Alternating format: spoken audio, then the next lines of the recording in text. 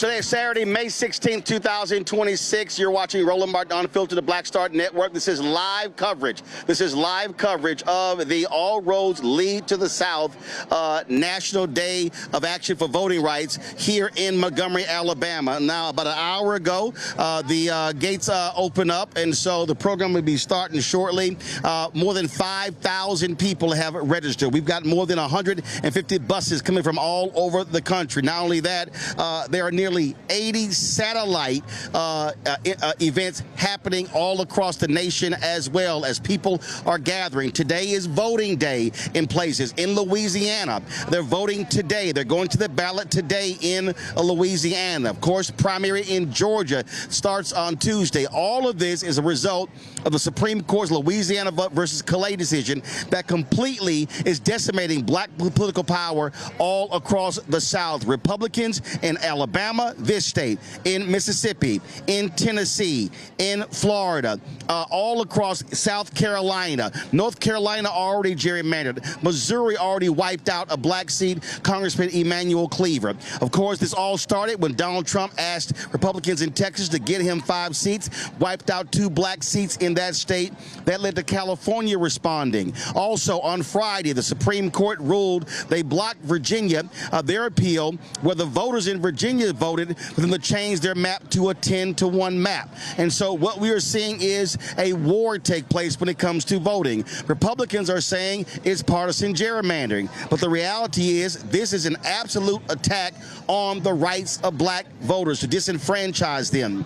What we are looking at is likely going to be the largest disenfranchisement of black political power since the period of Reconstruction. And so what we have to understand that the only way to respond to what these right-wing conservatives are doing is to have the largest black voter registration we've seen since the 1965 Voting Rights Act. But not just African Americans. It's also going to cause white voters who have been disenfranchised, white voters who are being ignored when it comes to these policies, for them to also to go to get registered. In 2024, some 90 million people did not vote in the 2024 presidential election. And what we have to understand, complaining about things, saying this should not be happening, that means nothing if you don't do something about it. And so a week ago today, organizers started a signal chat, and this began to come together. And in 7 days, this entire event was put together. This was not planned 2 or 3 months ago. It was all a response to that Louisiana versus Calais decision. And then that same Supreme Court allowed Alabama to negate an election that was taking place. Ballots had already gone out. They allowed Louisiana to negate an election, even though historically, based upon Purcell, they say, oh, you should not interfere in elections. So what we have is not a Supreme Court. We have an extreme court that is doing the work of Republican Party. And so there are a number of people we're going to be hearing from the podium today. Also, a number of people we'll be talking to. Senator Cory Booker is here. But first up, we have former U.S. Senator Doug Jones, who's running for governor of Alabama. Senator Jones, glad to have you here. This literally is, and I've been saying it's a state of emergency, and what they're doing, this is an existential threat to black political power all across the South. Yeah, you know, Roland, you're absolutely right. I mean, I was telling folks earlier, it's just stunning that we're here. 60 years after the Voting Rights Act signed, years after it was renewed and by an almost unanimous Congress twice, and we're here today having to have this demonstration and rally to protect voting rights. It's really stunning, but you're absolutely right about who this affects. It is primarily the black population, and you're going to lose representation, no question. But this affects everyone. This is a Supreme Court. This is a legislature that is taking and rolling back everyone's rights these days. Are we good? Yeah, go ahead. Okay. And you know, it's funny when you rattled off the states. It's the states of the old Confederacy, the very states that the Voting Rights Act was designed to say, you can't do what you've historically... Senator hold Jones, 1 second. Guys, what's going on? Why I don't have a 2 shot of the senator? I only got a 1 shot. Okay? What is going on? Okay, I need folks to wake up in the control room. So please, let's go. All right. You were talking about, go right ahead. Yeah, you know, this is the states of the old Confederacy who are rushing to do all of this. And we've got, I really believe, Roland, that there are people of goodwill in this state that are going to rise up. This is also fairness. This is about, and I don't think people are going to stand for it. Well, the thing here is, and what I've said to people, one, we've been calling this. We've been saying this was coming. We've been saying this was going to happen. And a lot of people, a lot of folk didn't believe it. Right. A lot of folk were like, well, you know, we're not sure. And I'm saying it absolutely is going to happen. Actually, we're going to do this here. Okay, we're having a slight technical issue, and I see the delay there. And so let me do this here. I'm going to go to commercial break. Control room, if y'all could go ahead and go to commercial break. Then we're going to come back. We're going to make sure that we get the signal straight as we're live here from Montgomery.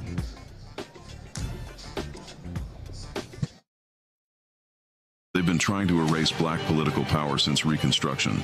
Now the Supreme Court is helping them finish the job. First came Shelby County versus Holder in 2013, the ruling that gutted the Voting Rights Act. Then came Brnovich in 2021, another ruling, another piece torn away. Now comes Calais, the case civil rights leaders warned could cripple the last major federal protection against racial vote dilution. And within days, Tennessee eliminated its only majority black congressional district. Louisiana, South Carolina, Alabama. The same strategy is spreading across the South. The old Jim Crow used poll taxes and literacy tests. The new Jim Crow uses gerrymandered maps, voter roll purges, polling place closures, and court rulings that make black communities politically invisible. 1965 was Freedom Summer. This is Freedom Summer 2.0, because they are still trying to erase black political power, and we will not bow.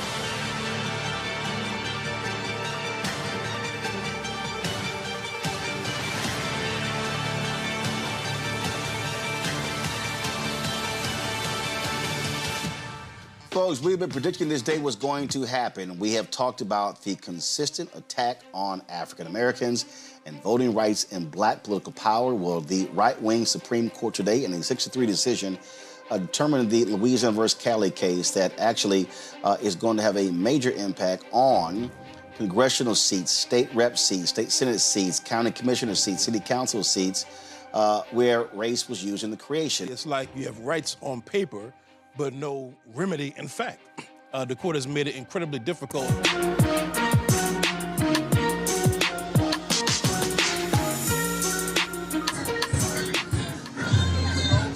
All right, folks, we're live back in Montgomery, so I wanted to make sure we had that technical issue fixed. It is now taken care of. Senator Jones, what I said to folks was, look, we knew what was coming down. We could not trust this court. And again, the only way we can respond to this is at the ballot box. And so that means that we have to have a massive, massive, massive registration effort. Yeah, two things. We absolutely need to get people registered. Our primary is May 19th. So it's late for that, but people need to register for November. But as importantly, in states like Alabama, we need to get those who are registered engaged. We've got to have a massive turnout, not just registration. Alabama is one of those states that rarely turns out 50% of the vote. If we can get a record turnout, we can win this race up and down the ballot. So registration, engagement, getting to the polls in November. That's what we got to have. Well, one of the things that I've said is that how I look at elections. I see voting as the end of the process. Before that is registration. Before that is really enlightening, engaging, and informing people, walking them through, connecting the dots, trying to get them to understand what's at stake. You know, look, so many people, Roland, have not lived in the society of Jim Crow. Nobody understands. They think they take your vote for granted. And so it's easy to say, my vote doesn't count in Alabama. This proves your vote counts. This proves you've got to use your vote as your voice. And the more voices we can get out there, the more changes we can make so that we can stop this and move Alabama, the South, and the nation forward.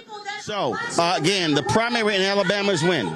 Primary is Tuesday, May 19th, this coming Tuesday. And so then, as soon as that is over, it is then completely focused on registering folks for November, right, and then driving them to the polls. Right. Because when you look at the numbers, the votes are there. The numbers are there. 100%. You know, look, when I ran in 2020 and I lost my re-election, I still got 920,000 votes. That's enough to win any governor's race in history of Alabama. So those votes are there.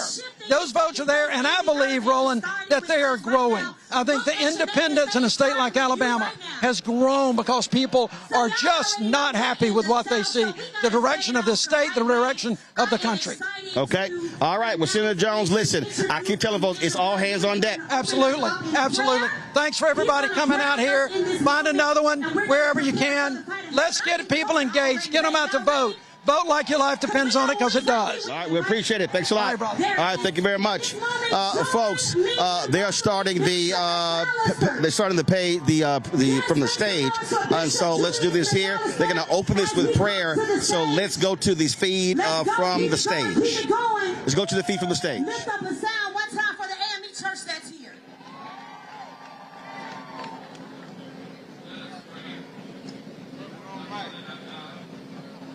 Gather at this moment in salvific history at the Alabama State Capitol, mindful that generations before us marched, prayed, cried, bled, and even died, so that democracy might live and justice might roll down like waters and righteousness like a mighty stream. We pray now for the state of Alabama and for this nation. Touch every elected official. Move in the hearts of every judge. During this uncertain season, be with every congressional leader, every single legislator, and every person entrusted with leadership. God, we ask of you that you turn hearts toward fairness, equity, compassion, and truth. And even now we ask of you on today, let no law suppress the vote of the people. Let no scheme that comes from high and wicked places weaken the rights for which our foreparents sacrificed.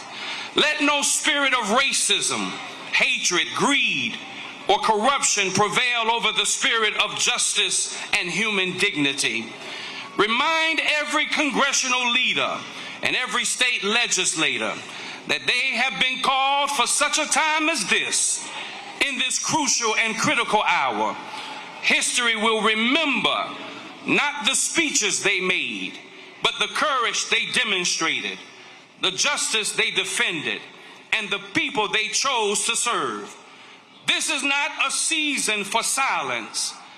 This is not our moment of hesitation or walk the slippery slopes of political convenience. This is a moment that demands moral clarity, righteous leadership, and steadfast commitment to protecting dignity, rights, and voices of all people.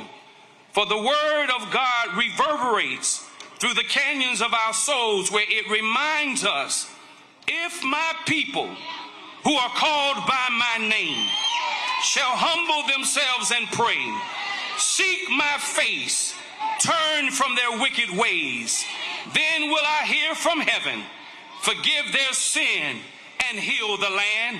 So we declare and decree that our land stands in need of healing. We declare and decree, heal the divisions that separate black and white, rich and poor, urban and rural. We declare and decree, heal the hatred that still poisons hearts and cloud judgment. Heal the broken places in our democracy, where too many voices feel silenced and unheard. Heal leaders who have lost their moral compass and forgotten that leadership is service. Now, God, as we end this prayer, when we leave this place, remind us that our moral obligation does not end when the prayer is over and the marching is done. Let this march stir within us a deeper commitment to organize, mobilize, and stand together for justice. And may we never forget that our voices must not only be heard in the streets through protest and witness, but also at the ballot box during the primaries beginning this week, and general elections across this nation in November. Have your way through this country. Move like never before. Allow your deliverance to take place. Allow your anointing to take place. Allow you to stand tall in us. And when you do, not if you do, we'll be careful to give you the praise, the honor, and the glory. For it is in Jesus' name we pray. And all of God's people made a joyful noise unto the Lord by saying amen. Say it one more time. Now say it like you really mean it. Now let the church say amen, amen. So listen, we should all officially at this point feel welcome, but just in case, do me a favor, look at the person next to you and say, welcome to All Roads Lead to the South.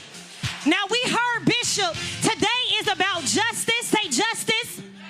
Today is about freedom, say freedom. Today is about righteousness, say righteousness. Today is about representation, say representation. Today is about victory. Now if you got the victory, I need you to shout like you got it. Because look, y'all, it's something about when believers, when activists, with organizers, when coalitions get into one place on one accord. I just got word, 160 organizations are represented on today. More than 3,000 people are registered. There are nearly 100 satellite events that are happening all across the country. Because we know what happens in Alabama also impacts what? Louisiana and Georgia and Mississippi and so on. And so I need you to lean a little bit. I need you to lean a little bit because justice is leaning in our direction. And I'm excited to introduce this next person. Y'all make some noise for Bishop William Murphy.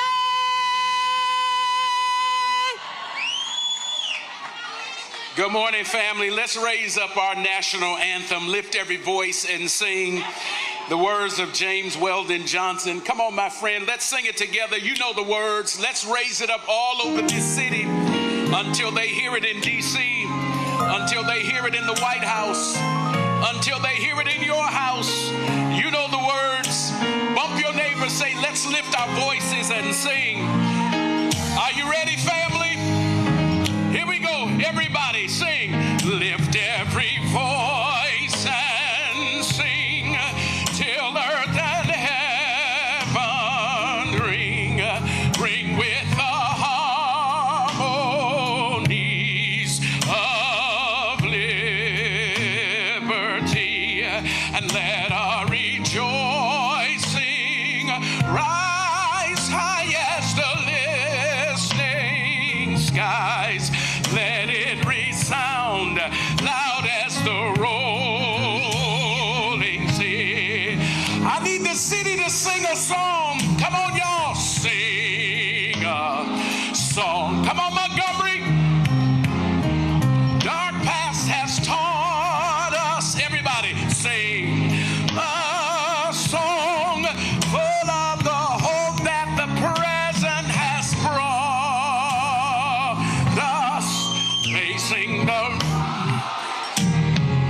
rising sun of a new day. What did we come to do?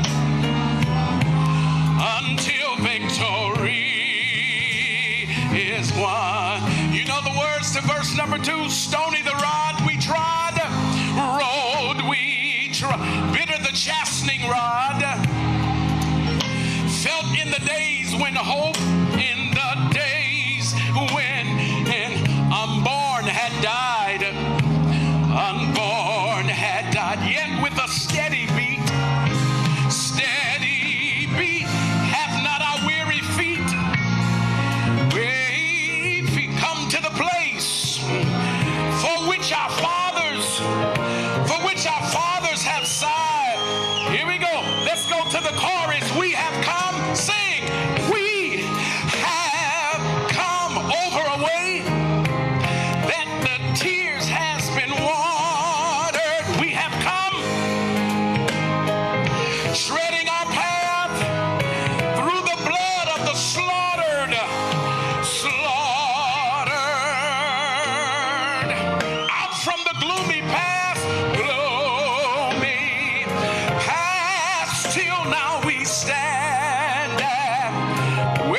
bright gleam of our bright star is cast. It's the last time, verse number 3. God of our weary years, weary, God of our silent tears, thou who has brought us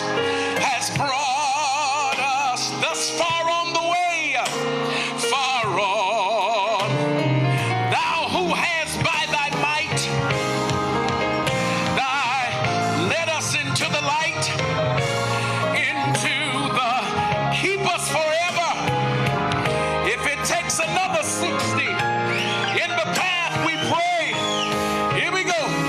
Lest our feet stray, sing, lest our feet from the places, our God, where we met thee, lest our hearts, drunk with the wine of the world, we forget thee. Here we go, shadowed beneath thy hand, and may we forever, true to our God, true to our native land, native land. Will you clap your hands and give the Lord praise? How y'all feeling? Y'all still feeling good? Listen, we a big family now, and we want to spread the word around the entire world because we know what the U.S. Supreme Court said, but we recognize that the power is with the people. Can you say the power is with the people? Which of my brother right here is ready? Where you from, brother? Come on, my brother is from Selma, Alabama. With your fist in the air, say the power is with the people. Absolutely. And so we know the courageous acts that took place on the bridge, but how many of you know The numbers. I was really upset with 18 to 39. 55% of the people who voted were 65 plus. 18 to 39 represented only 9% of everybody who voted early. What has to be done to get the largest demographic to understand that they can't be the smallest voting demographic, but they're the largest voting demographic? That's a really great question. It's also good to see you. I'm to take righteous so easy? Folks are not listening to what the solution is. We have a leader here who, in the words of Old Crusher, ain't never scared. He's actually from my home city. If you go to a state school. Yeah, same as in Texas. Right.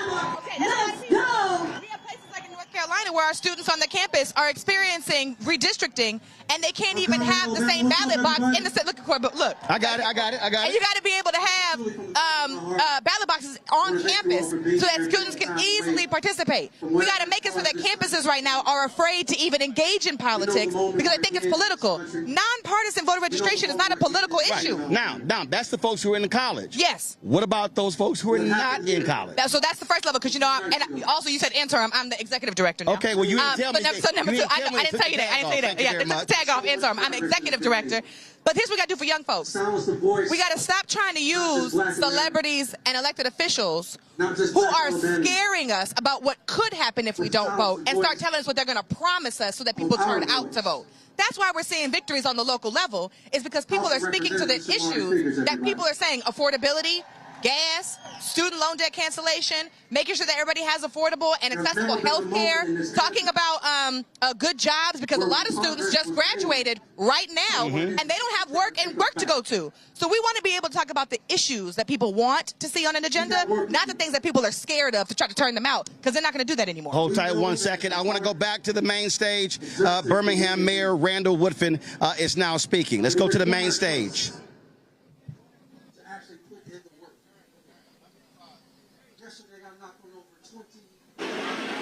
Doors.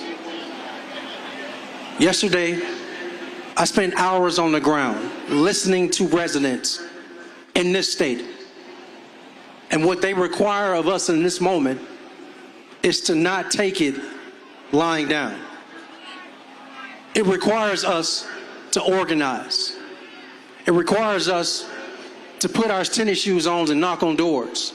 It requires us to be at every church and every campus and every union hall organizing across this state. The changes we have to see in this state won't just happen if only Birmingham and Montgomery and Mobile and Huntsville show up. Marion, Alabama, Anniston, Alabama, Lowndes County, all of the Black Belt, all of us organizing. Let's remember, we are descendants of real foot soldiers. Foot soldiers, some of them at the age of 10, 11, and 12, who were not afraid of dogs, not afraid of fire hoses. We have to remember who we are. And so, before I give this mic up, I give you my honest, sincere charge to every person that descended on Montgomery, Alabama today. This race, this fight we're in is more than about May 19th. This fight is more than about the first Tuesday of November of 2026. We're in this fight for the long game. And that requires you to not give up. That requires you to know how to fight, not just to fight, but how to fight. And it requires you, this moment requires you not to be silent. It requires you not to give up. And to not only have hope, but to turn that into something tangible.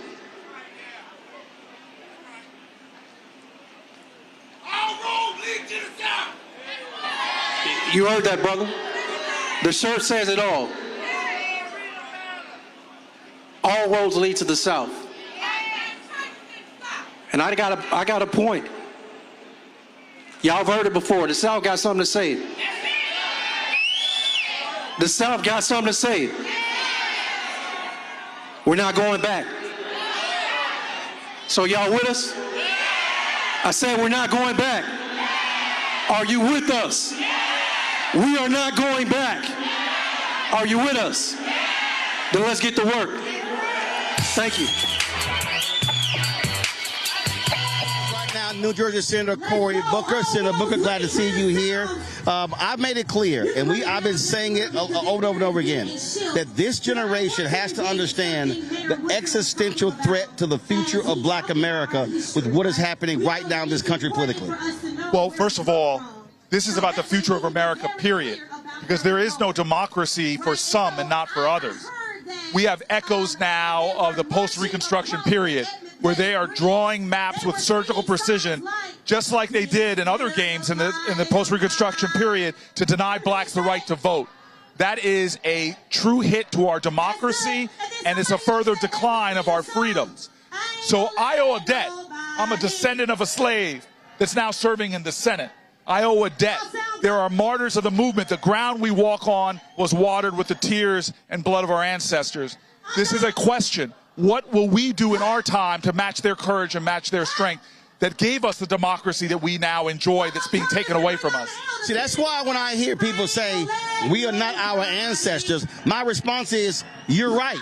Because you're not responding like our ancestors responded. And so this is this generation's moment. We can continue to talk about Fannie Lou Hamer, Dr. King, Ralph Abernathy, Constance Baker Motley. We can name all of those, Ella Baker, all of those folks. I'm saying, but 30 years from now, are we going to still be using those names or mentioning people today? Well, I was talking to Brother Warnock in the Senate, and he said, I used to always say in my speeches, people are going to have to wonder what they would have done if they were in those positions. We don't have to wonder anymore. We're in that position. What the Supreme Court is doing is like what they did in Plessy versus Ferguson. I call them the extreme court. Well, we've seen them before, try to take away or deny rights. Dred Scott, Korematsu, I could go through the cases, now Calais.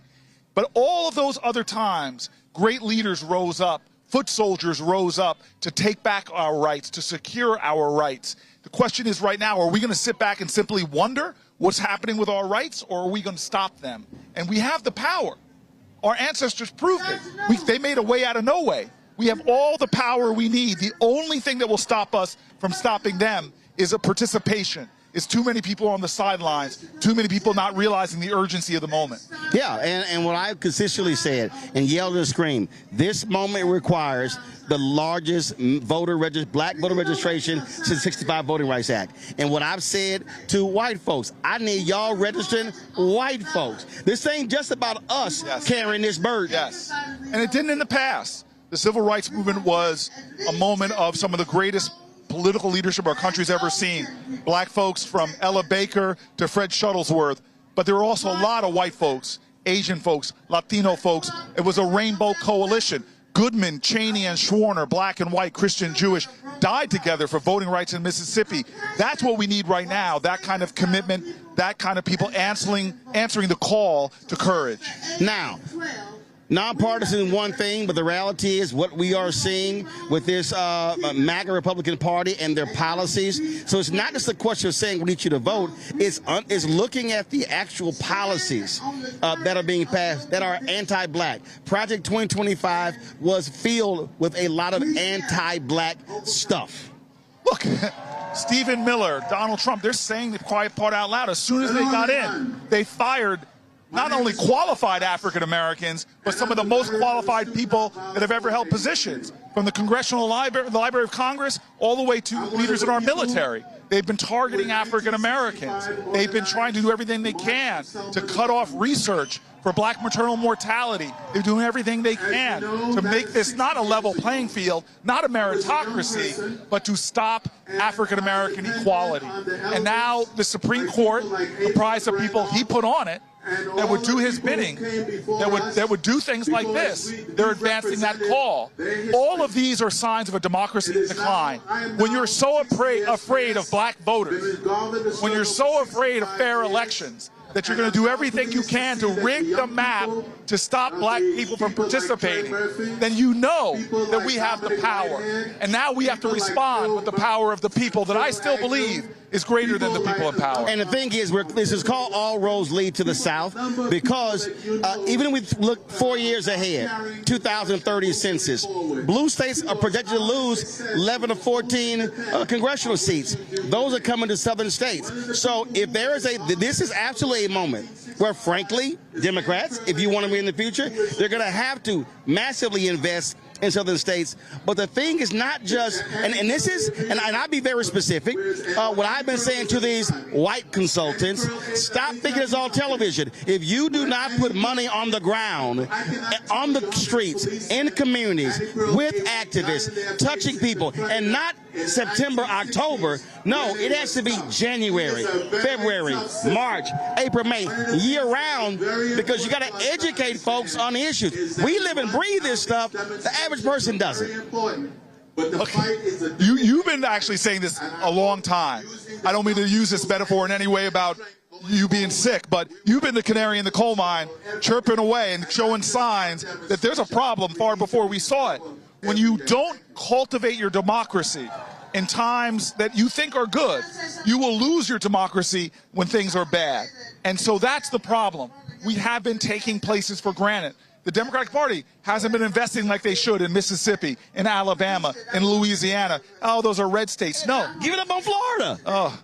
So I think this is not a left-right movement. Our democracy, our democratic rights are intrinsically tied to one another's rights. As James Baldwin said, when they came after Angela Davis, he said, if they come for you in the morning, they're going to come for me at night. So every other group in America, if you think this is just happening to black folks, you have no understanding of how fascism works. You didn't watch what happened over in Hungary when they started taking away rights and all the people that got hurt. But what happened in Hungary can be an instruction to us, because even with them doing all these things to rig it so Viktor Orban could stay in office, they had record turnout, massive, that swept him out of office and restored their democracy, or going towards restoring their democracy. So that's what we have to know right now. We can do this, but we got to do it. Absolutely. It's called getting to work. Senator Booker, thank you. I appreciate it. I'll see you soon. And y'all, you can tell Senator Cory Booker is from New Jersey because no sane black person will come to the South in 90-degree weather wearing black shoes. Hey! Wearing black shoes, black pants, black jacket, black shirt. You need a black hat? I mean, I know you want to be black. Wear some light colors. I appreciate it. Stay strong. Stay strong. Power to the people. Thank you. Y'all, as Senator Cory Booker, we appreciate it. Thanks a bunch. Thanks a bunch, sir. Folks, there's a lot of more people out here who we're going to be talking to. They're making some introductions on the main stage. Go back to the main stage. Wondered what you would do in the movement. If you ever wondered what you marched. If you ever wondered at all. We have a medical emergency, y'all. We got a medical emergency. We need medical care right here in the front. Medics to the front. Right to the front. Hurry up. We got a medical emergency. Medics to the front. Medics to the front. We got a medical emergency. We got to make time for this. It is hot out here. Let's clear it. Let's clear it for medics. Here we go.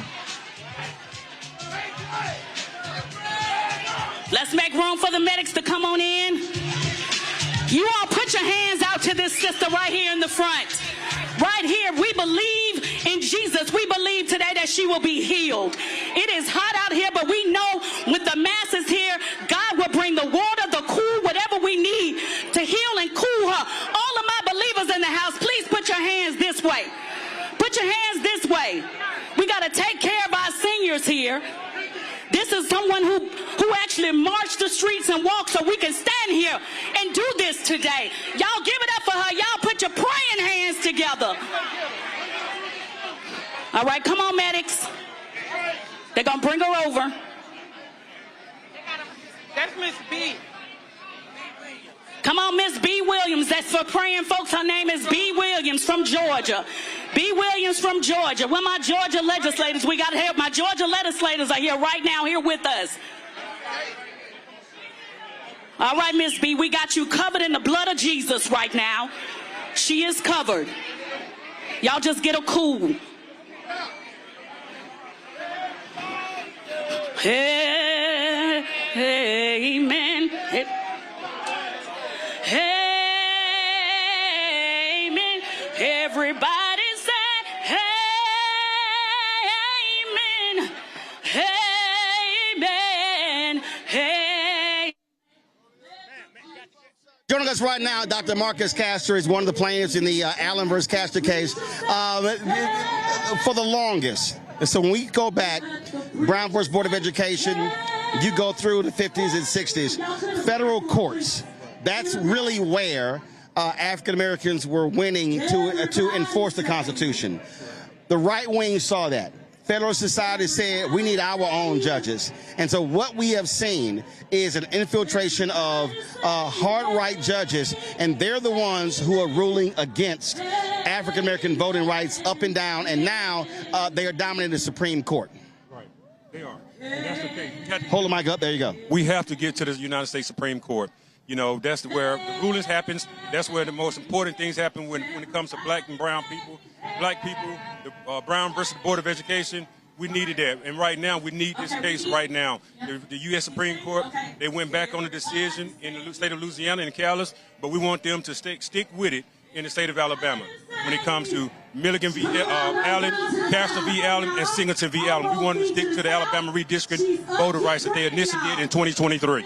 Well, the thing that I always explain to people is for them to understand that you can't act like voting doesn't impact that. The reality is, when you vote, that determines who wins. And the reality is, a lot of people chose not to vote in 2016. Hillary Clinton, Trump wins. He ends up appointing 3 Supreme Court justices. That's the impact of voting. It is, and that's why it's important for you, and I appreciate you for doing. Keep getting the voting information out there. We on the front line here as well. We're going to keep fighting. But we have to get our black people to get them out and vote, to let them know the importance of voting, because we are doing the same thing as what your frat brother, Dr. Martin Luther King, did for us. And we're doing the same thing as far as Reverend Jesse Jackson, John Lewis, you know, is for this generation and the next generation and next, and for our youth and our kids. So we have to let them know the importance of getting out and voting and fighting for our democracy. Now you know, your little Kappa brother's gonna be upset that you named Alpha, an Omega, and a Sigma, and you just yeah, but you ain't mentioned them. We got rap. Don't start rolling. See, I caught you slipping. I caught you slipping. No. Wait a minute. Your frat brother, who was a pastor of the church here in Montgomery. That's fine, Roland, but we good. I'm Cap Everside to the day I die, and I know you ain't fine. We good. We're in the fight together, my brother. You know I had to mess with you on that one. That's fine. The other thing is this here, and I was saying, we've also got to get this next generation to understand that this is the moment, that they got to be in this. They can't keep complaining about older voters. Older folk are showing up. They're voting. They're out here. They got 18 to 39 got to be in this fight. We have to be in the fight. We have to be in this fight. So I encourage you young people, get out and vote. We were raised up under different generations. We were taught how to vote. And, my kids vote. We have to get everybody else out there and get kids out and vote so everything will be just fine. All right, Marcus, I appreciate it, my brother. Thanks so much. Keep up the fight. Keep up the fight. All right, folks, we're here in Montgomery. There you go. All roads lead to the south. You can go to the website, allroadsleadtothesouth.com. We've got, again, nearly 80 or 90 satellite offices. And so let's go to the our crane shot. And so, folks, there were 5,000 folks who registered. And so we've got folks all the way down the street here. We're, of course, here at the state capitol here in Montgomery. And so all the way down, we've got folks who are here who are holding signs saying no Jim Crow maps. We got folks who are saying protect our vote, black votes matter, all of that. And so the purpose of this, and I need people to understand what this is all about. Today is not just, hey, let's get together and have an event in Montgomery. Today is the kickoff of a national movement. This is the beginning of Freedom Summer 2026. This is the beginning of us having the largest black voter mobilization since the 1965 Voting Rights Act. When we talk about the attack in this country, we talk about the attack on this country. We're talking about Texas, Louisiana, Alabama, Mississippi, Florida, Tennessee, North Carolina, South Carolina. That's what's going on. Now, we see what happened in Virginia, where you have African Americans leading the House and the Senate. But folks, what this is about is for us, this generation. And y'all have heard me say this. We love to mention those names. Joanne Robinson and the Women's Political Council here in Montgomery. They're the ones who started the Montgomery bus boycott. We talk about Rosa Parks. We talk about Septima Clark, Diane Nash, all of these folks. Well, we got to understand that we got to be calling present day names. And there are people who are in the fight. You're talking about Damon Hewitt, Laws Committee for Civil Rights Under Law, Janae Nelson, NAACP, LD Up, Cliff Albright, Latasha Brown, Black Voters Matter, Tamika Mallory, Until Freedom, Tiffany Lofton. We can go on and on and on with the number of folks who are doing it. But we got to have more. We got to have more people engaged, because you have to remember, Montgomery did not happen. Montgomery did not happen. Montgomery did not happen without people who are on the ground. Montgomery did not happen. Montgomery did not happen without people who were foot soldiers. No, cold. Montgomery, cold. We gotta protect the vote, guys. Montgomery did not happen. Selma did not happen. Birmingham did not happen. Albany did not happen. All of these places did not happen unless there were regular, ordinary people who were on the streets, who were showing up. People who risked their jobs. People who risked their lives to do what's right. The reality is they did all of that for us. They understood that they might not be the ones who benefit from this. They might not be the ones who are able to stand up and take advantage of these rights. But they wanted to ensure that their children and their grandchildren, and what we are seeing today by MAGA Republicans in this country is the massive rollback. It is the targeting of African Americans.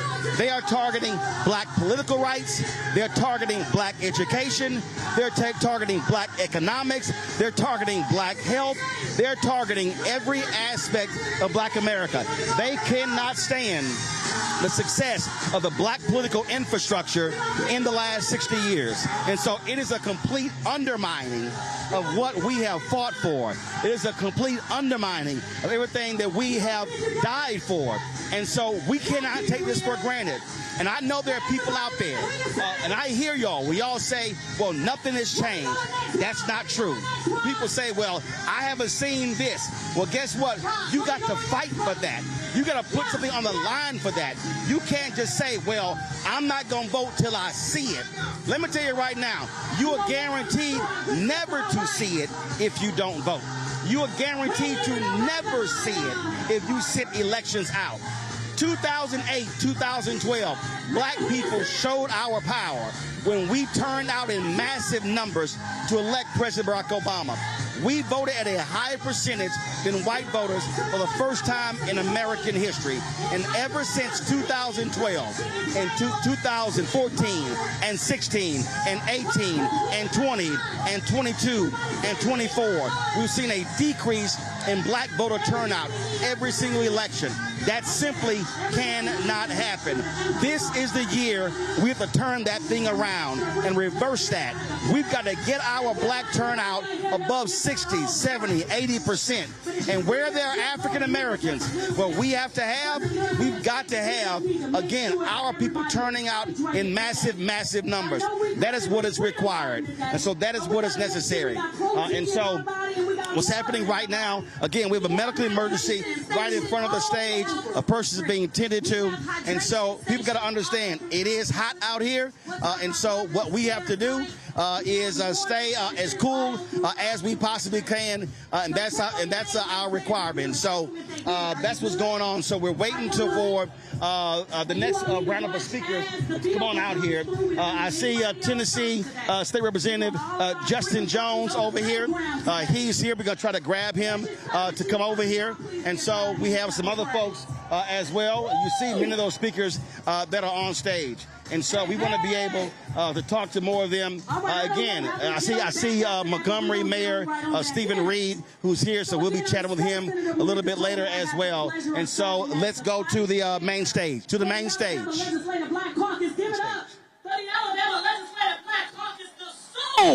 the Alabama legislature. So we're here collectively today along with our sister states in the struggle. And what we're here to tell you today is that if you ever wondered, I'm looking at the mass of ages. I was born in 1973. And sometimes I've ever wondered, what would I have done if I would have been present and alive during the movement? Would I have marched? Would you have marched? Would I have participated in a boycott? Would you have done that? Would I be one of the lawyers that's filing those lawsuits? Would I be a freedom singer, singing and moaning for the movement like my grandfather? We're here to tell you, you don't have to wonder anymore. You don't have to wonder anymore. This is our time right now, and we are fired up and ready to go. So when I say fired up, you say ready to go. Fired up! Fired up! Fired up! Fired up! All right, ladies and gentlemen, I'll give you now the chair of the Alabama Legislative Caucus from Mobile, Alabama, Representative Napoleon Bracey. Power to the people! Let's go! My name is Napoleon Bracey Jr., and I'm the chair of the Alabama Legislative Black Caucus. And guess what? We saw this coming. A lot of y'all on your way here today, you passed the first White House of the Confederacy on your way here today. We knew they would do what they're doing, and they have the nerve to tell us that they could better represent us than we can represent ourselves. But let me tell you what we get when they represent us. We get racist ass maps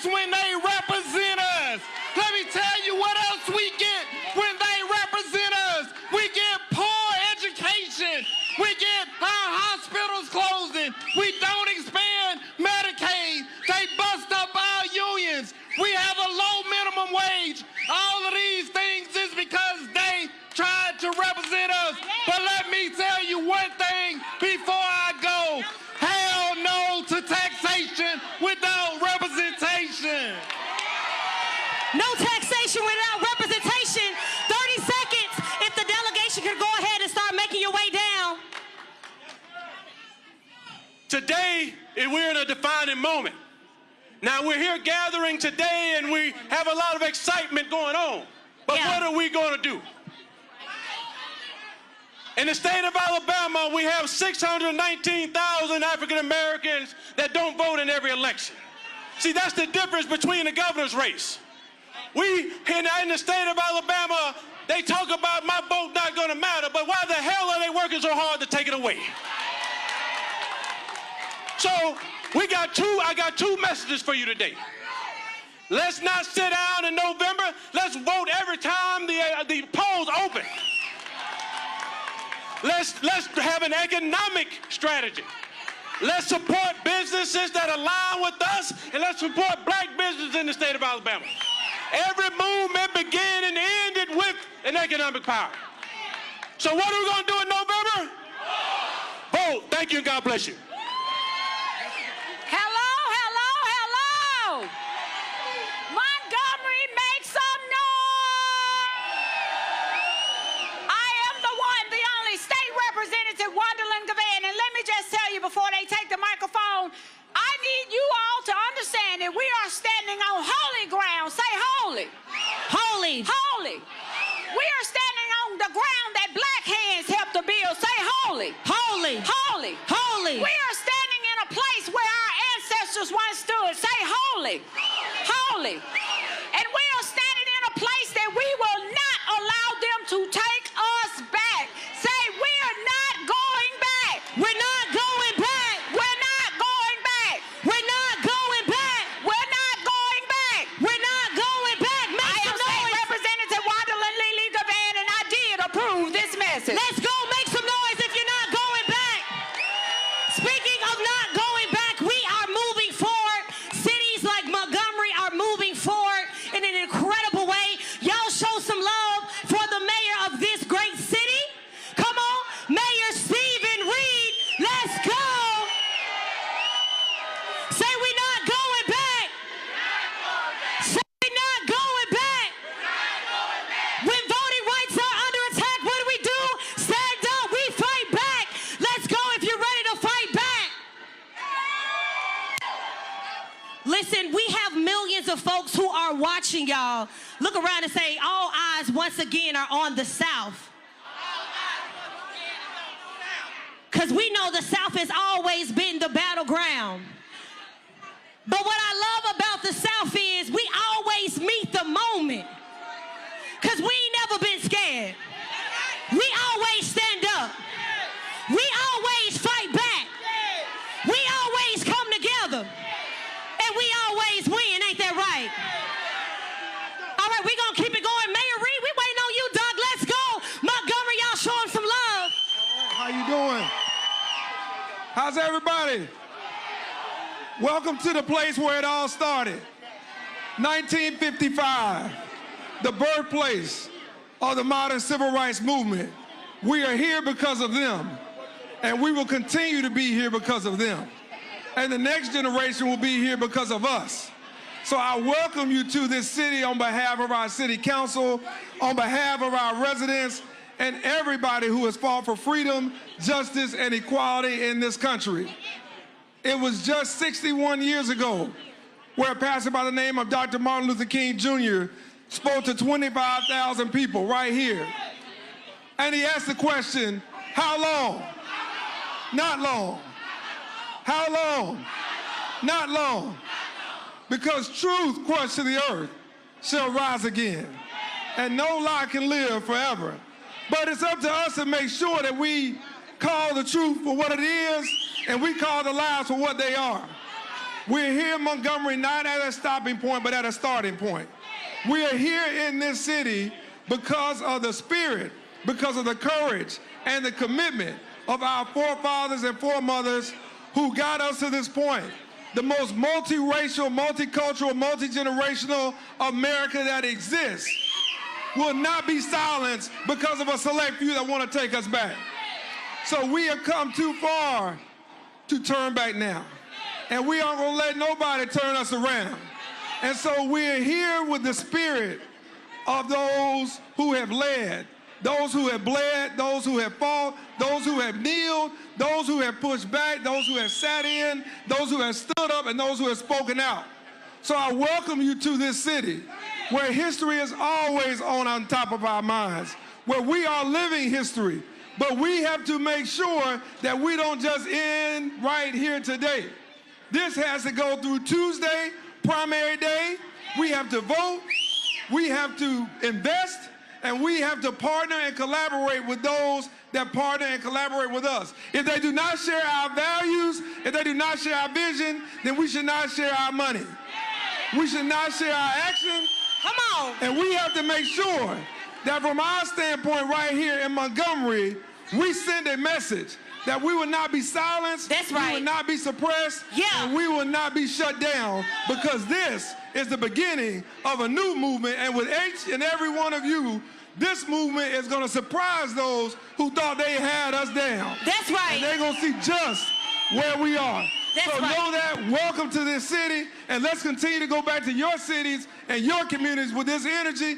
Let's vote, let's invest, and if need be, let's boycott and let's sit in and do what we have to do to get our message through to this administration and those that support it. Thank you. Welcome to the Gump. Let's go, Gumptown. Listen, Mayor said we got to vote. Say we got to vote. Because we know that when we vote, we really do win. And shout out to the folks that were fighting for representation in Congressional District 2. Black folks, all folks showed out, and we were able to get equitable representation. Now, while the Supreme Courts and the courts are trying to erase our voice, they're trying to silence our voices, we ain't gonna let them. Look at your neighbor and say, we ain't gonna let them. And so here to talk a little bit more about the Allen versus Milligan case, I have a few plaintiffs. Y'all show some love for Kadita Stone along with Evan Milligan. Let's go. Yeah. We actually Shalila got three Dowdy. of them. We got three of them. How y'all doing? Everybody say 1, 2, 1, 2. Yeah, I like the energy. Kadita, set us off.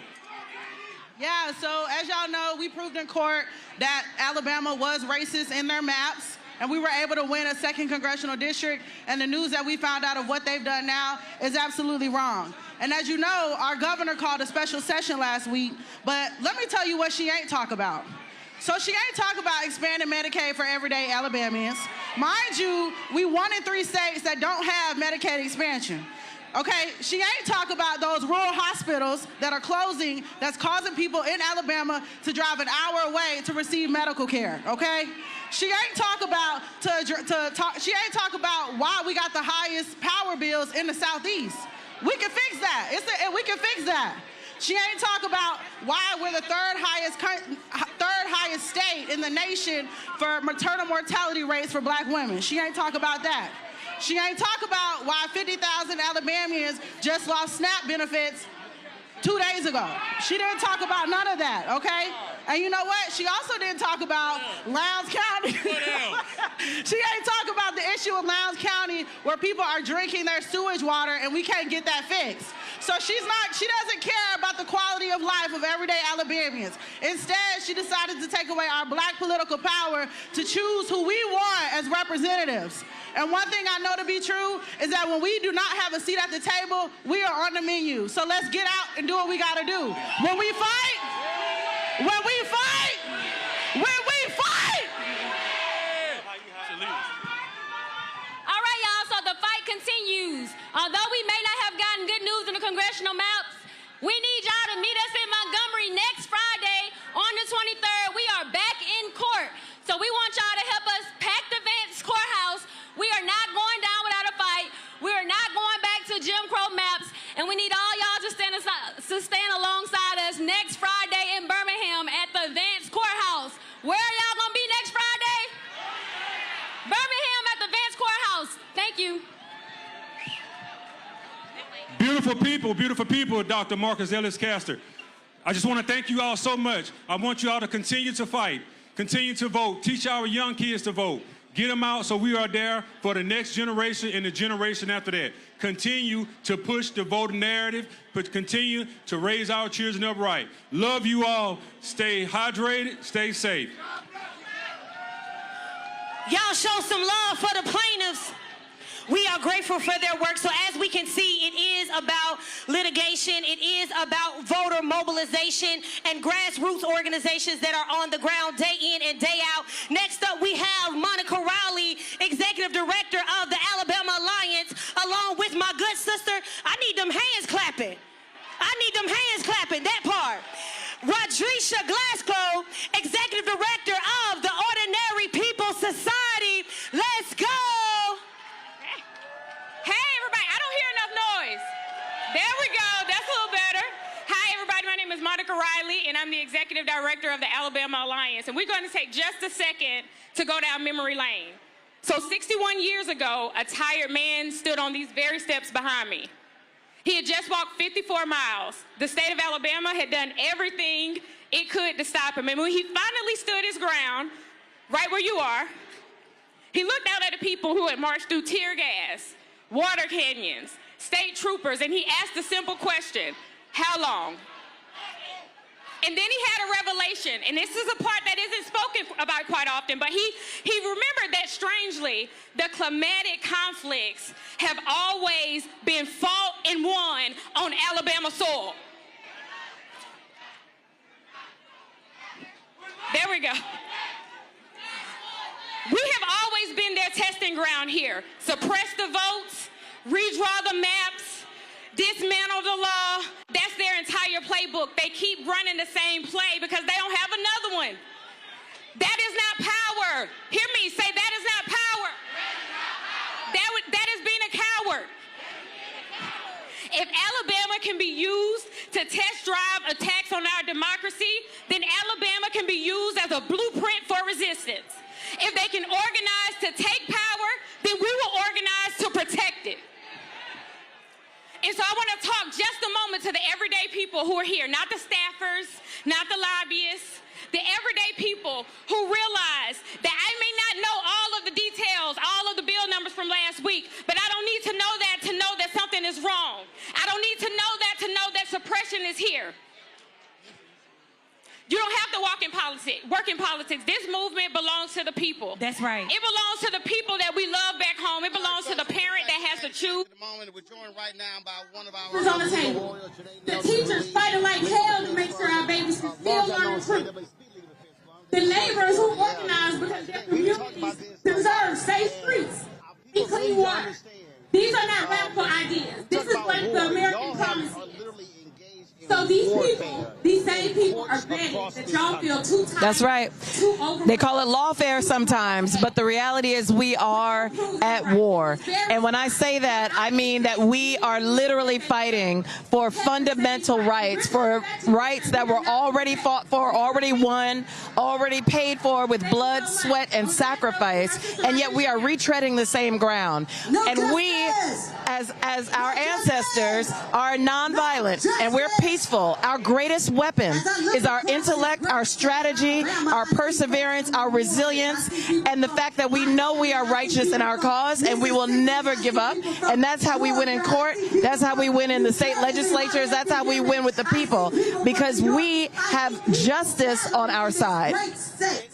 Bad that the Supreme Court is actually, I think they had heard it the other day, their efforts to even stop groups like yours, we've been filing lawsuits. I mean, these folks, I keep warning people, this is not small things. This is all out political, economic, civil, massive warfare on every front. Warfare. We know that they are trying to deny the ability of our children and the next generation of all Americans to understand the history of this country, to understand that it took this type of mass mobilization to create the democracy that we all now just take for granted. And in order to maintain it and to keep it, all of us are going to have to fight for it. This cannot be a black people only struggle, because we did that once, and we're not doing it again by ourselves. We had allies before, but now we need a mass movement. A democracy majority has to come together and fight for this country. Right. I said, this is mostly black folks. I said, we know what we about to do. I said, I need y'all to go rid of some white folks. I said, I remember I told Senator Bernie Sanders in his office, I said, you need to be go talking to white people. I said, in these places, I said, because they're getting screwed by policies. I said, you keep criticizing, you know, all different things. I said, no, bro. I said, I need you talking earnestly to white people. Is they use anti-black racism to feed the masses their own demise. They tell them that we are a threat, immigrants are a threat, black people are a threat, and they use the tropes of criminalization and poverty. And they do that to cover up all the corruption and the side dealing and the grift that is happening before our eyes. So I have to believe that the American people can be smarter than that. They haven't proven themselves yet, but they have to get smarter because they are picking your pockets by telling you to look at us. We're looking at, I mean, what is utterly illogical to watch. I call them an extreme court. To watch them make a decision in December and say, "Oh, it's too close to the election in Texas, with the primary was in March." They said in December, "Oh no, March is too close." But Louisiana had already sent ballots out. They said, "Oh yeah, y'all can go ahead." Alabama, yeah, y'all can go ahead. And it's like, wait a minute. You just said in December that 3-4 months was too close. You're allowing them when ballots have already been sent out and returned. Like, that is inexplicable. It is inexplicable. And people are always asking me to try to make sense of it, right? Like, what's the reasoning? What's the rationale? What's the logic? There is none. And I have to say that I defend the courts. I believe that they are still a powerful vehicle for change. But when they act up, when they are indefensible, I will be the first one to tell you. And right now, the Supreme Court's antics around voting are absolutely indefensible. This is an activist court. I love this idea of an extreme court because they are the extreme Supremes right now. That conservative majority is extremist. Yes. We can do whatever we want. For now. For now. Because what they've done is they've awakened a sleeping giant. Because the people understand when they've been hoodwinked. They understand when their institutions have abandoned them. And we are now commemorating the 250th anniversary of the Declaration of Independence. And that very document tells us that when your government stands in the way of your life, liberty, and pursuit of happiness, you, the people, have the right to change it. And that's what our job is this November. Well, I'm telling everybody, this is all hands on deck. Everybody has a role to play, and that's where we got to be right now. And I don't want to hear another young person or a middle-aged person say, "Oh, I'm tired, I'm sitting down." I'm like, listen, I gave your ass all of 2025, and I don't want to hear it then. I don't want to hear nobody saying, "I'm tired, I'm sitting out right now." No, I hear you. I hear you. I do understand how people can feel frustrated with politics, right? How they can feel like it's not really delivering for them. But LDF is a nonpartisan organization. We believe in people's power, and the most powerful tool that every one of us has is the right to vote. And you can exercise it any way you want. But when someone tries to take it away, that should tell you how valuable it is. When they're trying to use all these tricks in the courts, in the legislatures, to keep you from your vote, you know you have something that is precious. And for you to let it go and sit and rot is on you. Absolutely. We can't afford it. Absolutely. Janae Nelson, we appreciate it. Thanks a lot. Thank you, Roland. All right, thanks a bunch. Always good to see you. All right, folks, you can go ahead and take off. Grab your water with you. I'm going to bring in, we got a lot of folks waiting. Congressman Stephen Horsford of Nevada. He's also in one of the places. We're going to sit here, and also we're going to have Mayor Stephen Reed of Montgomery step on up right now. Congressman Horford, glad to have you here. You're from Nevada. You got Aaron Ford running for governor there. And when we talk about, again, what's happening here, all road lead to the south, we've even seen this I call the extreme court, making voting rights decisions out of a case out of Arizona. And so folk got to understand, this is a north, south, east, west battle. It's absolutely, I'm the first black elected representative to Congress from Nevada.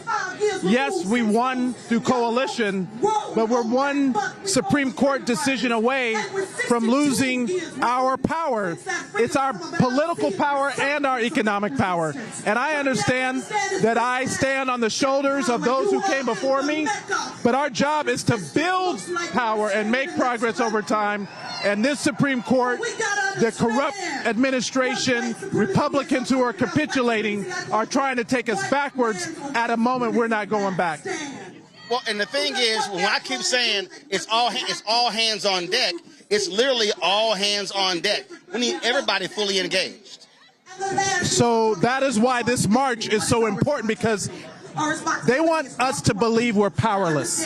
They want to tell us to believe that there's nothing that we can't do. There is a lot that we can do.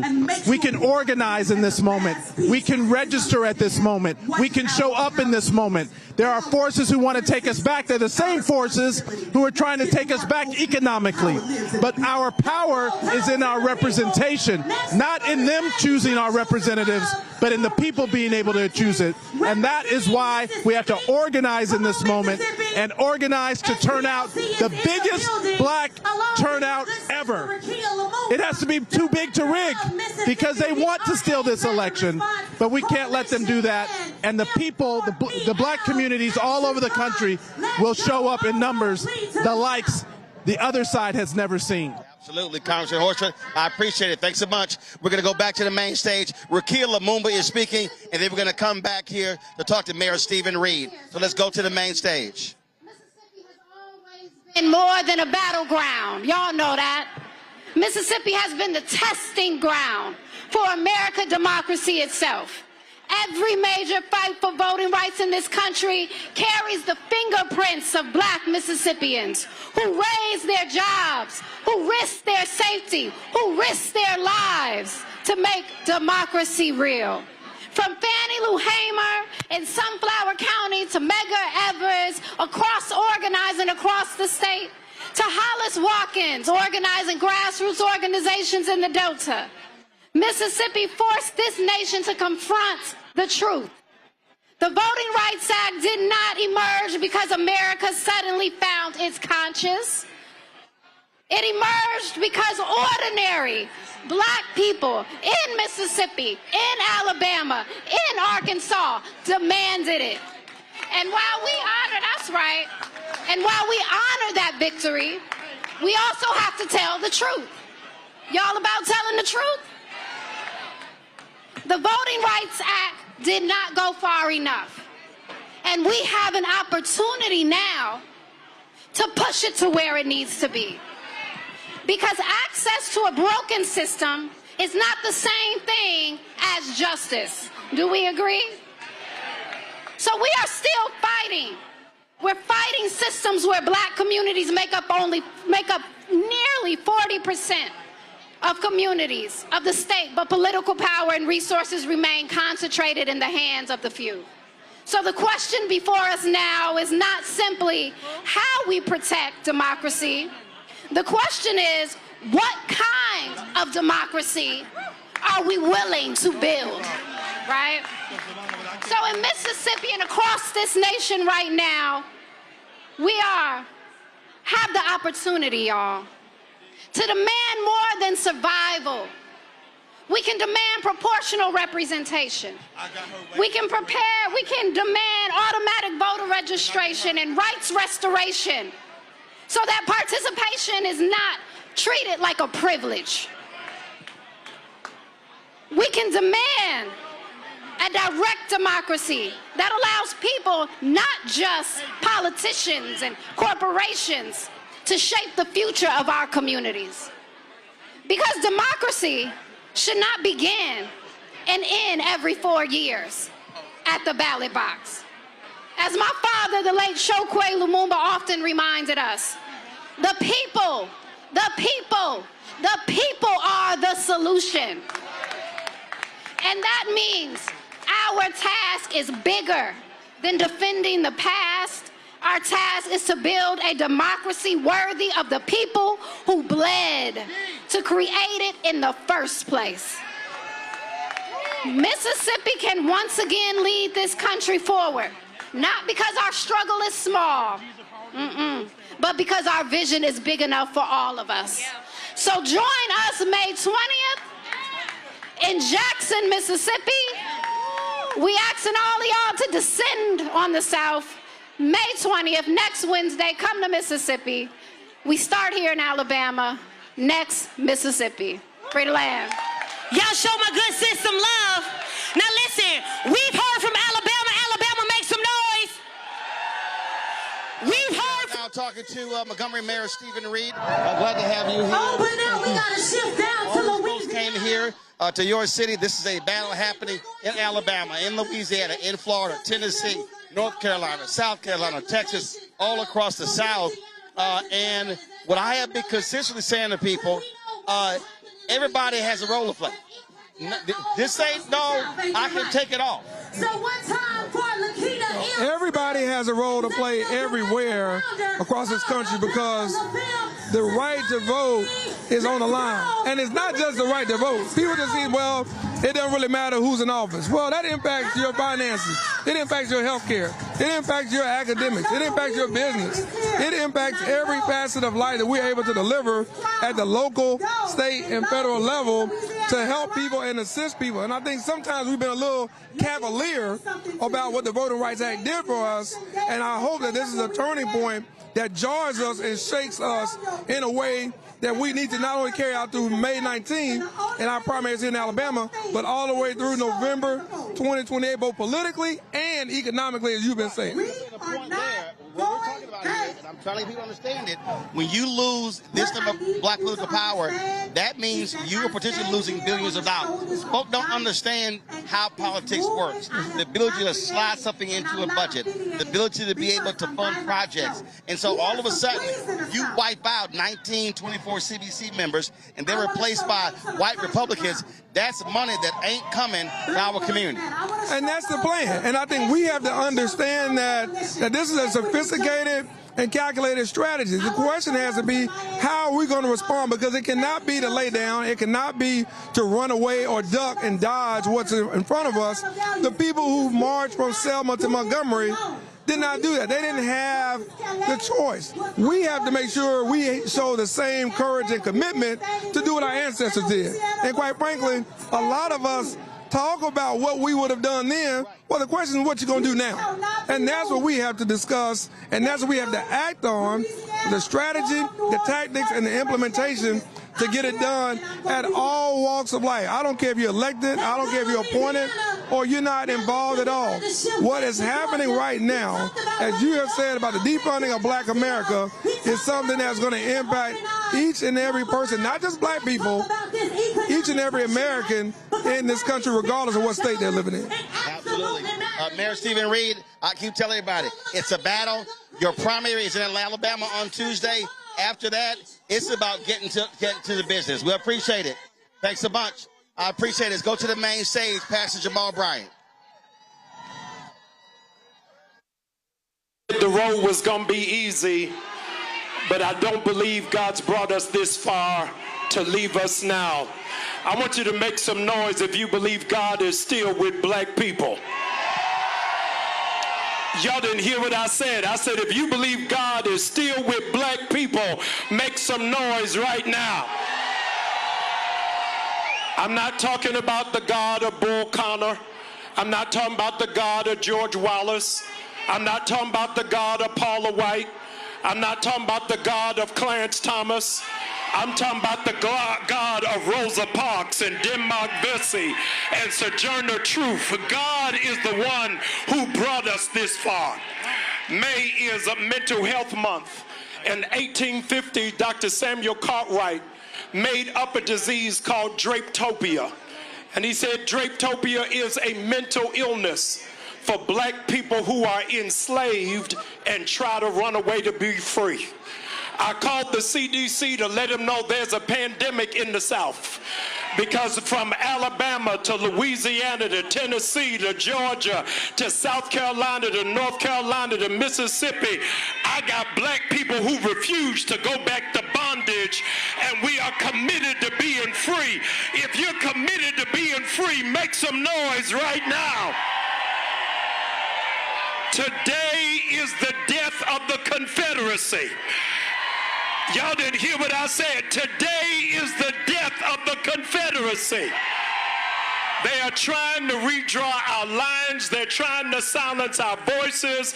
They're trying to misrepresent our representatives. They're trying to choose their own districts. But we have to remind America that we built this nation off of our blood, off of our sweat, and off of our tears. And if you can't give us reparations, the least you can do is give us our representatives.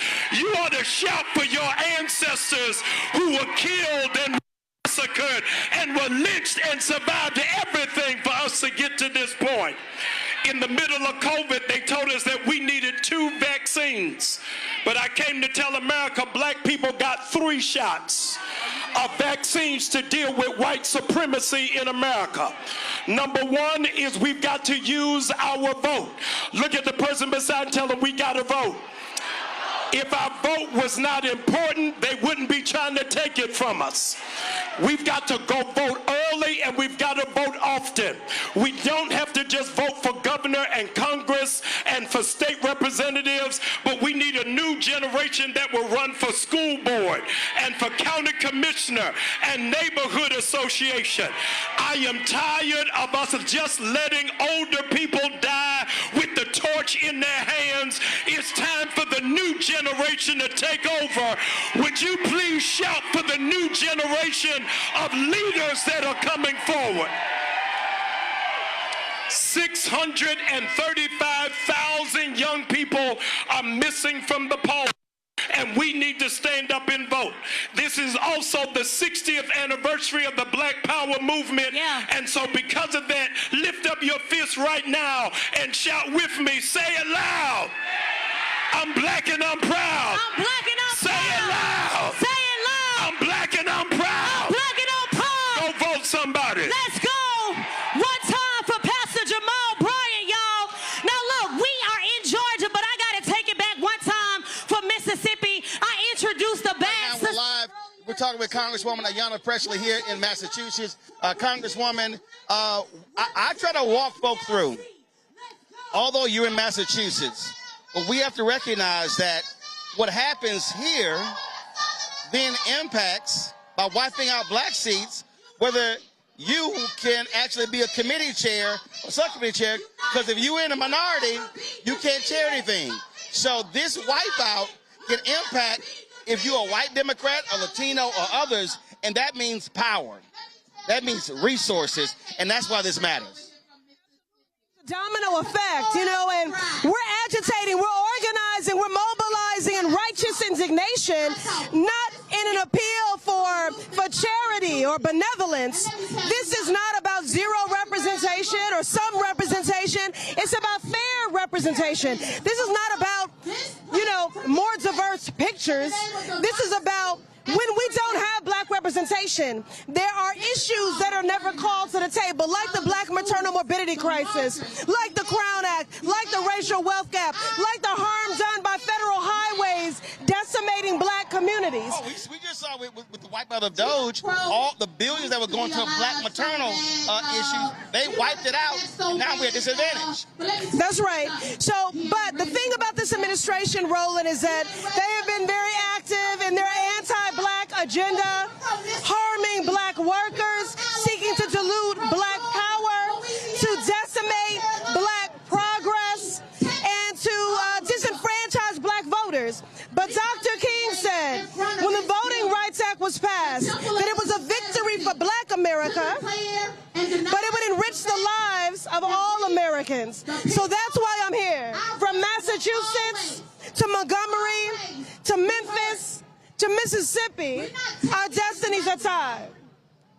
I was just talking to Mayor Stephen Reed, and what I keep saying is this is also about the money. When you have the power, you control the purse. And so by wiping out black political power, that means wiping out black economic power. Absolutely. It's all about power, Roland, and the recognition that we as a black people are very powerful. We are the supermajority, and that drives them crazy because they have been trying trying to erase black people and deny us our full citizenship and rights since the Civil War. They cannot get over it. There's a through line from the 3/5 Southern Compromise to the Louisiana-Calais decision. It is all connected, all of it. So all roads lead to the South. As goes the South, so goes the nation. Y'all need to pull up because this is about our power. This is about our votes. This is about our economic power. This is about our very existence. Absolutely. Congresswoman Presley, we appreciate it. Thank you, Roland. Thanks so much. We appreciate you. I appreciate it. Support black press, independent black press. There we go. All right, folks, let's go back to the main stage. Let's go. We just step from side to side, because we know that joy is a part of our liberation. My brother back here with the bandana, he got it in the back. Can you do me a favor? Y'all help me say shield. Say shield. This you can say shield. I need my folks in the back to shield for me. Right beside there we go. She got it. She got it. We gonna do a little extra slide. Today is about power. It's about joy. It's about love. You should know. All right, let's go. Let's go. There's been a shift in policy. There's been a shift in legacy. And there's been a shift in power. Bring it down. Now, breaking news alert, y'all.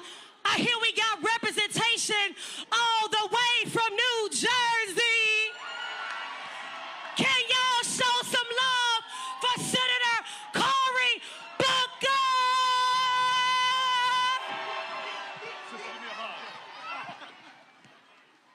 All right, Montgomery. Now, what is a northern boy doing here? It's because all roads right now. Let me hear you say it again, all roads. I am a young man that remembers where I came from. We all must remember now that this is sacred civic soil that we are standing on. They told our ancestors that democracy could not grow here, but with their hands and their toiling in hot sun and dark nights, they planted the seeds of the fruit we now enjoy. We are here on sacred soil to remember those who fought for us, struggled for us, endured for us, never gave up on us. We are our ancestors' wildest dreams. We are the answer to the prayers of those who came before. But we also stand here with the understanding that the freedoms we inherited from our ancestors, they're not possessions for us to hold. They are rights that we hold in trust, that we were given to be stewards of. You see, a lot of people are drinking deeply from wells of freedom and liberty that they did not dig.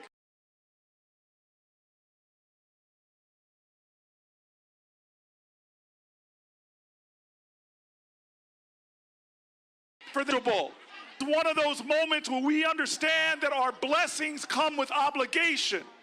There is no liberation without obligation. Because if we in our generation do not now do our duty, we will lose the gains and the rights and the liberties that our ancestors afforded us. Now is our generation's time to prove worthy of the blessings. Now is our generation's time to respond to the assaults. You see, we have seen this before, where some people in black robes try to deny or take away our rights. We saw it with Dred Scott. We saw it with Plessy versus Ferguson. We even saw it with Korematsu. But the solution in those days was not to sit back and agonize. It was to stand up and organize and mobilize. Because we still live in a democracy no matter how much they try to undermine it. We still live in a nation where the power of the people is greater than the people in power. We still live in a country that when we fight, and so this is the call of our moment. This is, in fact, a civic altar call in this moment. We're calling all those people in America who have not lost faith, who understand that true hope is never letting despair have the last word. This is a civic altar call for those people that don't simply sit back and treat democracy like a spectator sport. This is a civic altar call for all those who understand that faith without works is dead. This is a civic altar call for all those people like me that understand and were taught that weeping may endure through the night, but we will bring on the joy tomorrow. You see, Martin Luther King said it. He said it's not going to be long, but I'm going to tell you. I'm going to tell you right now. Yeah. He talked about the arc of the moral universe. We must bend it towards justice. That's right. So we are here today, but tomorrow we need to go out and organize. That's right. Tomorrow we must prove worthy. Tomorrow we must do the work to answer the altar call and say collectively, here I am, here I stand. Yeah. Take someone's hand and say like our ancestors did and make it true. We shall overcome. Thank you. Let's go. Y'all show some love for Senator Booker. As he said, it's not just about what we do today, but it's also about what we do tomorrow. Amen? Listen, he said it's an altar call. I think the clarion call was made, and it seems like the call has been answered. And it has been answered, as you can see, not just in New Jersey, but also in Georgia. So join me in welcoming Eric Polk, Chief of Staff for Pro Georgia. Y'all make some noise. Along with Portia Miller, she serves as an organizer for Black Lives Matter Grassroots. We got Christopher Bruce, Policy Director of ACLU of Georgia. Yeah. Y'all show some love for Georgia as they come. Yeah. Say you can't stop the revolution. Say you can't stop the revolution. Say you can't stop the revolution. Voting rights is the solution. Say you can't stop the revolution. Yeah, yeah. Let's jump in there. You can't stop the revolution. Yeah. Say you can't stop the revolution. Yeah. Voting rights is the solution. Voting rights is the solution. No justice. No peace. What up, Alabama? It feel good to be home. When I fight for your rights, and y'all see me all over this country, just know I take my people with me. We are the most humble, the most self-servant, the most hospitable, but we do not take a fight laying down because we will fight on our backs. They are trying to take us back. That's right. They started in Tennessee. They started in South Carolina. They started in Louisiana, and now they're trying to come to Georgia. But Georgia, I'm going to tell y'all something. The South got something to say. So meet us at the Capitol, June 17th, special session. Because what do we want? Voter rights. What do we want? When do we want it? What do we want? When do we want it? Now, if we don't get it, if we don't get it, shut it down. If we don't get it, shut it down. If we don't get it, if we don't get it, shut it down. We about to shut it down. Let's go. Black Lives Matter Grassroots. Next up, we have Christopher Bruce, Policy Director of ACLU of Georgia. Hello, Alabama. Hello, hello, hello. Alabama, what's going on? I can't hear y'all, Alabama. What's going on? What? Look, history has brought us here again. Again, this isn't the first time all these black people have come in front of this Capitol. Last time they were coming for your rights. And what happened? When we fight, we what? When we fight, we what? When we fight, we what? Look, there are people in this country who are trying to silence your vote, right? Now, they try to silence your vote, which means they try to silence your voice. When they're trying to gerrymander your lives, that's gerrymandering your future. What are we going to do about it? We're going to fight. What are we going to do about it? We are going to win. Why? Because we're not the descendants of losers, right? That's right. We're descendants of winners. Yeah. Right? I've never heard of black history or losing history. Black history is the history of people who've been empowered to change this nation. Okay? I come from Atlanta. You know what they say? Atlanta influences everything. Hey, you black people influence everything. Especially this nation right here. Yeah, we got about 15 more seconds. There you go. Yeah. So while the court blew a hole in our voting rights, okay, while they opened the door across the South for attacks against black people. Preacher, how you feel it? They're up here. They're not attacking. Yeah. They're going to win. Yeah. Okay? So let's go.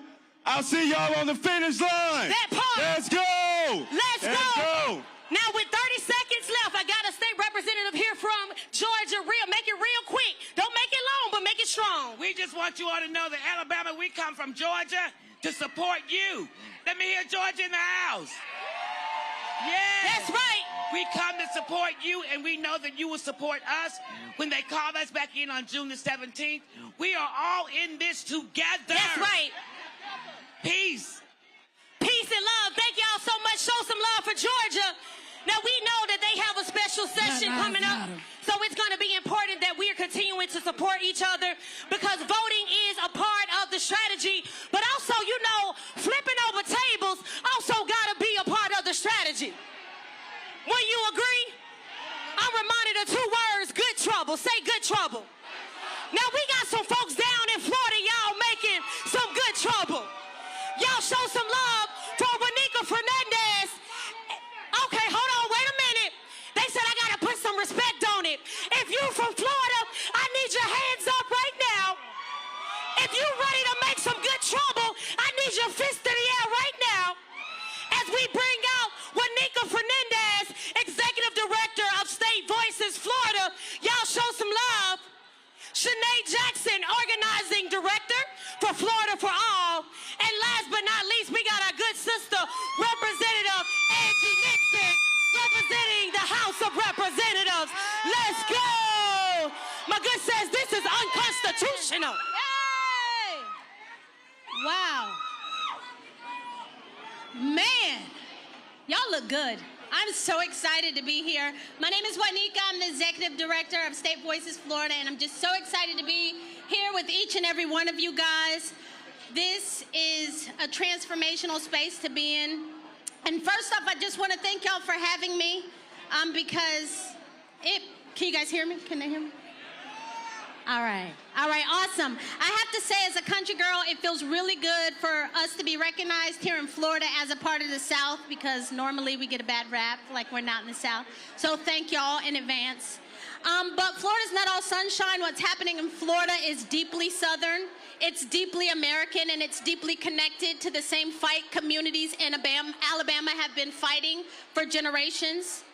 In the same place where we consider that there's a lot of beaches and tourism, we are fighting the same fights that you guys are here today. And I just want to let you guys know that because suppression has evolved, that means organizing has to evolve too. Their attacks have been coordinated, and so we want to be coordinated as well. And that's why we thought it was really, really important to be here with you all today, because it's never been just about one election. It's been about more than that. And voting rights may have been weakened in courtrooms, but that spirit is still alive in our communities today. So with that, I just want to say thank you all for coming out. Thank you for having us, and we hope that we can continue the great work that you're doing here in Alabama. Get it, Juanito. Get it, Juanito. So I want to say this, and y'all laughing. Anybody who knows me from Florida knows I don't write speeches, but today I wrote one so I can stay on script and get out of here. So I want to say this. I just left Selma, And I need y'all to feel what I felt. The joy, the love, the people who grabbed our hands and said, thank you for being here. We have comrades who stepped up, no questions asked, to keep us safe. That is the beloved community that Dr. King envisioned. That is love in action. My name is Shanae Jackson. I'm the organizing director for Florida for All. And they call me the accidental activist. But I learned there is nothing accidental about it, and none of this is accidental. I didn't come all the way to Alabama to be polite, because I don't subscribe to respectability. Because frankly, respectability is appealing to the morals of people who don't have none. I also want to say, fuck decorum. Did you hear what I said? I said fuck decorum. Because decorum is erasure with a gavel. Be quiet, be small, be orderly while they destroy you. And if you dare raise your voice, you're out of order. Not the harm, not the policy, but you. Let's stop pretending that this is about Democrats and Republicans, because it's not. Say it plainly. It's about us, black people, our lives, our power, and our future. In Florida, we fight rigged maps. And we fight rigged maps because that's what decides who gets represented and who gets erased. So I want to state to you, because my time is up already, that one thing we are doing is fighting a war for real. And that is wisdom, to know where we came from and where we're going. That's architecture, and that's not just buildings. That's what we build in this community, and that is revolution. But we cannot have revolution unless we have something to put in its place, or that's destruction. So what I'm stating to you is to vote, not because voting is the be-all, end-all, because the vote is the entryway, and that's what we get what we want. So what I want to say is this is our fight. Whose fight? So let's get it. Let's go. We're going to let you cook. Come on. When I say good, you say trouble. Good. Good. Good. Good. I am Florida State Representative Angie Nixon, and it is an honor and a pleasure to be with you all today. I must say that I am a little flustered because yesterday Ron DeSantis decided to arrest me. Say shame, shame, shame, shame.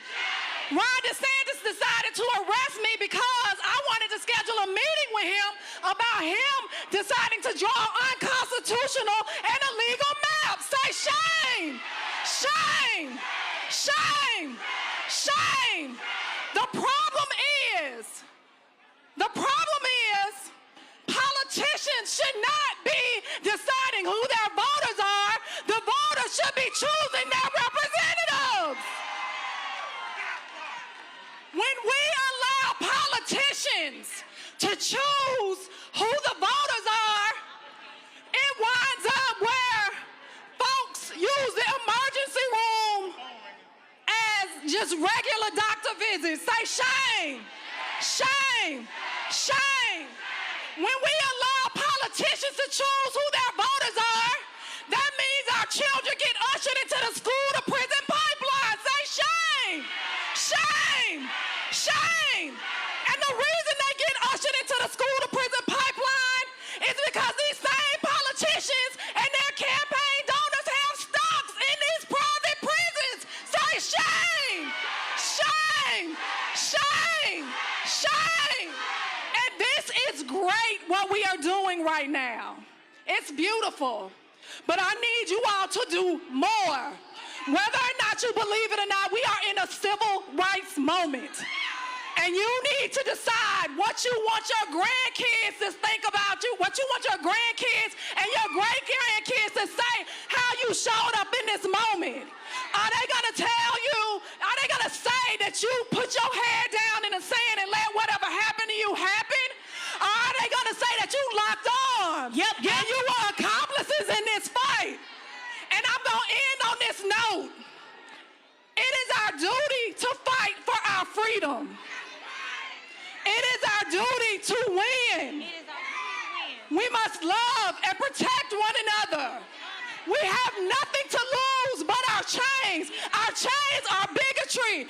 Our chains are these rigged maps. Our chains are the school-to-prison pipeline. Our chains are the fact that they want to spend $2 billion on a war we didn't ask for. And our people are dying. Those are our chains. It is our duty to fight for our freedom. Yeah. It is our duty to win. Yeah. We must love and protect one another. We have nothing to lose. We have nothing to lose. We have nothing to lose. We have absolutely nothing to lose but our chains. I'm State Representative Angie Nixon. That's right. Fight win. That's right. Say we have nothing to lose but our chains. Say we have nothing to lose but our chains. Listen, this is a political revival, but it's also a spiritual revival. Rally, day of action for voting rights. We have been talking about this for a considerable amount of time. And again, you got thousands who are here. You've got almost 80 satellite events taking place all across the country as well. You've got that going on. You've had people being bussed in from all around the country. And here's the key, and this is the most important thing. This is not about a day. It is not about a moment. It is about creating a massive voter registration effort between now and the election. And the key is this here. First, we got to inform, enlighten, and educate people. Then we got to get them registered. Then we got to get them to vote. That has to be our strategy. Joining us right now is Alabama Congresswoman Terry Sewell. The Republicans in this state have been targeting her district. They've been targeting the district of Congressman Shamari Figures.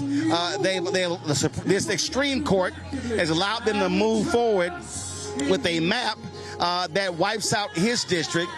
And the thing was so shameful is the same Supreme Court agreed that it was racial. Right, and so intentional racism. Right, intentional discrimination. First of all, thank you, Roland. I just mobilize all these people in a matter of days could only happen because of black, independent journalism and folks like yours. But I want you to know that in my bones, I'm moved by this. But it can't just, as you said, be one day or one state capital. It needs to be every southern state capital that's trying to take our vote away. It needs to be every day. And the assignment is clear. The assignment is to organize, mobilize, and vote. We should be doing voter registration drives at every state capital. We should have every Divine Nine group registering more people to vote and taking them to the polls. That's what we need. Representation matters. And if you're not at the table, you're on the menu. And I don't want the people that I represent to be back on the menu. 115 years from the last black person during Reconstruction and Earl Hilliard in 1992. I'm the first black woman ever.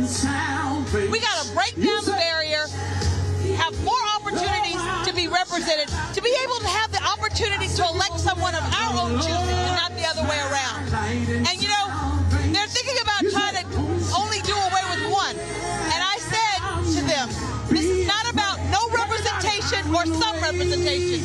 This is about fair representation. And 2 seats is fair representation. And the thing that I have been saying for our people is that they can be stopped, but it requires a massive mobilization, and you have to make them pay at the ballot box. Absolutely. And, you know, I think that's what they're scared of. The browning of America is real, and they're exerting all of their power while they have power. And this Supreme Court is complicit. 6-3, I mean, the fact that the Supreme Court 2 years ago in 2023 in the Milligan decision gave us our seat, upheld Section 2, and now all of a sudden they're throwing that map out and they're allowing Alabama to use the very same map that they were going to use back then. It's crazy. Well, and the thing is, here's other things here. You got your sign right here. It said, vote like your life depends on it. of course, featuring Congressman John Lewis. And this is what I've been saying to young voters. I don't want to hear, oh, you know what, they're young, we shouldn't be asking things of them. The reality is John Lewis, yes. Marion Barry, Diane Nash, these people were 19, 20, 21. People don't understand. They were kicked out of college. There were presidents that said, if you go and get involved with that movement, we're expelling you from the university. These people put it on the line. So I don't want to hear somebody who's young say, oh, I can't get involved. No, yes, you can. And I also don't want to hear anyone who says, I feel powerless. My vote doesn't count. If your vote didn't count, they wouldn't be working so hard to actually change your vote. And here's the thing, when you don't vote, that's a vote. You're voting for someone else to decide your fate. So we need people to vote. We need them to vote in numbers that they've never seen. And I think the only way we can get there is that those that are not registered to vote register, and those that have the ability to vote, please turn out. But the thing turn out and vote. But the thing is, though, we've shown we can do it. When we look at the 2008, 2012 presidential election, black people voted at a higher percentage than white folks, and they're going in history. And so my deal is, we can't go here and then go here. No, we got to go here, then here, then here. It has to. We got to maximize our power. Absolutely, absolutely. I can tell you that Shamari and I feel like we're not standing alone. 22 members of Congress came with us today. 22 from every religion, from every color. They came. Because here's what we know: we're there when they need us.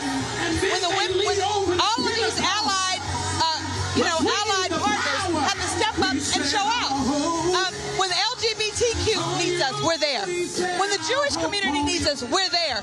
When the women community, so we need everyone to be there. This is not a black issue. This is not a CBC issue. This is not a Democrat Republican. It's a right versus wrong, and it's wrong to dilute our power. Absolutely, Congressman Terry Sewell, we appreciate it. All right, thanks so much. Thank you. Vote like your life depends upon it, because John Lewis says it does. Absolutely. We're going to go back to the main stage. Pastor William Murphy out of Atlanta. All right. Let me hear y'all. I will see the goodness of the Lord. One more time, throw your hands up. I will remain. I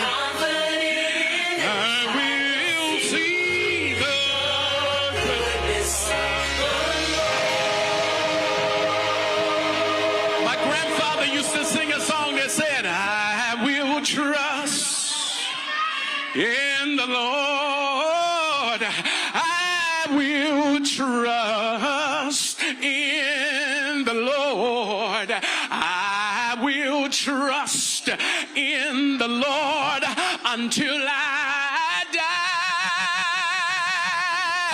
Let me hear you, Montgomery. Trust in the Lord. I will trust in the Lord. Yes, I will trust in the Lord. I refuse to die. Now wait, Bishop. 15 seconds. I'm going to stay on the battlefield. Let's go. I'm going to stay on the battlefield. Clap your hands. I'm going to stay on the battlefield. You say, but guess what? Good. I refuse to die. Let's go. I'm gonna stay on the back, and I'm gonna go back to the ballot box. Yeah, that part. I'm gonna stay on the back, but I refuse to die. Let's go. Now, speaking of the battlefield, I got 3 bad sisters that's been on the front lines of the battlefield all the way from Tennessee. They did their thing in the legislature, y'all. They've been fighting for voting rights, for environmental justice. Y'all make some noise for Tequila Johnson, founder and CEO of the Equity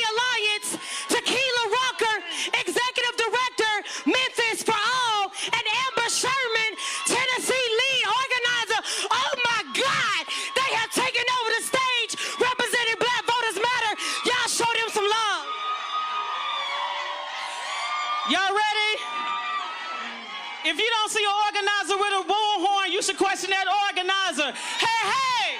Ho, ho, ho! These racist maps have got to go. Hey, hey! These racist maps have got to go. Ho, ho! These racist maps have got to go. Ho, ho! Has got to go. That's right. Give it up for yourselves, black people.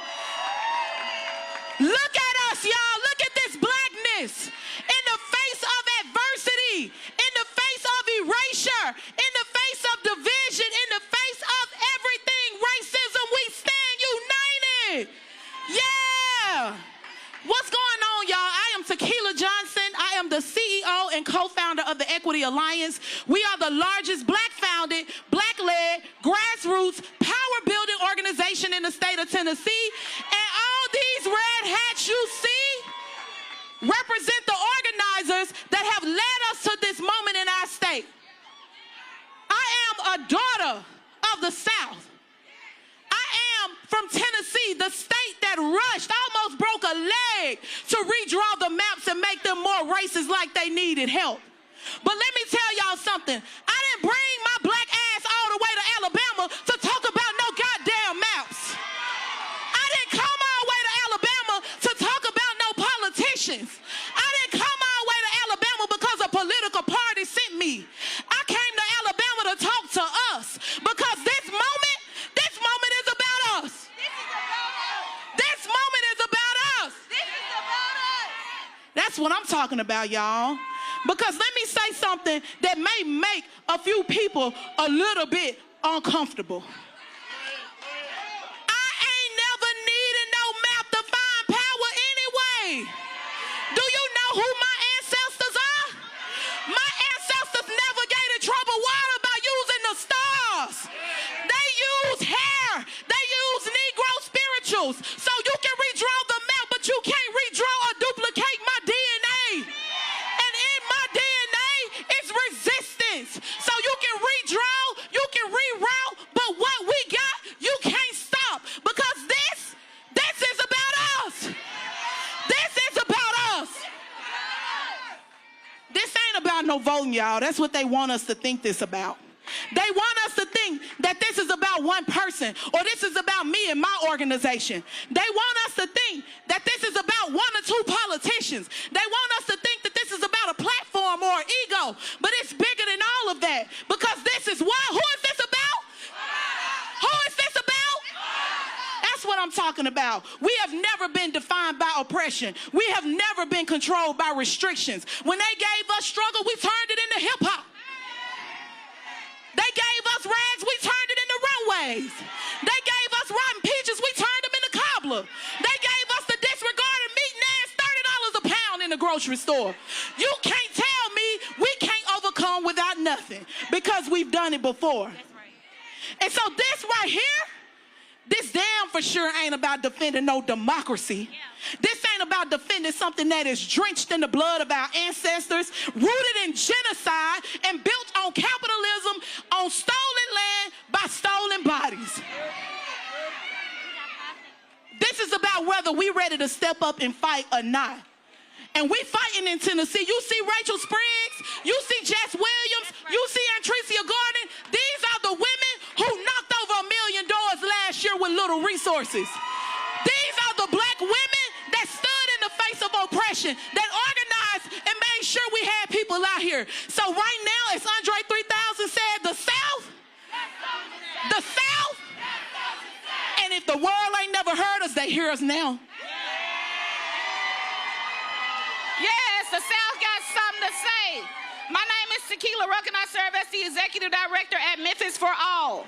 Yesterday, I walked through the Legacy Museum right here in Montgomery, and I left with a couple of questions because walking through that museum was really heavy.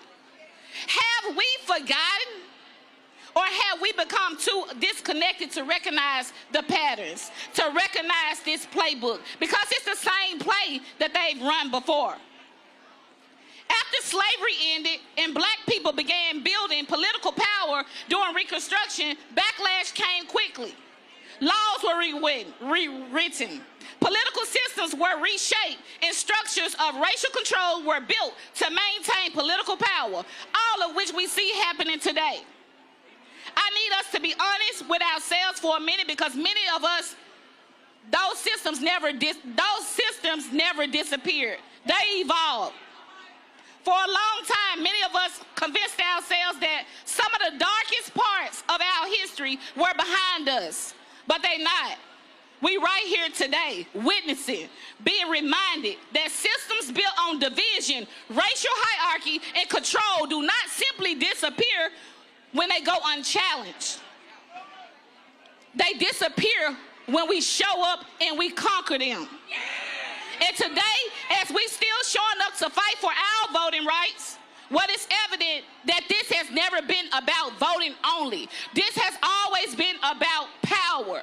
Power over a people. Power over resources. Power over communities in historically black districts and neighborhoods. Power over our voices that have the ability to speak life or death in communities through our votes. Our vote is our voice, and it's our time to show up and continue this fight. Remember, what happens here becomes a blueprint for what spreads across the region. But we won't stop there, because history reminds us of something powerful. Every generation before us survived because ordinary people like you, like me, decided to organize, to educate, and stand together. And now history is asking all of us to do the same. Let's continue to inform our communities and organize our neighborhoods, because a disconnected people are easy to control, but when we come together, they can't stop us.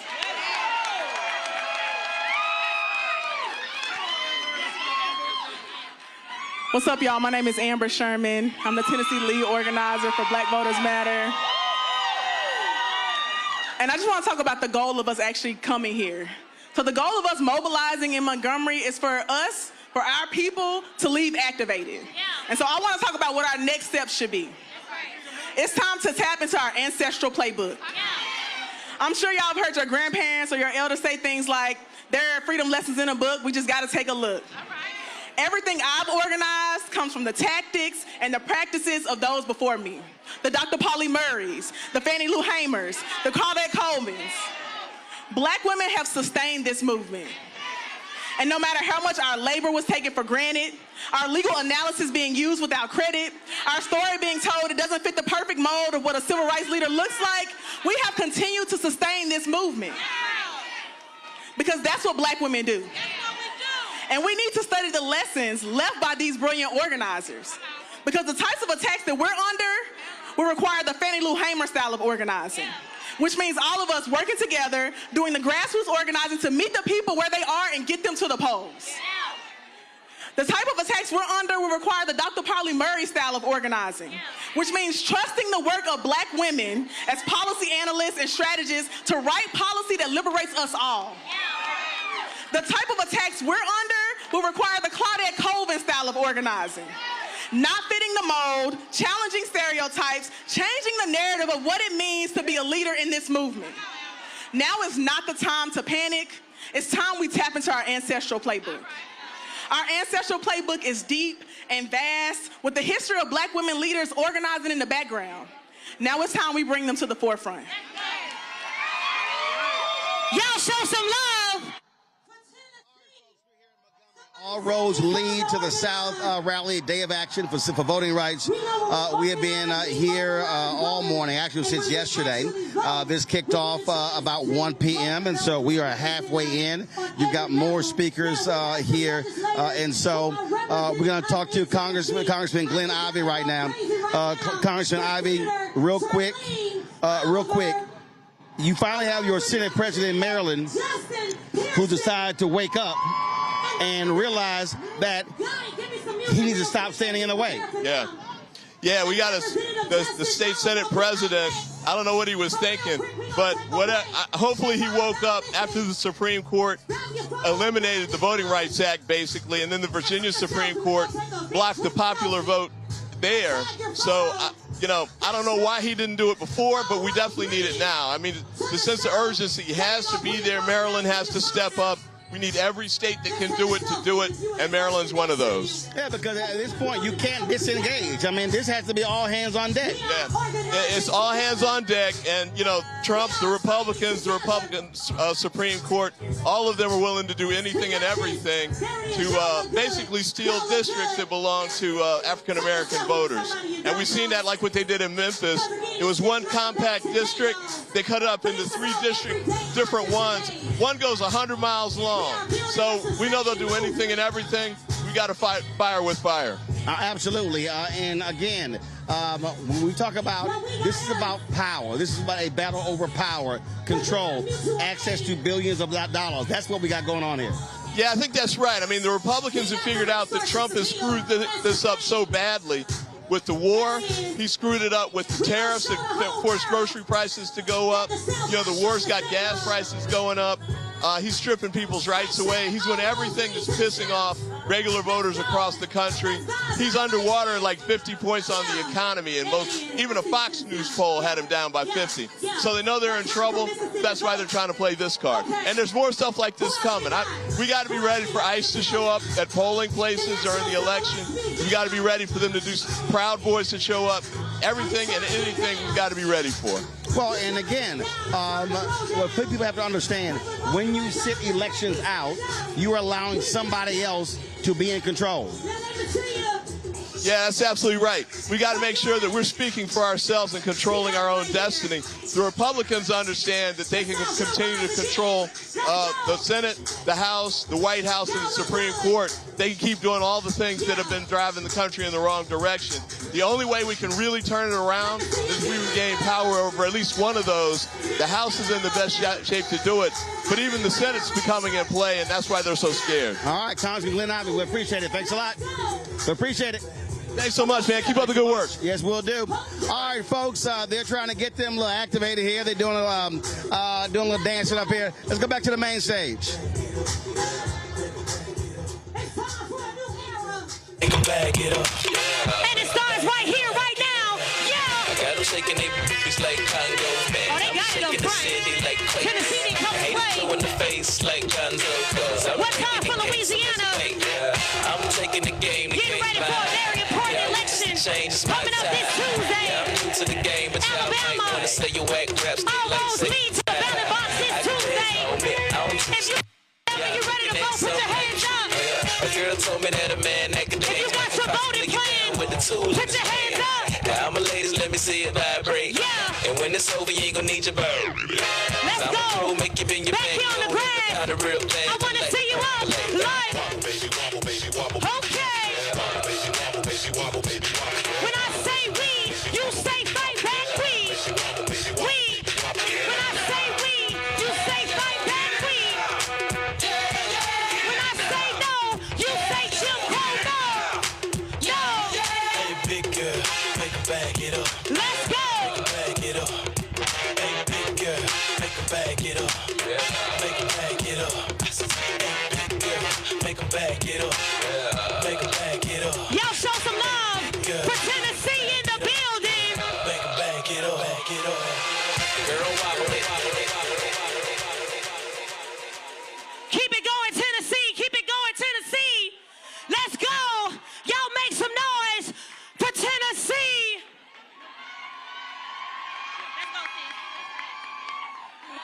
What's up, Alabama? I am Tennessee State Senator Charlene Oliver. And if you don't know by now, you need to know that I stand on business, baby.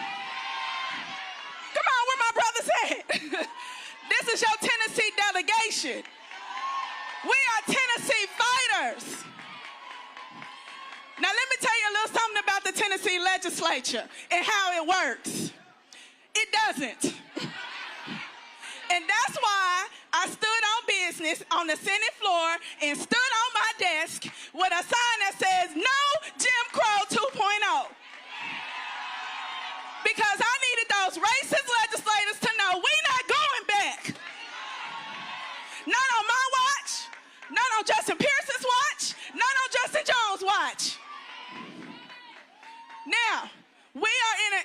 a new civil rights era. They are trying to take us back to a time where we couldn't vote, or where they didn't have people like us in the legislature. But once again, we not going back. And why did I stand on my desk? I stood on my desk for my ancestors. I stood on my desk for Fannie Lou Hamer.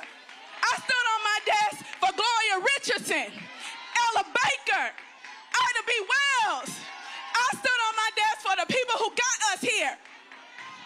I stand on my desk for my children, for your children.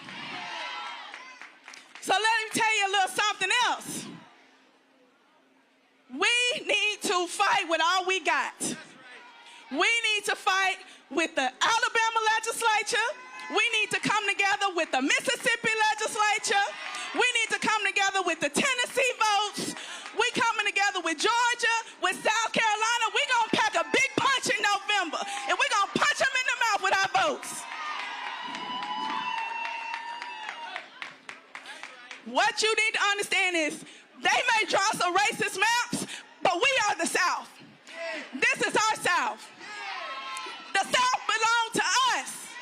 The South got something to say, and we gonna speak real loud and clear in November. That's right.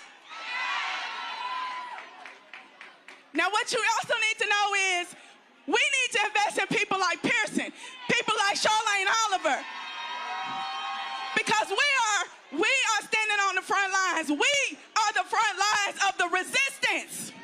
So it's time to build a new South with fighters like us in Tennessee, in Georgia, South Carolina, Florida, Mississippi, Alabama. The time is now, guys.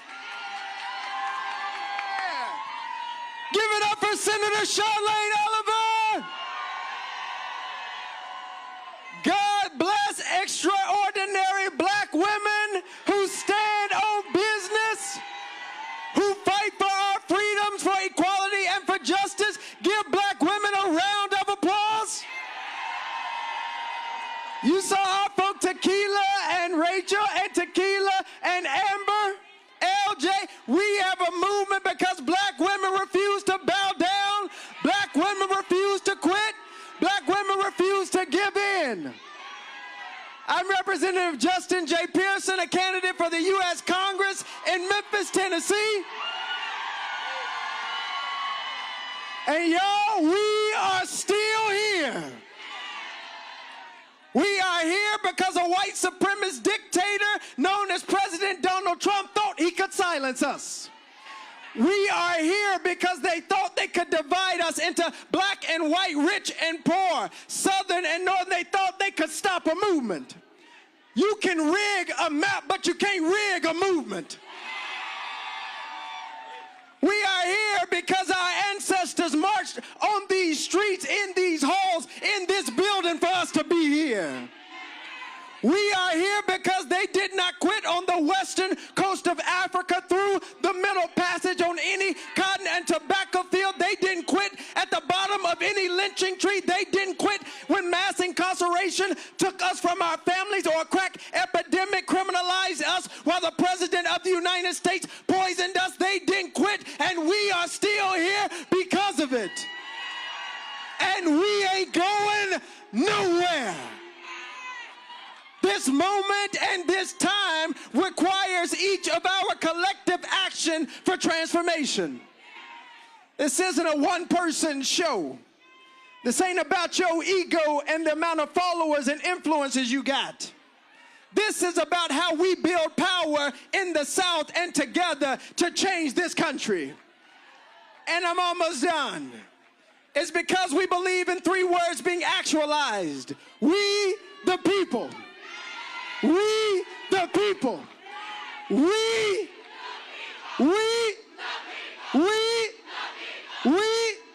the people who believe in democracy. We, the people who will not bow down. We, who will not quit. We, who will fight until justice rolls down like waters and righteousness like an ever-flowing stream. Let's get to work. Let's go. Once again, y'all show some love for Representative Pearson. But I got one more. The other week, y'all, we saw this brother burn a photo of the Confederate flag.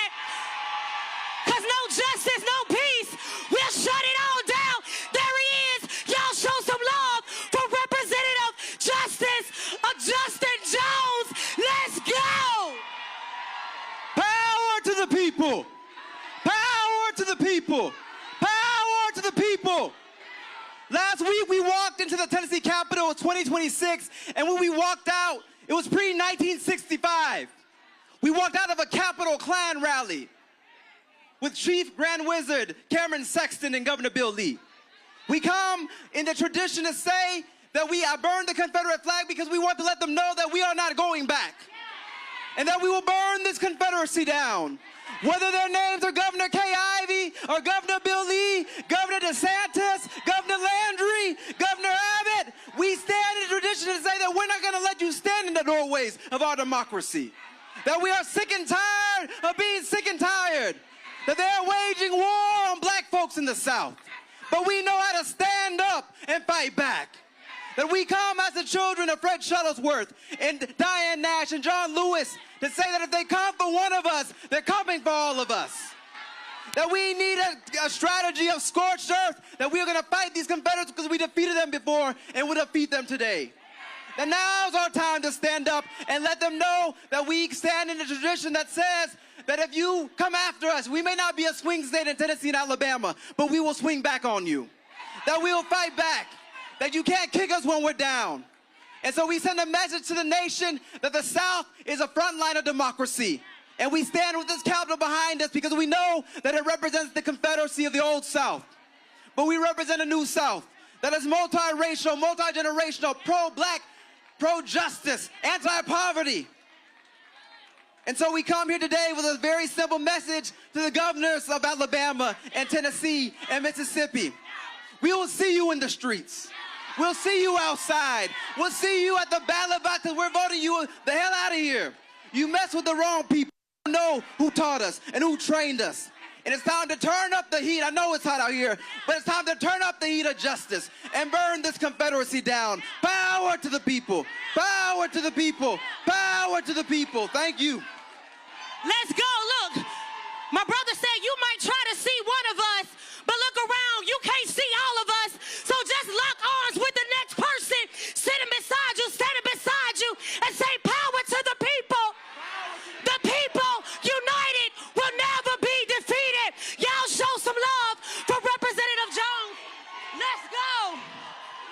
Y'all got it. Y'all got it. Y'all got it. Now, as we're locking up, as we're locking in, we got to show some love for the members of Congress that are representing us every single day, that are doing their big one right here from Alabama. Show some love for Congresswoman Terry Sewell and Congressman Shamari Figures. Keep it going, along with other members of Congress. And big shout out to the Congressional Black Caucus.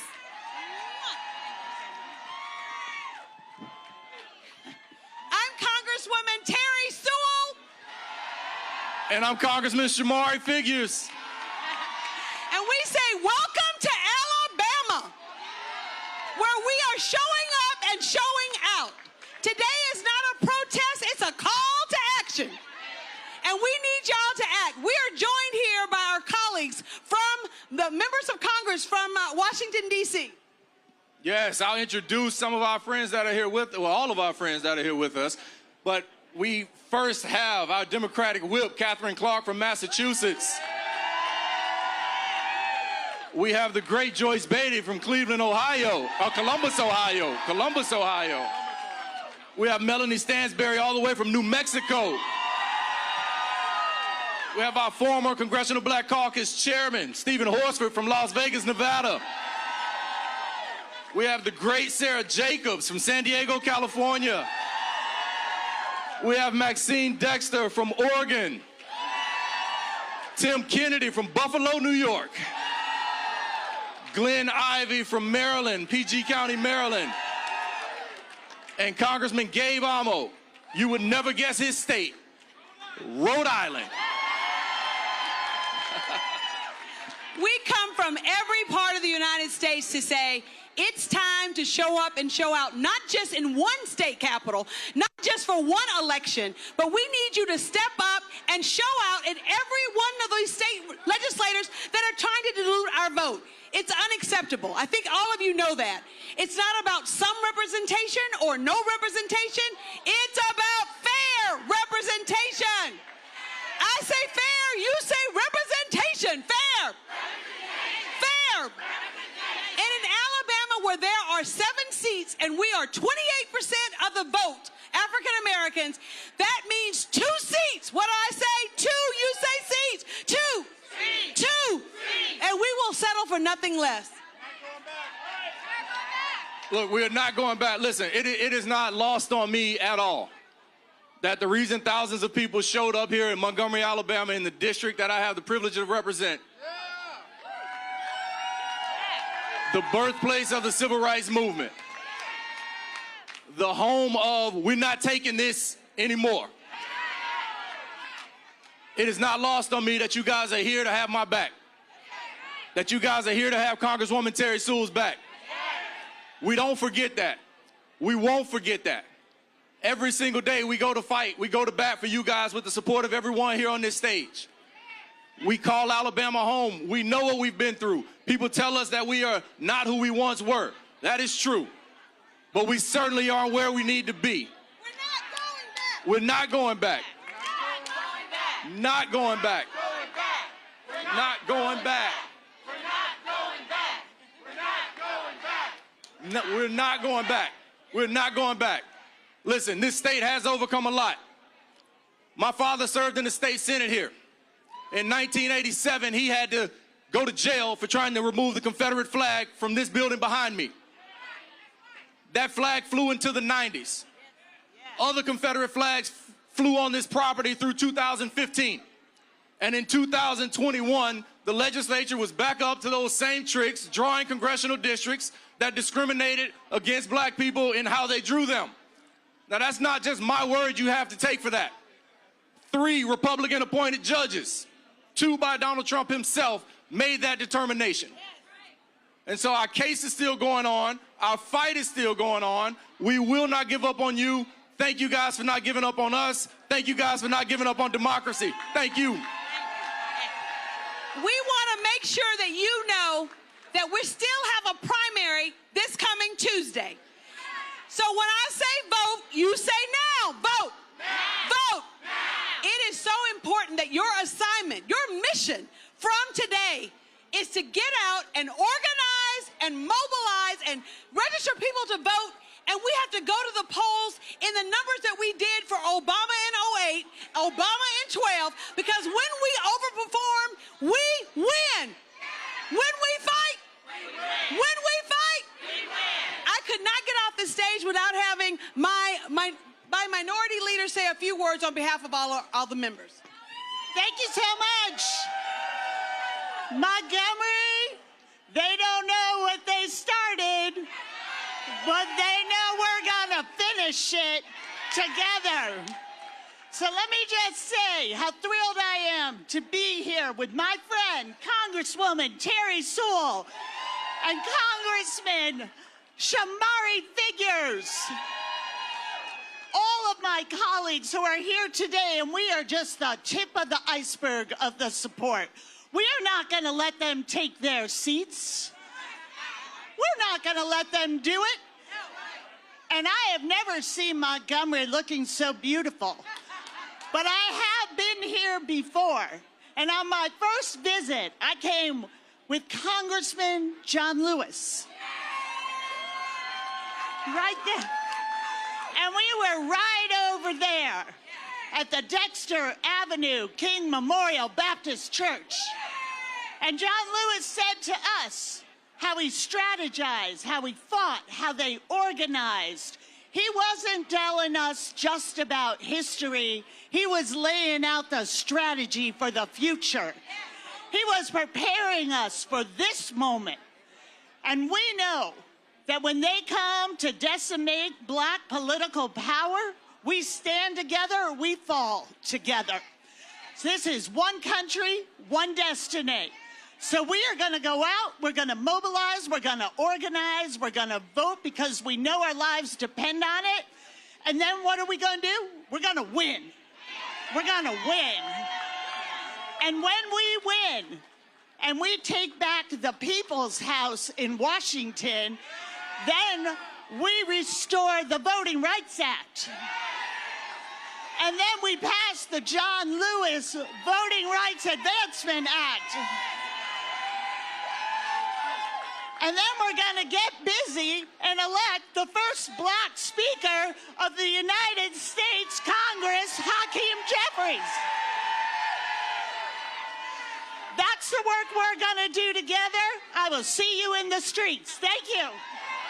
Okay, I'm closing it out with the words of John Lewis. The last time he was on the bridge in Selma, Alabama, his body was riddled with cancer, but his voice was strong. He told us what we have to do. We must never give up. We must never give in. We must keep the faith, and we must keep our eyes on the prize. Thank you.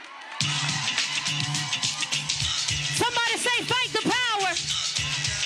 Listen, continue to use the hashtag all roads lead to the South. They said that we have surpassed 3 million posts on Threads, y'all, that our message is breaking through. Break it down, break it down, break it down.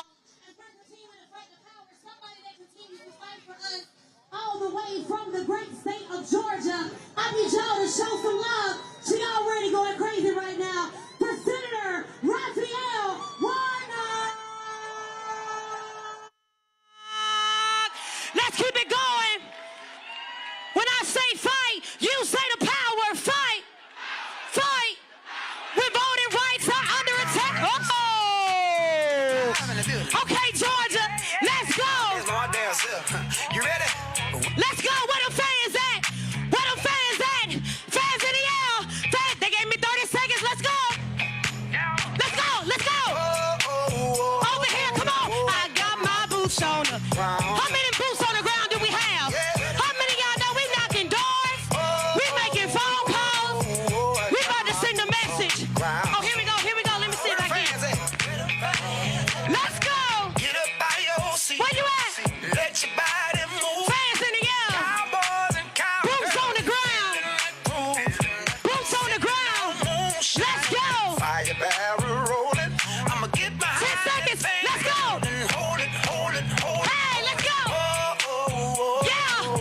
Once again, y'all, make some noise for Senator Raphael Warnock. If you got boots on the ground. Got my boots on the ground. Come on, Senator. I gotta put you on the spot. I gotta put you on the spot. You ain't got a fan, but you can wave your hand.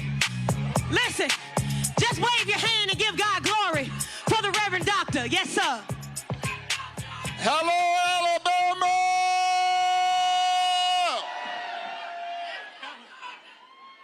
Are y'all ready for this fight? Are you ready to use your voice? Are you ready to vote like you've never voted before because your lives depend on it? It's great to be here back in the great state of Alabama,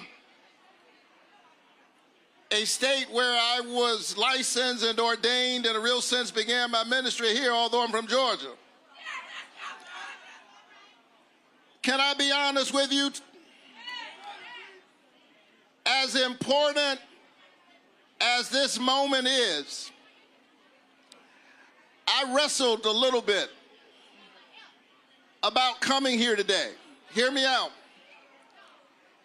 And it's because I'm a pastor, I'm a United States Senator, but the job I like the most and the title that I'm most honored by is Dad. And I've got a 9-year-old and a 7-year-old at home, a daughter and a son, and I hated leaving them again. Parents understand. But then I began to think about it. I said, I've got to be away from them in order to fight for them.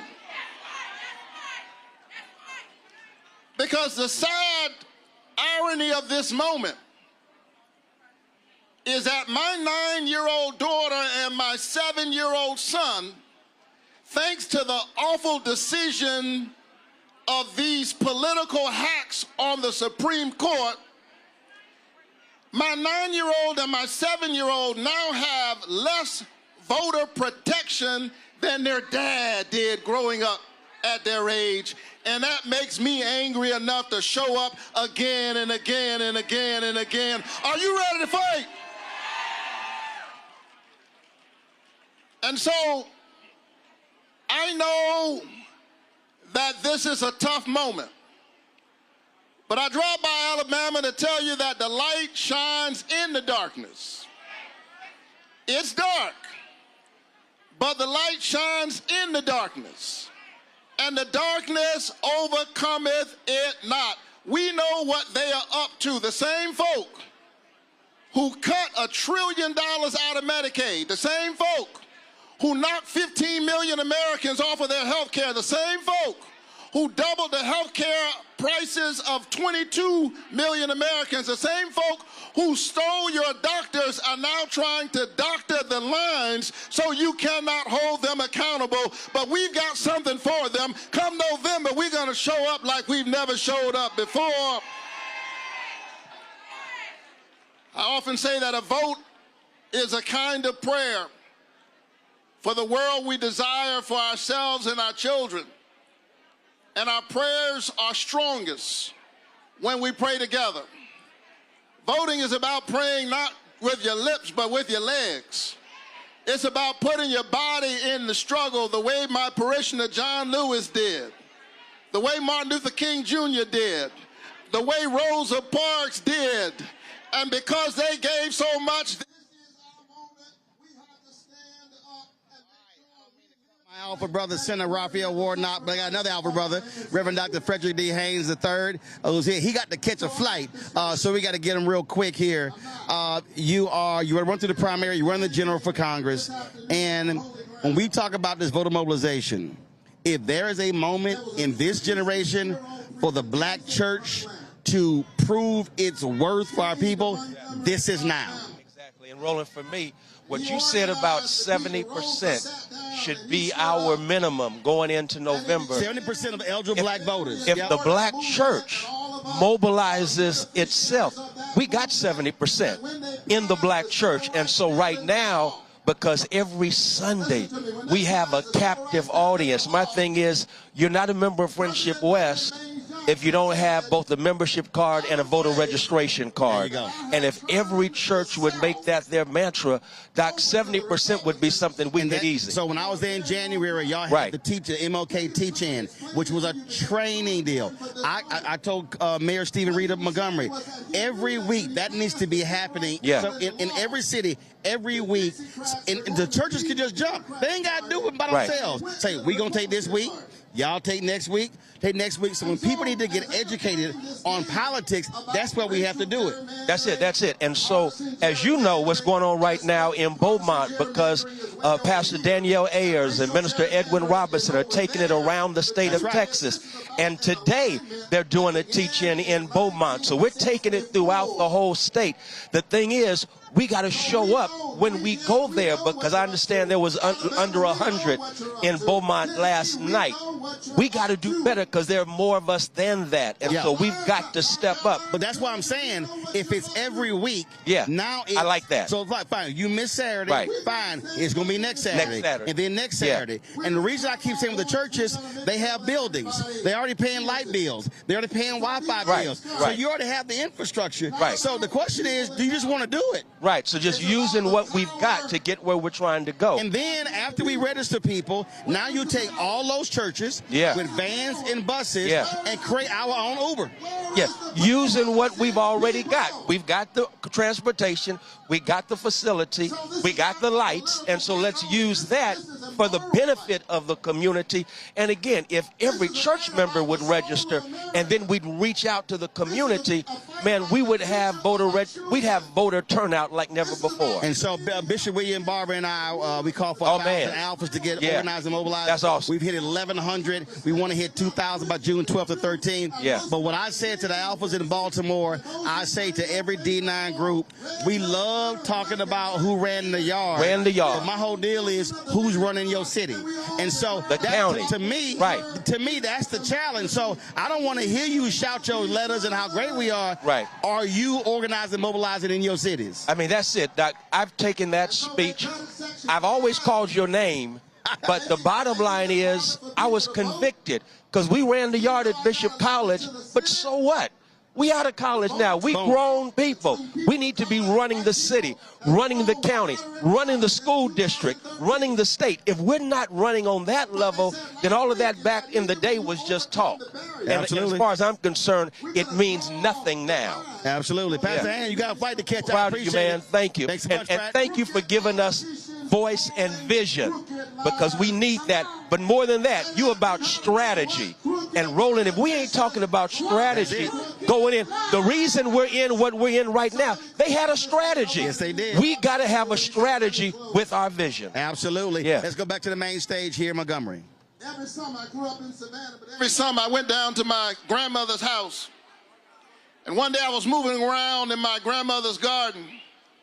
And as we were moving around, a snake showed up in the garden. True story. And my grandmother, Lucinda Brooks from Waycross, Georgia, she wasn't impressed with that snake. She just took an axe and in no time flat, chopped his head off. The snake that had been moving, when she chopped off his head, it began to move even more vigorously. And it frightened me because I was a little boy. I didn't understand that that snake was moving vigorously, not because it was living, but because it was dying.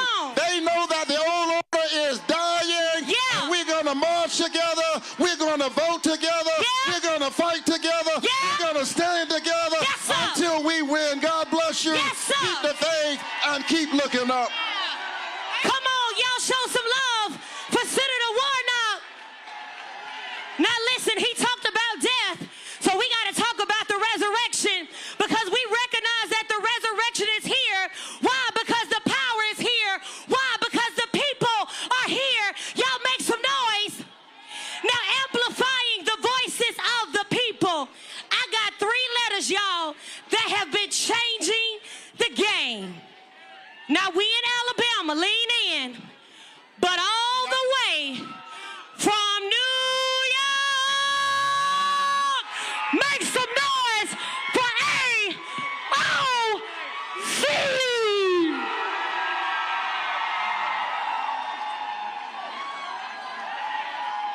How's it going, Montgomery?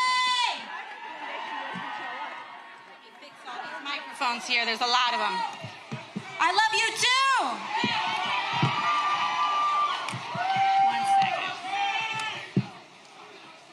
How are we all doing today?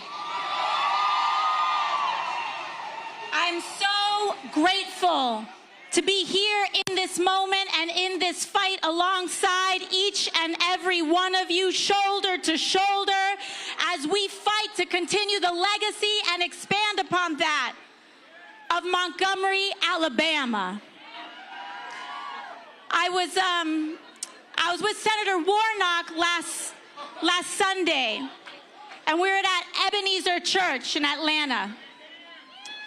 And after his beautiful sermon, Senator Warnock took me to the original Ebenezer that Martin Luther King Jr. had preached at and had organized in. And we sat inside that sanctuary. And what had struck me was how small it was. And Senator Warnock turned to me and he said, this sanctuary only fit 300 people. And he said, Congresswoman, can you believe that this sanctuary of just 300 people changed the world? Those 300 congregants at Ebenezer Baptist Church turned into those congregants at Dexter Avenue Baptist Church right behind us here today.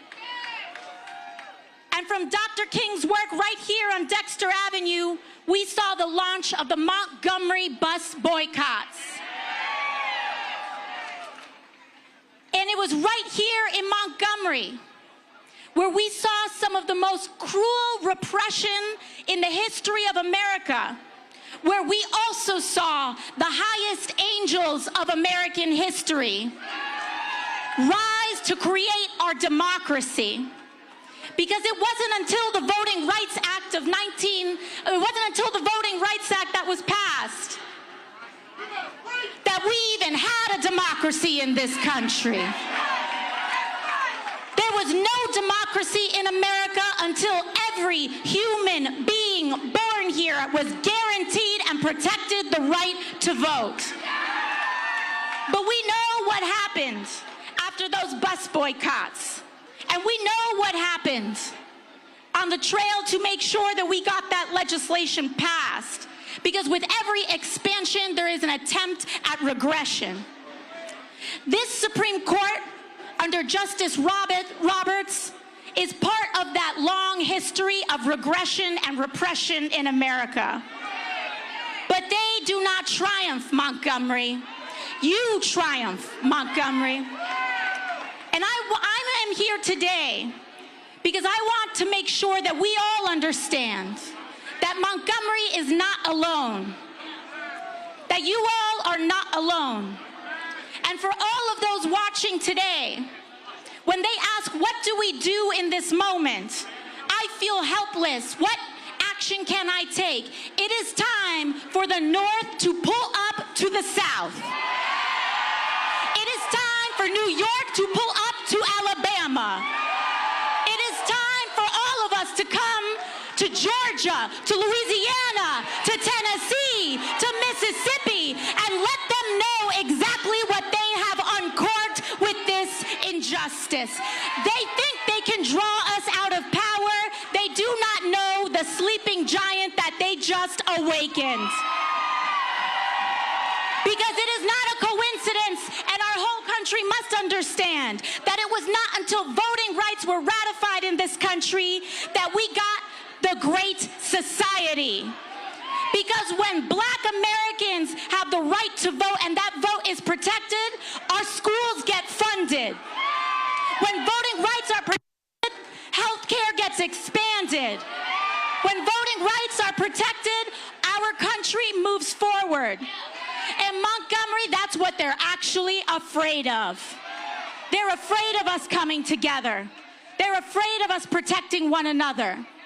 Alabama is the crucible. Georgia is the crucible. Tennessee, Louisiana, Mississippi is the crucible. So if you are not from here, it is time to pull up. Because what they thought was the final blow is actually just the opening silo. And with that, I want to introduce to you all my sister from Boston, Massachusetts. The heritage of what is greatest in our country. Sister. All right, folks, joining us right now is Congresswoman Joyce Beatty. Congresswoman Ayanna Preston speaking. I've already interviewed her, so we're good. Congresswoman Beatty from Ohio. I was explaining to people earlier, when we talk about when you remove Black Power, you're removing access to money. You sit on the House Financial Services Committee. And when we talk about being on that committee, if y'all are in the majority, then you're chairing subcommittees. Then Congresswoman Maxine Waters is chairing the committee. You're controlling the flow of money. So we're talking about billions of dollars that can be impacted. It's so important for us to vote so we can take back that power. Hold it right there. There you go. It is important for us to vote so we can take back that power. Think about it. The Financial Service is one of 4 of the most powerful committees. You would have Maxine Waters as chair. You would have me chairing diversity, inclusion, or financial banking, which means the 20-some Black banks that we have as MDIs, that can be leveraged with votes that help them get more dollars into Black banks, which primarily serves underserved constituents. When you think about one of the #1 issues, housing, it would allow us to pass housing legislation that would help people have home ownership, which is one of the greatest ways for us to have access to wealth. And that's why they're trying to suppress the vote. See, and now you take that. Then you extend that to housing. Then you extend it to education. Then you extend it to health. And so for folk, they gotta understand. So this is not like, oh, we just want to have somebody Black in office. No. But it drives me crazy when these people say, oh, the CBC ain't doing this, the CBC ain't doing that. I'm like, you don't even understand how a member may not even pass a bill, but they can have something added, something removed, a word changed. The impact of being at the table is huge. When you think of the John R. Lewis Voting Rights Act, it was the Congressional Black Caucus that put it forward. It was the Congressional Black Caucus that got it passed in the House.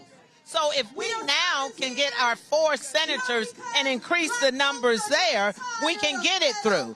If we vote, we can have a Hakeem Jeffries, who was powerful on the Judiciary Committee before being in leadership, to make a difference. We have Bobby Scott, brilliant lawyer, to be chairing when we vote and take back the House of our Education Committee.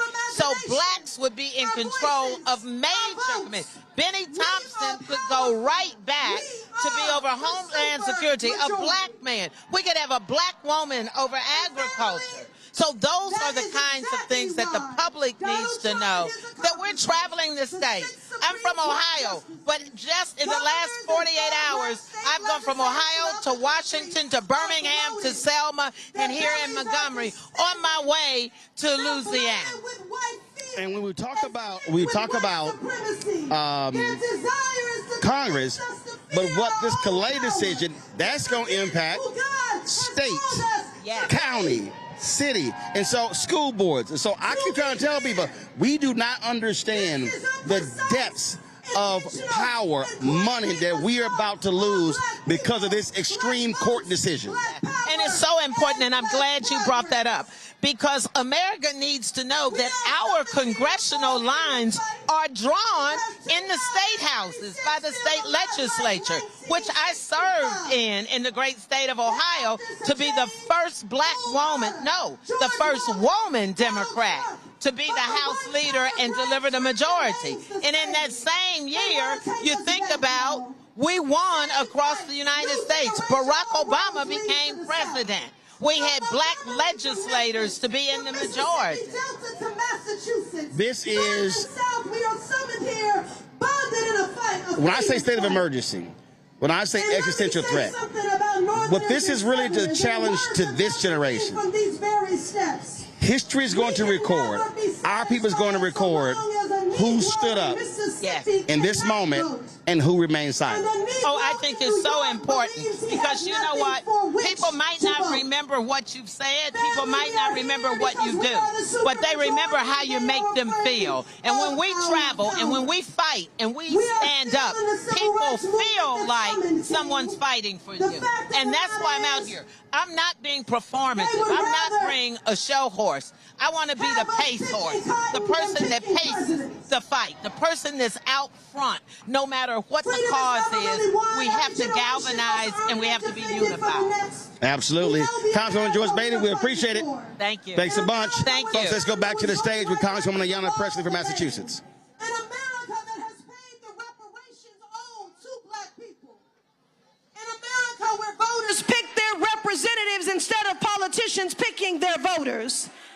An America where the black leadership and power of Shamari figures and Terry Sewell is recognized not as a threat, but embraced as essential. Family, a more just America is possible, but only if we organize for it, only if we fight for it, only if we vote for it, and we will.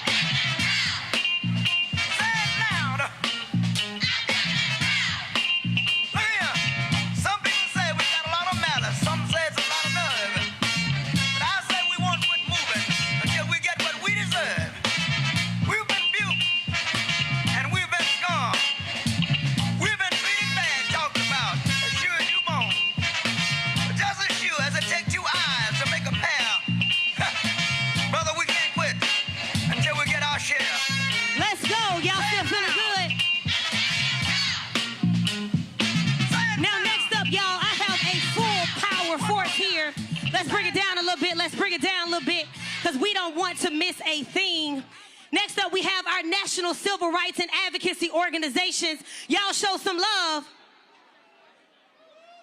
One time for Maya Wiley, President and CEO, Leadership Conference on Civil and Human Rights.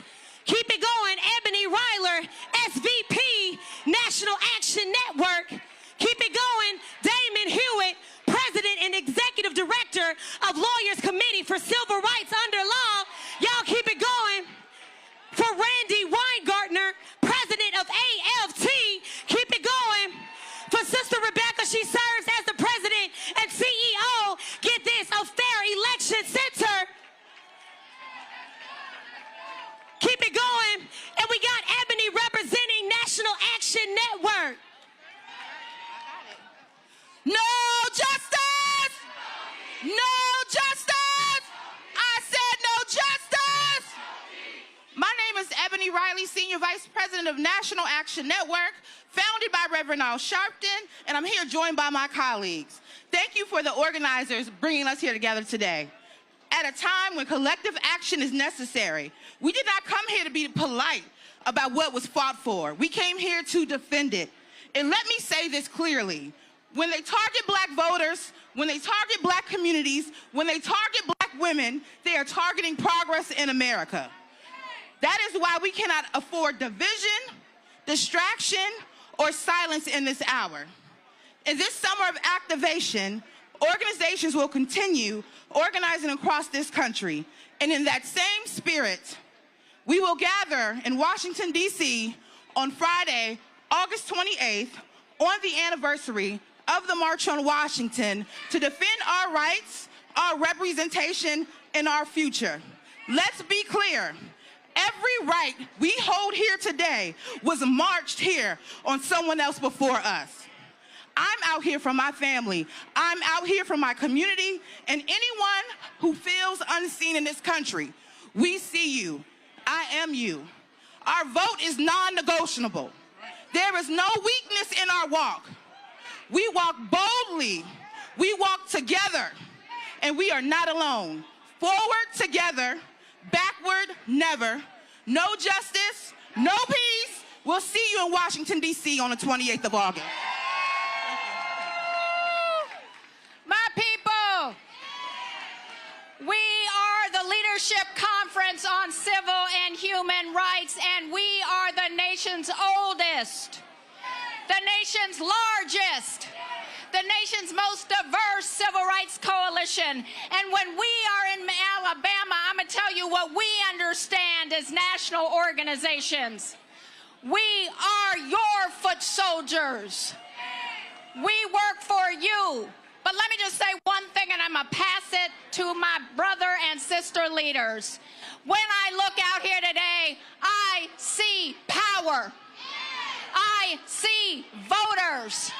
I see commitment. And I see democracy. And when they say Jim Crow, we say hell no. Jim Crow? Hell no. Jim Crow? Hell no. Jim Crow? Hell no. Damon Hewitt. Give it up for Maya Wiley. My name is Damon Hewitt, President of the Lawyers Committee for Civil Rights Under Law, an organization that was founded in a moment like this. 9 days after Medgar Evers was assassinated in the driveway of his own home, 9 days after George Wallace in this state stood at the schoolhouse door to block not just desegregation, but to block our opportunity. Our opportunity. The Lawyers Committee was founded that summer, June 21st, 1963. And ever since then, we've been telling the story and fighting the fight. We are so proud to be here in Montgomery. Ain't our first time, it won't be our last. I'm a son of the South. See, I come from Louisiana.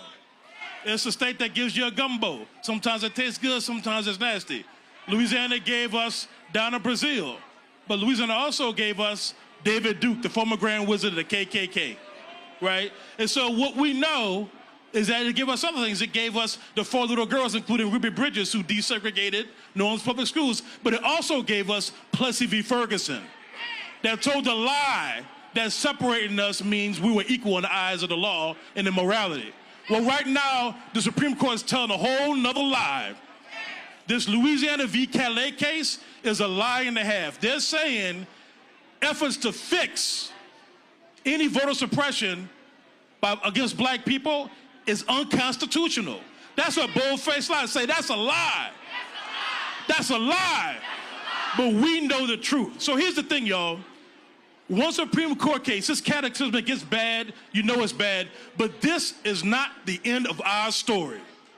This is not the end of our story, because we know the long civil rights movement has a past, a present, and a future. And even though they're trying to repeat the mistakes of the past, we get to write the future together. So here's our charge. Scripture says that for me and my house, we will serve the Lord. I'm gonna add one more thing. We're gonna vote. We're gonna vote. We're gonna vote. And every step of the way, the Lawyers Committee and the Election Protection Coalition, hundreds of organizations, including here in Alabama, Louisiana, all throughout the South and Midwest and West Coast and Northeast, the Election Protection Coalition will be here to defend your vote every step of the way. Say 166, say our vote. 866, our vote. 866, our vote. They're changing the laws, they're changing the rules, they're changing the laws, but they cannot change our will and our heart. Together we will win. 866, our vote. I'm going to pass it to my good sister, Randy Weingarten, AFT. So you got all these civil rights leaders here, and you had all the Congress people here, and you had all the people who are trying to change the South here, and now you have the teachers and the nurses and the labor movement. I'm here. I'm putting away my speech. I'm Randy Weingarten. I'm the head of the AFT. I'm here with the head, Everett Kelly of AFGE. And I'm also here with people who represent teachers and nurses all across the country. And like so many others have said to you already today, we are not turning back. But I'm a social studies teacher, so I want you to repeat the following clause with me, okay? I'm also an organizer. Not on our watch. Oh, I can't hear you. They can't hear you in there. Do it again. So, we know, and so many other people have said this already, we know that they're trying to pull the rug out from under. We know that Supreme Court case just basically tried to steal our votes and basically tried to deny fair representation. We know all of that. You've heard all of that. You live all of that. The question really is, what are we going to do about it? And that is why we have all these blue shirts here, moms, dads, all across the country. Because when people say to you, we are not letting you down, that means New York is not letting you down. Illinois is not letting you down. Oregon is not letting you down. Massachusetts is not letting you down. And the teachers in the South are not letting you down. So, the question is, are we going to let them take our vote away? Remember, not on our watch. Are we going to let them take our vote away? Not on our watch. Are we going to let them deny fair representation? Not on our watch. Are we going to let them ignore the Constitution? Not on our watch. Are we going to let them take the promise of America away from us? Not on our watch. So, that means from this day on, we get out the vote, right? Yes. We mobilize the vote, right? Yes. We don't let them turn us around. Are we ready to fight? Yes. Are we ready to fight? Yes. You see these fighters up here for all of you. We are fighting together for the promise of America. Thank you. She did that. I'm not sure who's emceeing, but I'm going to help out. We're going to turn next. Are you emceeing? Okay, go ahead, brother. Good evening, brothers and sisters.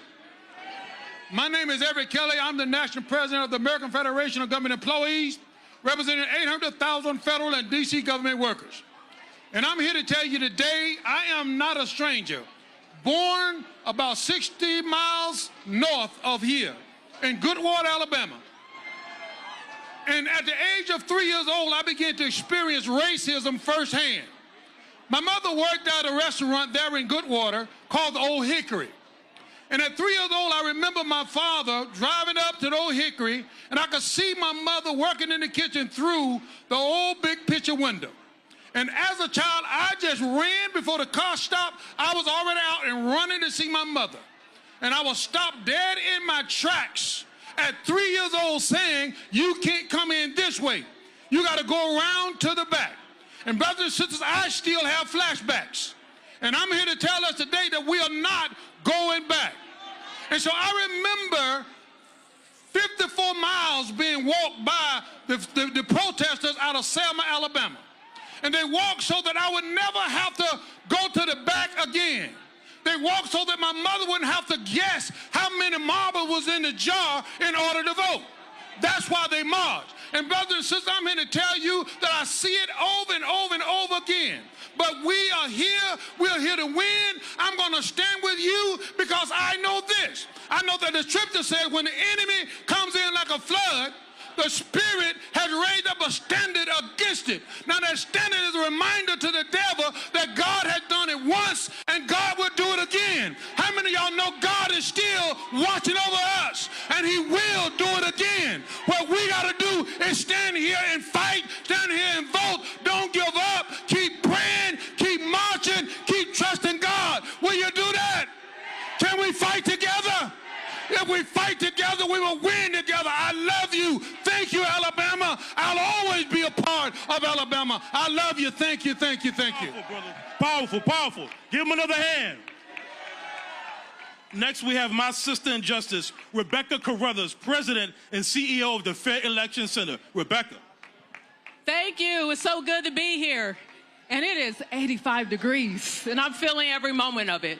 So I'm the president and CEO of the Fair Election Center. We do three things: defend, expand, and facilitate voting rights in this country.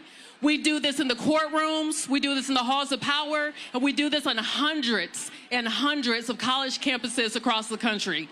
In fact, we are on 55 of the 107 HBCUs. We understand where we're at in this moment. If you give me just a second, I'm going to tell you a quick story about my family. My great-great-great-great-grandfather, Henry Carruthers, was enslaved, and he was born 1807 in Tennessee. He was last sold in 1847, and guess how we know this? We have the bill of sale. My story is not unique. My story is an American story. And there are so many of us like that who have that American story. My ancestor ended slavery in Pelham, Texas, and he founded a town that still exists today. There were early Juneteenth celebrations, and guess what happened at those early Juneteenth celebrations? Black men were registered to vote. After all these black men across the South got registered to vote, we had black political representation at every level of government in the South. But then Reconstruction ended. We had a Supreme Court. We had an occupant in the White House. We had some immoral state legislators. We had some white nationalist groups who forced the end of Reconstruction. And guess what? It took almost 90 years for black folks to get their rights back. 17 days ago, the Supreme Court gave us the final death knell of the Voting Rights Act. And I'm here to tell you, resurrection. I'm here to tell you we're not going to take 87 years to get our rights back. I don't know about you, but we are ready to fight. Are you ready to fight? Yeah. And guess what? This time, we have some heavenly witnesses. We have some new ancestors. Ancestor John Lewis. Ancestor Jesse Jackson. They are looking down on us as we get ready for this third Reconstruction. As we prepare for this fight, guess what we're going to do this time? We're going to finish that fight that our ancestors started. Thank you so much. Thank you, Rebecca. Next, we have a mad scientist, Norm Eisen, Executive Chair and co-founder of Democracy Defenders Fund. Go ahead, mad scientist. Get him. Thank you, Damon. Brothers and sisters, as I look around, I truly see that all roads lead to the south. But we're at a fork in the road. Are we gonna take that fork that curves around and goes back to the dark days of Jim Crow and the Confederacy? No! Or are we gonna take the fork in the road that leads to what Dr. King called the great wells of democracy that the founders dug deep? That's the road we're gonna take. At Democracy Defenders Fund, where I'm privileged to work with all of the wonderful members of our Democracy and Civil Rights Coalition, we have over 300 legal cases and matters defending what Dr. King called the promissory note of the Constitution and the Declaration of Independence. Yes, I will. I do it every day with my friends. Yesterday in Florida, we were fighting the power. We were in court fighting that gerrymander that is against the Florida Constitution, and we're gonna fight and win. Today we're here to fight with y'all for black and brown representation, for the voting rights of all, promissory note, and for American democracy. I treasure that democracy, and I'm extra motivated to fight because I'm the child of a Holocaust survivor, survived Auschwitz, and a Holocaust refugee who came to this country as an undocumented migrant in 1940.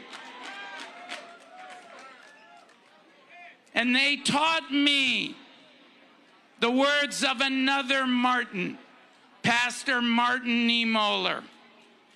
And he said in Nazi Germany that when they came for the socialists, I didn't speak out because I was not a socialist. And when they came for the union members, I didn't speak out because I didn't belong to a union. When they came for the Jews, I didn't speak out because I wasn't Jewish. And when they came for me, there was no one left to speak out. Well, we're gathered here today, friends, to speak out. We will never let that happen in the United States.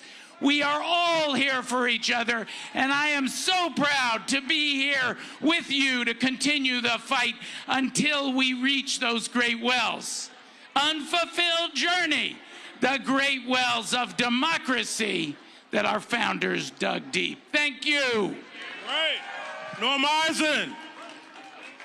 Look, we know lawyers don't always lead movement, but when movement needs a lawyer, a strategist, a legal mind, we've turned for decades to Sherrilyn Ifill, the head of the Center for Law and Democracy at the historic, the legendary Howard University School of Law. Sherrilyn Ifill. Thank you, thank you. This is going to be real quick. Those of you who are still here, you're here because you know something, so I'm going to take it to the next level and demand a little bit more of you. How many people here can read? You can read. Okay, so I know that you're saying you're going to vote. I know that you feel that we have to fight, and I feel you, and it makes me so happy. But I need you to vote smart, and I need you to understand the nature of the fight. That means you have to do some reading. And then you have to share that information with your children. Stop allowing your children to cut you off from these conversations. You have to tell them the cycle that we're a part of. There's so many resources out there, and you have to begin to tap into them. I have a Substack many of you follow, which I appreciate. The 14th Amendment Center.org will give you the whole history of the 14th Amendment and what they're trying to turn us back to and how long we've been in this struggle for the right to vote and to be politically represented. You have a list of organizations here whose websites provide you information with the cases and all of that stuff.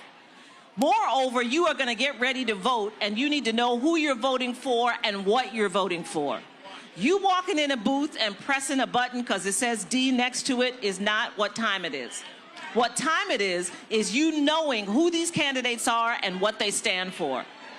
What time it is you voting not just the top of the ballot, but voting the whole ballot. You know that these people are going to try to steal an election. So if you are not knowledgeable about who's running for probate judge in Alabama, who are the officials who are in charge of elections in the counties, then you are doing yourself no service. If you are not voting for who the sheriff is, who's going to decide whether he connects with federal authorities or ICE to stand outside the polls, then you are doing us no favor. So can I ask you all to do the work of citizenship? Can I ask you to do a little bit of studying? Can you go on the Ballotpedia website, Ballotpedia, and put your zip code in and find everybody that's going to be on the ballot, and then read their positions on different issues and read what they stand for, so when you show up in the voting booth, when you talk with your children about voting, you can give them some information about who's on the ballot and what it means. We need to take this to a higher level. We need not only action, but scholarship. We have to stop playing like we just came to this fight. There's more sophistication we need to bring to the battle, and that starts with all of you. So I'm asking you not only to show up, but to inform yourself. We have to be smarter to outwit this power that's coming against us.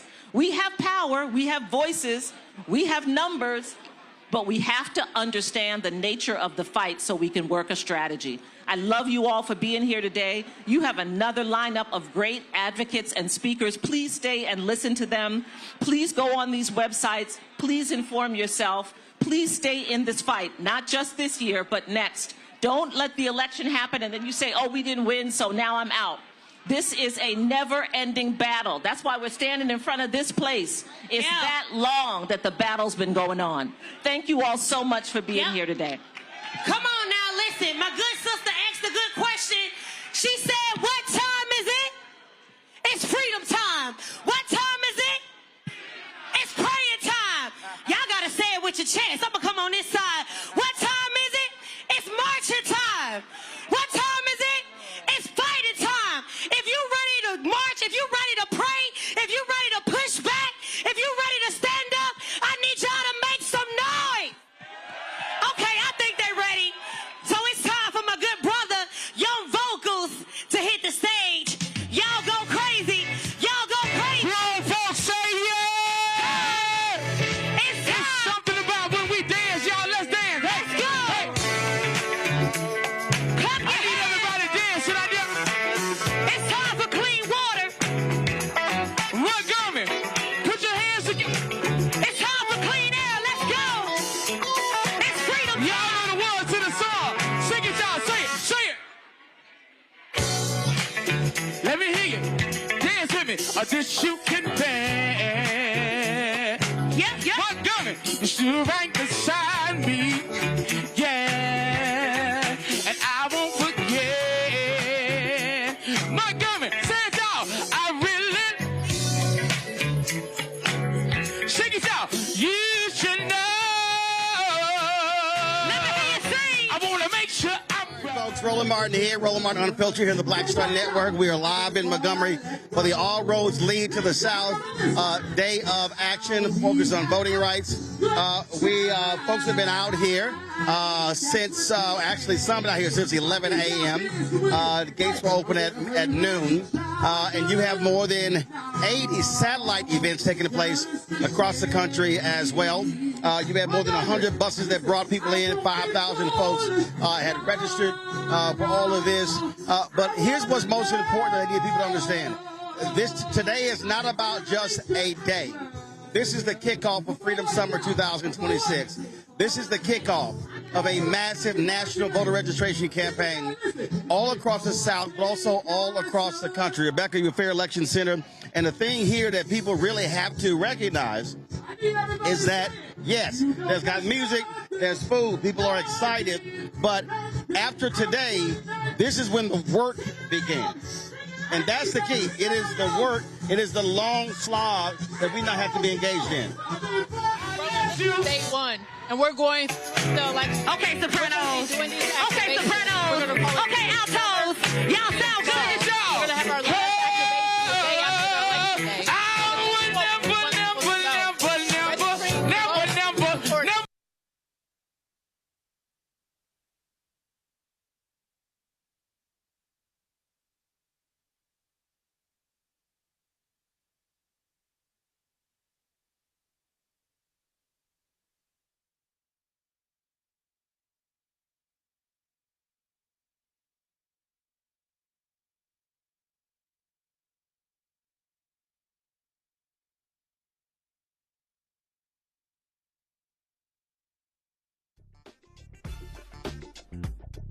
Never.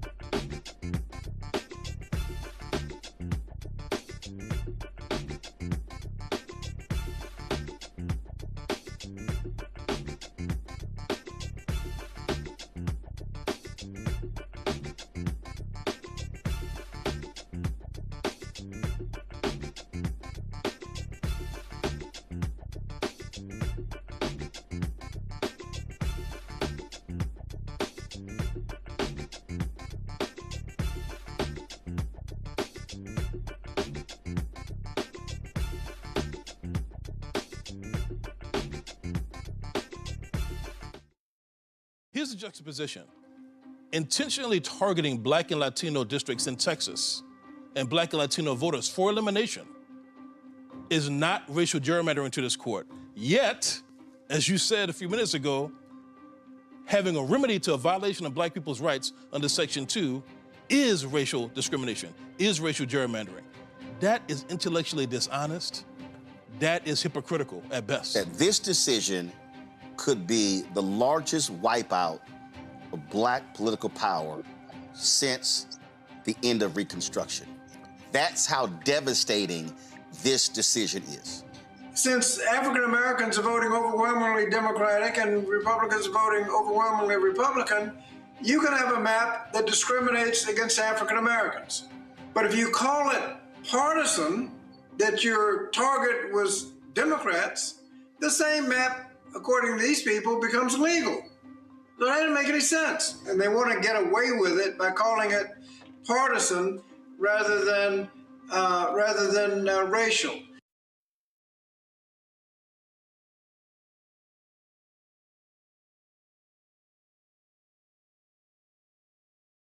And I can tell you, they're telling themselves because these people are not against partisan redistricting. You know, we are at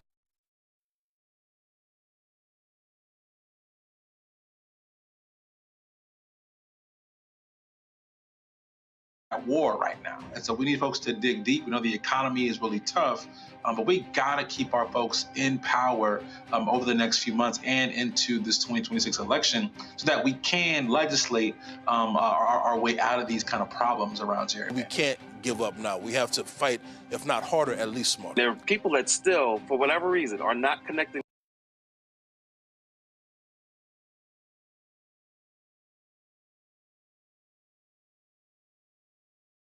the dots to whatever it is that you are feeling is directly connected to this issue. Like if you're upset because gas prices are high or housing affordability, guess what?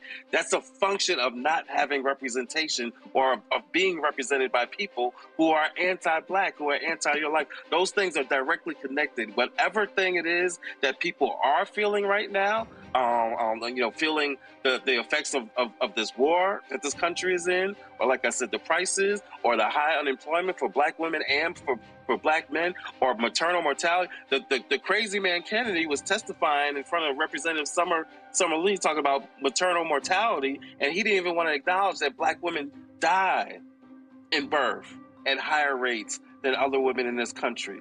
That is what happens when you don't have representation. They can literally control your health, your well-being, your lives, your economics. So all of these issues that we're feeling, all of the frustrations that we're having, all the stresses that we're having in our lives, one way or another, it comes back to, do you have people who are representing you, who have control of resources, who literally have control of significant parts of your life?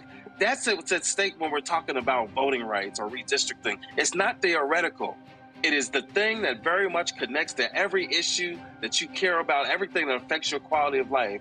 At the end of the day, it comes back to who is making decisions over your life. And now, 60 years later, we are watching that progress be ripped away. With its decision in Louisiana v. Calais, the Supreme Court has opened the door to a coordinated attack on black. All right, folks, Roland Martin here. We're back. We had a power issue, but it's always a plan B. Rebecca, you were talking about this is day one of what this action is all about. I got it. This is day one. We're getting ready to kick off Freedom Summer, and we're going into a Freedom Fall. In fact, this is going to go through the election, and it's going to go the day after the election, because we need people to understand registering to vote isn't enough. Showing up to vote and making sure your ballot counts isn't enough.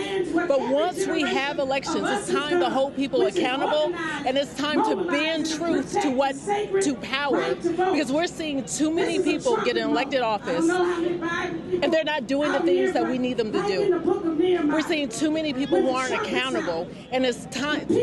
That time is over. Like I mentioned, the last time something like this happened that we saw with the John Roberts Court, it took 87 years for black people to get their rights back. We don't have time to wait 87 years to get our rights back. So this is a full-on fight, and this time we're going to fight to finish the fight. Well, and the thing when we talk about, no, leave it plugged up. Leave it plugged up. Bring me the phone.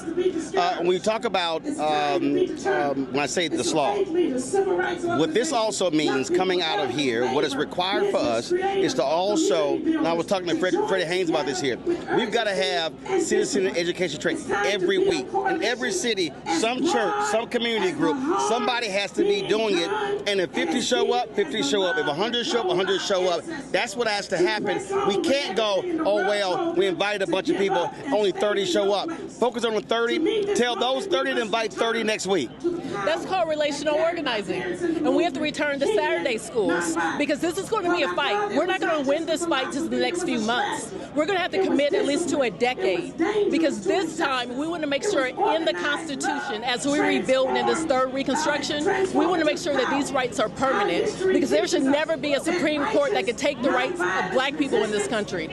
And we've had enough. We're not going back, and we refuse to take 87 years. And, you know, there's a book that I'm working on that speaks to black organizational leadership. And what I've often said is we've got all these black organizations. So we have capacity. It's simply unutilized capacity. So it's two things. We have to coordinate and have a unified strategy. One sound, one voice. The other thing is we have to fund the movement, because this costs money. It costs money to have people in every city doing the research, doing the work, and doing the training. This isn't something that can be done for free. And when I think about our second Reconstruction, the Civil Rights Movement, I think about all those celebrities and athletes who funded the movement. I think about all those corporations who are willing to fund the movement. And in this day and age, it's all hands on deck. Don't be afraid of the occupant in the White House, because he's only going to be here for so long. But guess what? We're going to be here after. After that's over, we're going to be here, and we need people willing to step up and fund this movement. You know what's one of the things that's interesting, and some, you know, I try my best to ignore stupid people, but you got some fool, Alex Clark -T8H, on here who said, we want to get paid just like Roland Martin was, $350,000. Well, first of all, I got to remind y'all that was for advertising during the campaign. And I love the Negroes who complain about us getting $350,000 in advertising. but they're silent on the white folks that got 600 million. And what they also don't understand is what you just laid out. And this is not about being arrogant or cocky, but folk gotta understand, this is called infrastructure. This event, we're streaming it out to 30 to 40 other pages across the country. We got crew here. We got crew in D.C., with a crew in Selma. That costs money. And so when people say, well, man, we need folk out here working. We need folk, well, you want folk to volunteer? It has to be funded. The movement has to be funded. Look, people would spend $200 to go to a baddie brunch, right? We don't need any more baddie brunches. What we need is actually real things happening in our communities because people are hurt. And in order to have real change, you have to have funding. That's the purpose of resources. Resources isn't for the sake of capitalism. It's for the sake of community. Right.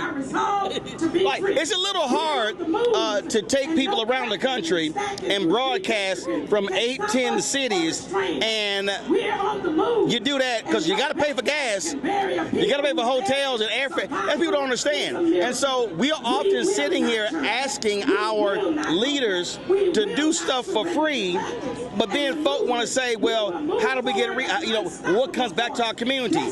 That's what happens when you mess about your political power. You put folks in who now can bring resources back to our community. Look, I have a staff of 32. That's 32 families that are dependent on making sure I'm raising money so they can get up every day and do their jobs. Like, this isn't something that happens for free, but here's the thing. We have to be willing to invest in our community. We have to be willing to invest into a better country. Because we invest in other communities. Don't you get weary. That dollar leaves so fast, doesn't it? But it's time that we keep that dollar in our communities so we can actually build a better future. Absolutely. Rebecca, always a pleasure. We appreciate it. Thanks a bunch. I also, y'all, she dressed for the weather. I told Cory Booker, I said, Cory, how you come out here with black shoes, black pants, black shirt, a black jacket? I said, you ain't spend no time in the South.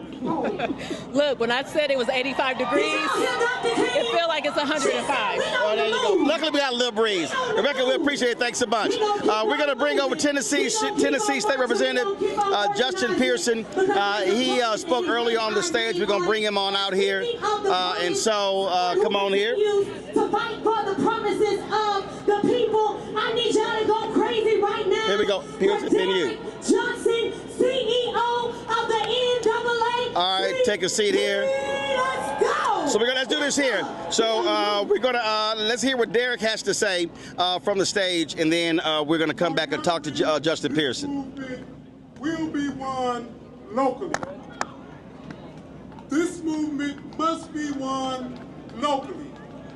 When the Supreme Court made their decision, within 48 hours, the Tennessee Legislative Black Caucus began to organize to get ready for the next week. When the Supreme Court made the decision, communities in Louisiana filed a petition to recall the governor within 48 hours.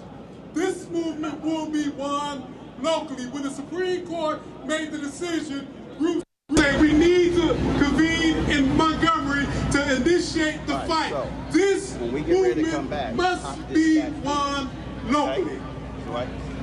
For those of you who studied the civil rights movement, it was never about a demonstration or a march. It was always about the people.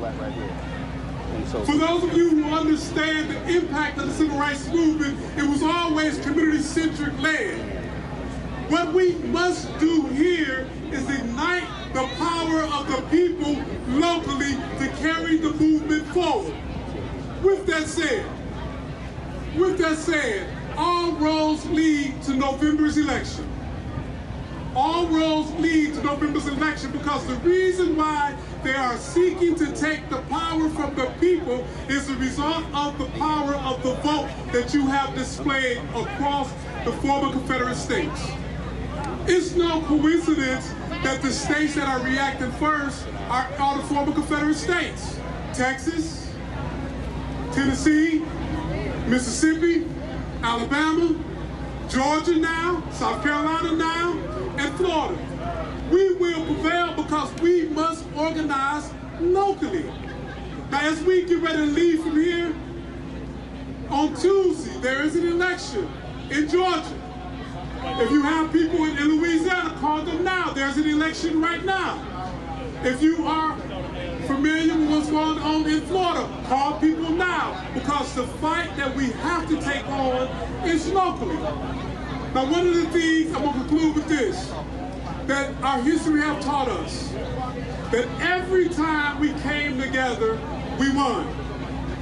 Every time we strategized together, we won. Every time we leveraged both our voices, our vote, and our money, we won. In this moment, we will win because we are in this fight. So when we fight, we win. When we fight, we win. When we fight, we win. Y'all keep it going for the NAACP.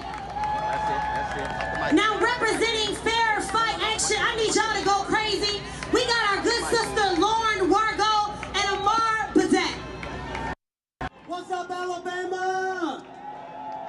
All right, folks. All right, folks, we're going to bring on Representative Justin Pearson, chat with him. Representative Pearson, listen, this battle, it's southern states. That's what the target is. But this really requires folk from everywhere to be fully engaged. Absolutely. It reminds me of the great matriarch of the civil rights movement, Mamie Till, when she said, you know, I didn't think about the problems in the South as being my problems as a person who lived up north. For black folks and people across the country of good conscience, you got to realize that the litmus test for our country's progress isn't Massachusetts and California. It's what's happening in Mississippi, Alabama, Tennessee, Texas. And right now, they're the Neo-Confederacy. They are literally reviving their ancestors' dreams of stripping away our voting rights, taking away our ability to articulate and challenge the systems of oppression that we're dealing with. Well, but the thing that I was talking to Congresswoman Joyce Beatty about this, and Congresswoman Ayanna Pressley about this. And that is the reason it all goes together, because if you get rid of these black members in the South, frankly, they're Democrats, they're not Republicans, then what you're doing is you're decreasing that representation, and now who controls the House, who controls the Senate, and so it all goes together. So if you're black in New York State, if you're black in California, if you're white in Illinois, well, guess what? This is impacting you because MAGA Republicans want to consolidate power, and they want to put those Democrats permanently in the minority. There is no way to get a majority for Democrats without the seats in the South. There's no way Democrats ever again have a majority in the House of Representatives, have a majority in the Senate, if the South does not have representation. And so it's no coincidence that a third of the seats are congressional black caucus members, or seats that are majority black or have the possibility for majority black representation. And so that is the truth. There's no, if you care about national politics, there's no national political power for Democrats if black people don't have power, and at least 50% of black people in the United States of America live in the South. So this isn't a place that can be abandoned. This isn't a place that can be neglected. And for everybody who's in New York, for everybody who's in California, Massachusetts, show up. I'm running for Congress. Other people are running for Congress. We're fighting in state houses. Show up in some committees. Show up with some organizers and say, we are in the fight for our life and for our democracy right now. Not only that, what I also say, and I've seen these folks populate on YouTube, and you'll have these folks who will go, oh, you're shilling for Democrats. Democrats haven't done this, haven't done that. I then say, okay, give me your 5 issues. My deal is very simple. Do I believe in expansive voting rights? Yes.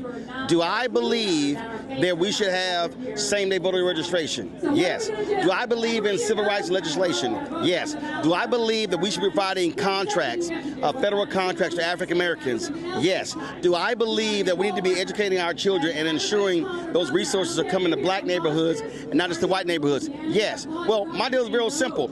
I will pull up candidates who are, so again, for me, this is not blue, red. It's not donkey, elephant. For me, it's black. I am making a conscientious black decision with my vote, and the reality is when I do that, it is not for MAGA Republicans.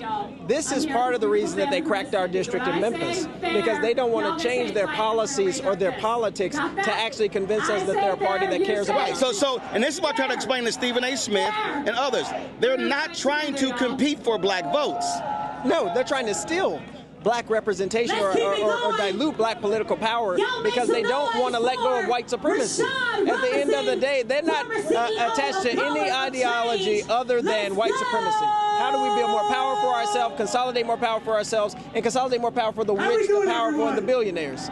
That is not the same thing that the rest of us need or are fighting for. And so they don't want to change how they're thinking about things. They want to steal and rig the election. So you were running for Congress. You were running against incumbent Congressman Steve Cohen. They've now changed the districts.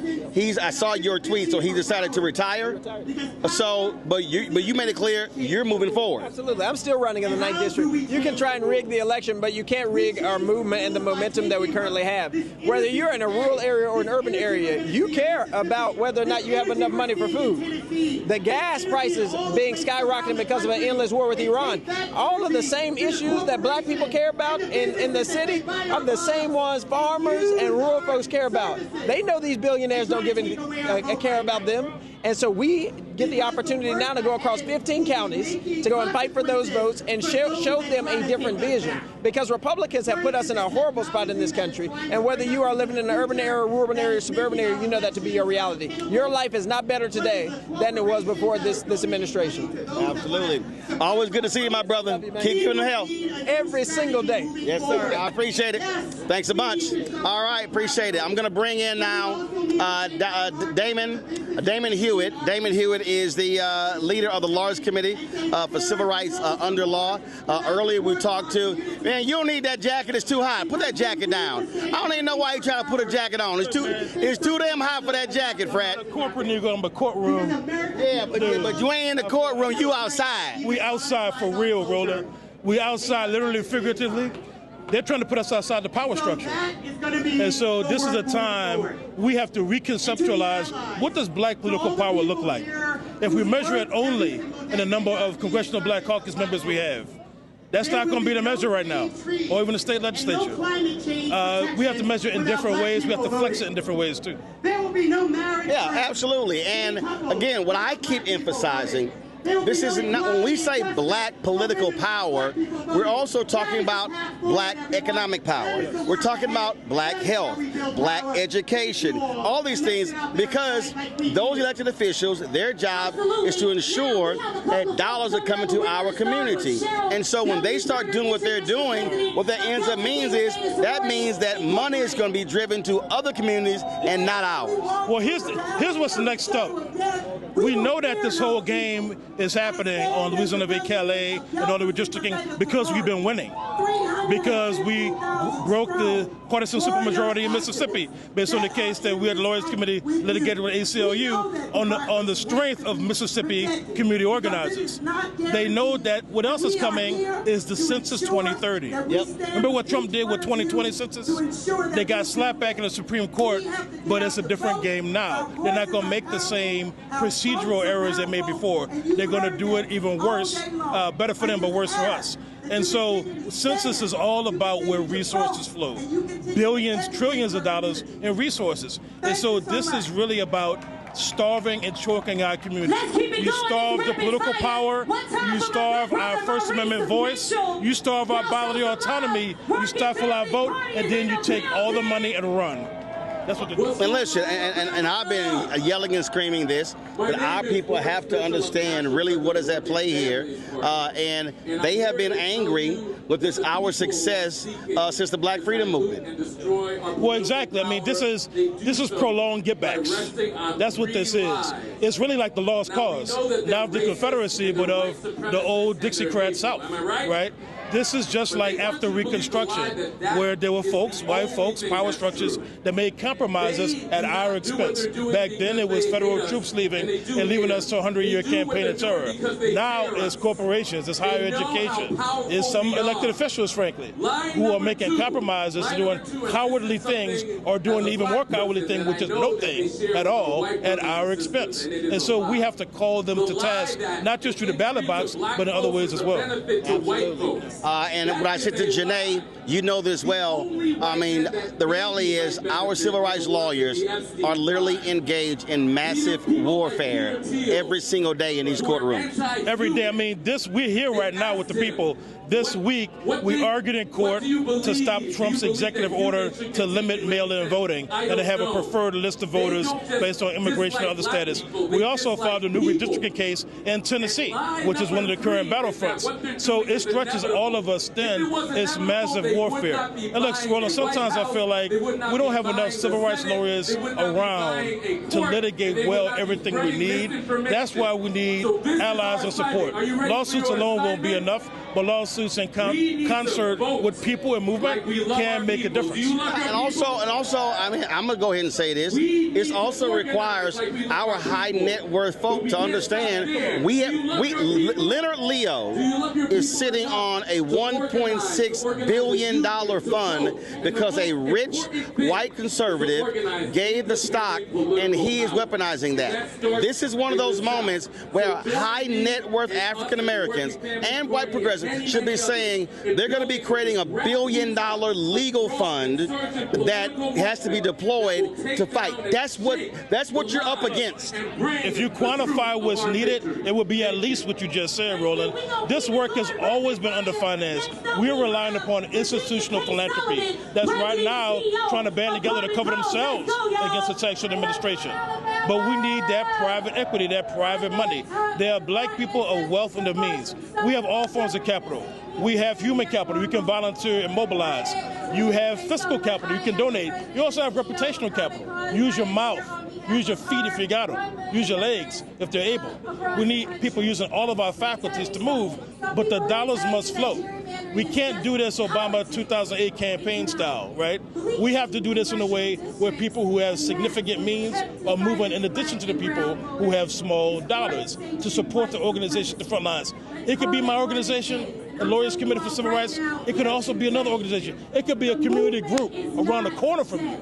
Support somebody. I talked to a group of black corporate executives just yesterday in New York City. And what I said was, I know you all write checks. You might do it on December 31st. I want you to write all the checks now. I want you to at least double the checks that you write now. Support some black organization.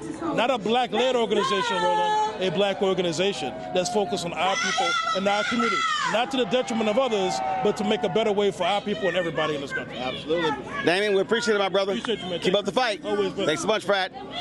Again, folks, the battle continues. The battle continues. So even though the crowd here is thinning out, listen, we've got thousands of people who have been watching us across more than 30 channels on Facebook and YouTube and Instagram today. They have been all over. They have been watching. They have been commenting. And what we need you to do is also, we need you to use your power. I need all of y'all to go to allroadsleadtothesouth.com. Again, allroadsleadtothesouth.com. I need y'all to sign up. Y'all give me 1 second, it's hot. So everybody, join Carl Lewis and us in making good trouble. The trouble. So I need to, listen, when you out in this heat, you got to stay hydrated. So that's what we got to do. So what I said made clear, what we have to do is, again, use our numbers. Go to allroadsleadtothesouth.com, and we need all of y'all to register. That's what we need you to do. All right, who's next? Come on, Rashad Robinson, longtime leader of Color of Change, joins us right now. Rashad, one of the things I was just talking to Damon about is that this is a moment where African Americans of means must band together and say, if Leonard Leo is sitting on a $1.6 billion fund that he is using to fight this strategy, then country and think folk gonna do it for free. Well, the problem that we have is if this work is only funded by white foundations, that does limit the possibility of what we can actually achieve. When you think about the right wing, their funders, their billionaires, their millionaires are actually more radical sometimes than their actual activists. And what they do is they create space for them to do all sorts of things. Imagine if the folks that were funding our movements believed in reparations, how much space that would provide. So I not only agree with what you're saying, but the other thing I'll say is that for the black folks who control the people who control things like endowment funds, who control things like the pension funds in cities and blue states and blue cities. Why do we have money inside of Bill Ackman's funds? Why don't we pull that? We actually, the government resources are helping in so many ways fund our oppression. And so I think about Bill Ackman's fund, BlackRock, all of those folks, Steve Schwarzman, they're all putting money into anti-black causes. Absolutely. And so sometimes I hear people say, what if like Illinois or New York or California succeeded? We don't actually have to go as far as secession. What if we succeeded with our money? What if the governors and the comptrollers and the state treasurers in those places started using the money around procurement? What if we started using the money to divest from companies that are putting us in harm's way? I remember back when I was taking on Facebook, I would have never been able to show up to the shareholders meeting if the New York City comptroller did not use their shares to proxy me in to actually go after that company. But let's take it a step further. And so you're absolutely right. We will always lose in the back rooms if we don't have people lined up at the front door. And it's not just the front door of capitals like this, it's the front door of the places that keep our money and spend our money and fund our oppression. Then I love these people, these simple Simons who say, no check, no vote. Okay, here's my question. Are the Republicans cutting you out a check? No. See, I mean, that's what trips me out. They ain't cutting you a check. It's a lazy strategy. It's a strategy like voting is about picking your opponent, picking the person you're going to fight with. I remember when I built the district attorney strategy where we went after and we elected folks like Larry Krasner and Kim Foxx and Amber Sayala. Some of those folks are really great, but I knew that they were going to go into offices where we would still have to challenge them. We were picking our opponent. I remember when we got Anita Alvarez out of office in Cook County and we put Kim Foxx in. Kim couldn't be perfect in that seat, but what we knew is that before Kim Foxx was in that office, activists weren't even let up to the office by Anita Alvarez. When Kim Foxx got there, we got up there. We got to do real work around changing, getting people let out who had marijuana arrests, about stop prosecuting for low-level offenses. That was about picking the people we're going to fight with, pick the people we're going to argue with. Imagine if we were all able to fight with Kamala Harris right now. Imagine if we were all able to battle with her, demand things from her. That's a much different position to be in than the position we're in now. And so the stupid idea that you gotta like love everything about the person you're putting in office actually is it defies what our ancestors actually have fought for and built, and how we are actually in these seats we're in right now. It's because people recognize that they had to move things. Even when they couldn't move everything. Yeah. I mean, listen, I think back when Herbert Hoover ran, here was a white man who was a Republican who was leading the Lily White movement. Yeah. And there were black folks who voted for him because they said, we know what he's doing, but we know what his evil Southern Democrat self is going to do. Yep. That's a good one. It's like, I mean, this is strategy, and we have to be in a much different conversation about what that looks like. I mean, this is also why I talk a lot. My book that comes out in July, I talk a lot about profiteering. I talk a lot about corporate power. I talk a lot about the corridors of power, whether it's like government, big tech, Hollywood. How do we have a strategy that takes on all the places that put us in harm's way? And in this era where we're not going to achieve everything through government, we're also going to have to look at how do we take on those places that make the decisions on our lives? And how do we think about power, not just as the written rules of policy, but the unwritten rules of culture? Rashad Robinson, I appreciate it, brother. Thank you, brother. I appreciate you. Thank you. I appreciate it. All right, y'all, that's Rashad Robinson there.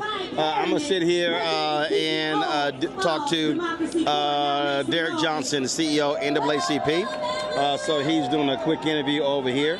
So we're going to wait on him. As I said, we're getting to the conclusion. It is a 5:03. This started a little late, so we're in the final stage of our speakers right now. And so we are going to be closing this up very soon. And so what I'm doing is, like I say, waiting on Derek Johnson to finish his interview over here before he comes over. And so he's making his way over here right now. And so we'll take a few questions with him. Derek Johnson, CEO, NAACP. Derek, we had thousands that registered. Buses came from all over. And what I have been saying, day, moment, but this is the kickoff to what has to be summer, fall. Take it through November, but also beyond November. 27, getting ready for those elections in 27, the state races, the local races, then 28. And so we cannot act as if we have a breath when it comes to elections. There are elections somewhere, somehow, every year in this country that we got to be motivated and in position to impact. But you know, the system is working just like they designed it. We got to break it. We got to overwhelm it with votes so we can break what is happening. It's no coincidence that a Supreme Court decision will come down and the former Confederate states are reacting the way they are, starting with Tennessee, Louisiana, right here in Alabama, Mississippi, Florida, now Georgia, South Carolina. We are in a moment, it's an inflection point, where we have to move away from this big national conversation and get to local communities and organize in states, because the fight is in those southern states, and the fight is where 55% of all black folks live. That's the former Confederate states. How are you positioning? You've got some 2,000 chapters. And so what is the directive that you are laying out to them to how they need to be moving? NAACP, nonpartisan, speaks to an agenda, not a party. But what is that plan of action for those massive number of chapters? Well, everything we do has to lead to November. We built out a robust database. When we convene in Jackson, Mississippi on the 20th, we will have people from all across the state. They will leave there with their assignment. Everything we need to do is about the assignment. It's not about the speech. It's about the work, the outcome. The outputs are great, but the outcome is what we're looking for. So across the southern landscape, majority of our members and units are in the South. The work that we have to do is in rural communities, in suburban communities, and in urban areas. And our job is to impact the formation of public policy, and you got to do that at the polling place. One of the things that I have said directly to white politicians, white leaders, I'm like, yo, we know black folks, we need y'all to go talk to white folks. Y'all need to be having those conversations. I told Senator Bernie Sanders direct, I said, you need to be having the hard conversations with white people in West Virginia, Oklahoma, North Carolina, South Carolina, when it comes to the issues. I'm like, we get it. And that needs to be happening. And I think all too often, a lot of these white elected officials or organizational leaders don't really want to have that tough conversation with their own people. You know, we represent 13% of the population. We can anchor a movement because of our moral arc, but they got to do the work. At the end of the day, I don't want to see white people come to my community talking to our folks. We can talk to our folks. We need them to talk to their folks. Someone mentioned the equivalence of this was a Supreme Court decision around abortion. I say, no, how is that the case? He said, well, it encouraged white women. Well, white women voted almost 52% for Donald Trump. So we, at some point, it has to break. White supremacy cannot be the order of the day. If you're going to have a true representative democracy, other communities got to stand up in this moment. All right, then. Last point here, and that is what I've said, everybody has a role to play. This is not, there's a lot of our folk, a lot of young folks, your brothers and sisters I heard in 2025 said, oh, we're tired, we need a break. I'm like, all right, I gave y'all 2025. I don't want to hear that break shit in 26. I'm like, this is all hands on deck, everywhere. You know, there will be a catalyst moment, whether this is the spark, the Supreme Court decision spark, but we got to wake up. If you care about economics, this is important to you. If you care about education, this is important with you. If you care about, you name whatever the policy issue, this must be important for you, and it has to be intergenerational. We can't go to this young versus old, male versus female. It got to be us for us in this moment for black power. Absolutely. Derek Johnson, President, NAACP. We appreciate it. Thanks a lot. All right, thank you. All right. Take care. Folks, again, we are almost coming to the end. We still got some speakers on stage. So let's just do this here. Let's go to the stage and let's hear some of those speakers. And then we come back. We're going to talk to the State Representative Justin Jones. So we're going to go to the stage right now. At the center of every movement that has happened in the world. Show some love for Black Women's Roundtable and Black Youth Vote! I was trying to see how long I can hold it. Hey, I'm Tamika Ramsey Brown from the great state of Michigan, because we have people from Michigan and Mississippi, and we gonna fight for y'all like we want you to fight for Michigan. I'm Cassandra Brown, Florida Black Women's Roundtable. They are arresting our sisters in the legislature and they are taking our seats, but we are still here. We are still here. I am Sandra Lee Williams and a member of the Black Women's Roundtable from Georgia. I represent workers. That means I am a member of labor, and I'm glad to be here, and I want you to repeat after me. When we vote, we win. I'm Christina Q from South Carolina Black Women's Roundtable, and right now Donald Trump is trying to take our maps and trying to make it more Republican, but we are going to fight back, and they're going to wake a giant that they cannot fight, and that's our people power. Hey, hey, hey, Alabama! I'm Commissioner Sheila Tyson. I represent Black Women Roundtable for the state of Alabama. I want you to know the game hadn't changed. Instead of sticking the dogs on us, they're putting... Hey y'all, welcome to The Other Side of Change, only on the Black Star Network and hosted by myself, Rhea Baker, and my good sis, Jamira Burley. We are just two millennial women tackling everything at the intersection of politics, gender, and pop culture. And we don't just settle for commentary. This is about solution-driven dialogue to get us to the world as it could be and not just as it is. Watch us on the Black Star Network, so tune in to The Other Side of Change.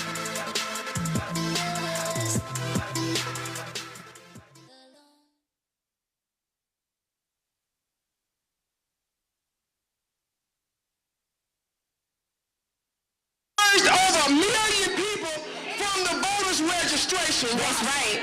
So we are in the fight of our life, and we're going to win, and we're not going back. Let's go one time. This is Deborah Scott from Georgia Stand Up. We are members of the Black Women's Roundtable. Say Black Women's Roundtable. Black Women's Roundtable. Black Women's Roundtable. Black Women's Roundtable. Black Women's Georgia is in the house. We have a legislative session. All the things that they're doing in all the states, they're coming to a state called Georgia. Meet us at the Capitol on June 17th. We're going to turn Georgia blue. Next up, we have Black Youth Vote. Let's go. We got 1 minute, rapid fire. Hello, everybody. My name is Daryl Coles, National Project Coordinator for Black Youth Vote. And it's truly an honor and pleasure to be standing among you amazing fighters right now in this critical time in history. As we all know, all roads lead to the South, and that's because the South isn't just a region, it is the heartbeat of the movement, it is culture, it is political power, as you could clearly see from all the speakers that came to speak to you guys today. So I just want you guys to know that Black Youth Vote and Rise, as long as we have breath, we will make sure the South continues to lead, and we will fight for a democracy that fights for all people. And with that being said, please help me welcome Angel Purdue. Give me 30 good seconds. Hello. I just wanted to say that when we show up, we show out. And voting matters. We have to show up and we have to gain back our power. Let's go.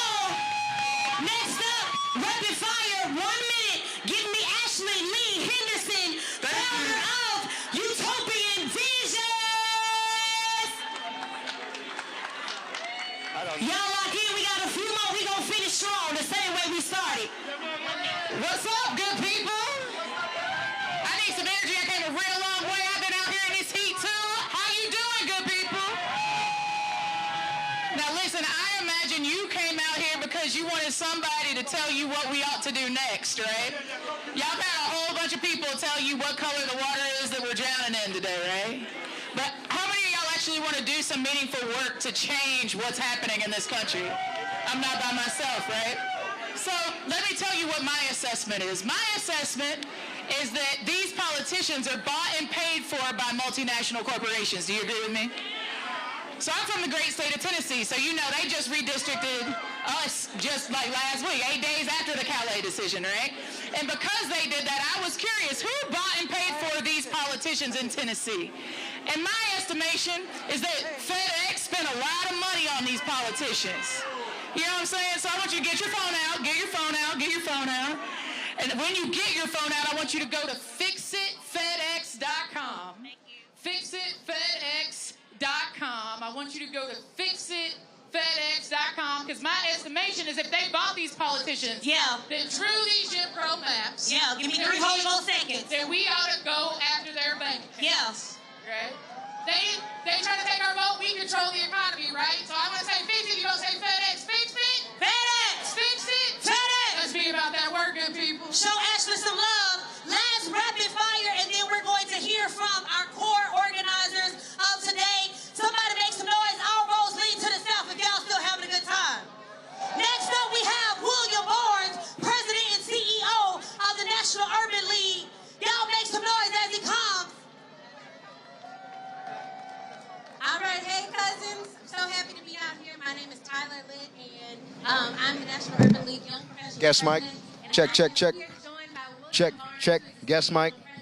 Of the Birmingham Urban League. And one, I want to commend him for letting me have his time for this rapid fire. So thank you so very much for allowing me to speak in your hometown. I represent over 10,000 young professional leaders who are supporting the National Urban League and the work they are doing across the country to empower lives and change communities. There's something so surreal and beautiful about being in Montgomery. It's all about responsibility. And as a young leader, I want to say we are here today, tomorrow, to that call. We are the leaders that you have been looking for. Selma was never just about a bridge. Montgomery was never just about boycotts or a march. And justice was never meant to be temporary. So we are ready to fight and to make sure our communities are protected and empowered. History and the world are watching, and I'm more confident now than ever that we got us, we got this, and let's get to work. God bless you. Y'all give it up for it. Give it up. Let's keep it going. Now, when I say all roads, you say lead to the south. All roads, you got to say it nasty. All roads. Yes, sir. Now, I need everybody forward. I need all of your cameras out because we're going to introduce the organizers, the visionaries of today's event. Oh, wait a minute. Hold up, wait a minute. Y'all thought we was finished? Y'all still feeling good? Come on, we got a quick word. Y'all show some love for Brother Vince Evans. Y'all still with us? All right, we're about to end, but before we do that, we got Pastor Glasgow, but I want y'all to wait 10 more minutes because today could not happen without some very powerful leaders in this country. When the Voting Rights Act decision came down a couple of weeks ago, there were a singular group of leaders who pulled this off. Y'all, we pulled this off in 8 days. That's what y'all did. So, Pastor Glasgow, I'm going to get you to come up here for your 1 minute, and then I'm going to introduce the people who brought us here today. I don't know how I'm going to do this in 1 minute, but let me tell y'all something. Get your phones out. Get your phones out real quick. Text somebody right now. Tell them I need them to meet me in Washington with Thompson Nan. We're going to do a march on Washington on August 28th. Text that right now, August 28th, march on Washington. Let me tell y'all something. Voting rights is connected to housing rights, connected to education, connected to everything that we have. When we won the lawsuit in 2008, we could take that same lawsuit according to due process by them locking people up, by information, not grand jury indictment, and then we could get everybody's voting rights back. I need y'all to get in touch with everybody you know, get in touch with people. We got AJI, and we got all different organizations, the Alabama Justice Initiative, TOPS. We got all the people that's finna come before you, and they can tell you, get with somebody.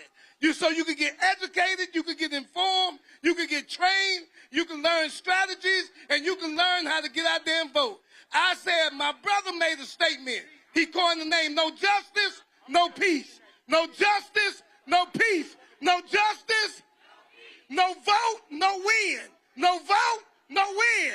No vote, no vote, no vote.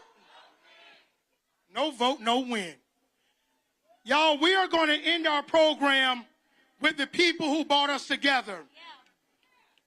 The first sister I'm going to call up is a generational leader. She leads the Legal Defense Fund that has come to this state for decades, fought for over 80 years. This is the woman who went to the United States Supreme Court and argued this case. I am pleased to introduce the Director Counsel, a bad, powerful sister, the Honorable Janae Nelson.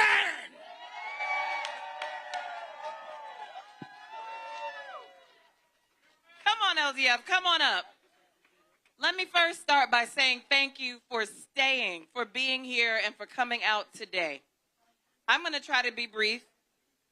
I also want to thank our co-conspirators in conceiving of this amazing moment and getting everyone here. I want to especially shout out Dewana and Trey and all the organizers who did the work. Exceptional, exceptional. But let me say this. They say that justice moves slowly. I say sometimes it needs an accelerant. Sometimes you have to throw some gas on that flame. And what we did today did just that. We showed up and we said that that defeat in the courts does not mean a defeat in the streets. That we need to not sit on the sidelines. We need to come out, be outside, show our faces, be together.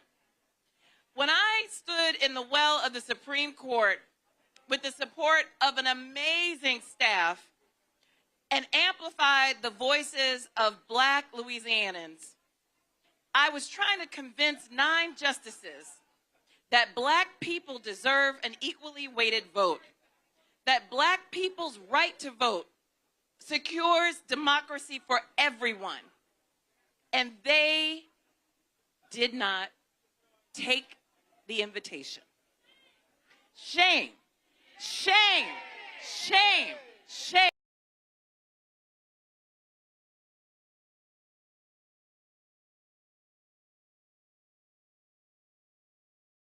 But we need a Supreme Court that we can rely on to do justice. We need a new democracy where D.C. is a state. We need a democracy where there is a positive right to vote. We need a John R. Lewis Voting Rights Advancement Act. We need state voting rights acts across the country like we just got passed in the state of Maryland and we introduced in Mississippi, Alabama, Louisiana. We need a revolution of democracy because our founder, 86 years ago, Thurgood Marshall, taught us one thing among many, and that is that this is our democracy. We built it by marching in Selma.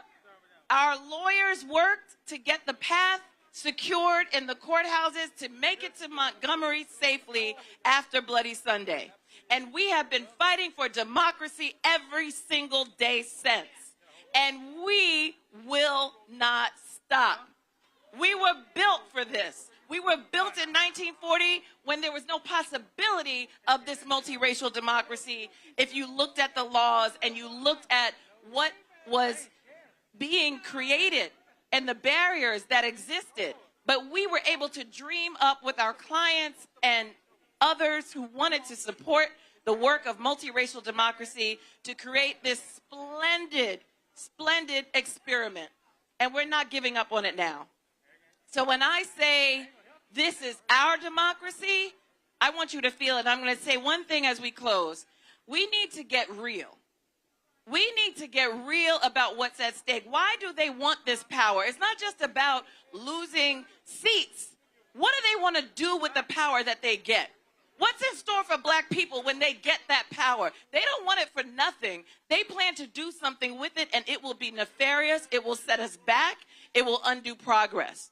So we also need to get real. REAL. We need to register to vote and get everybody else registered in our orbit. We need election protection. 1-866 Our Vote and Black Voters on the Rise, which is what LDF does every single year, year-round, local elections, day in, day out. We need to hold our elected officials accountable. We need accountability. Know the numbers to all of your elected officials and call them when you don't like what they're doing. And finally, we need to build local power. Register, election protection, accountability, local power. Let's get real.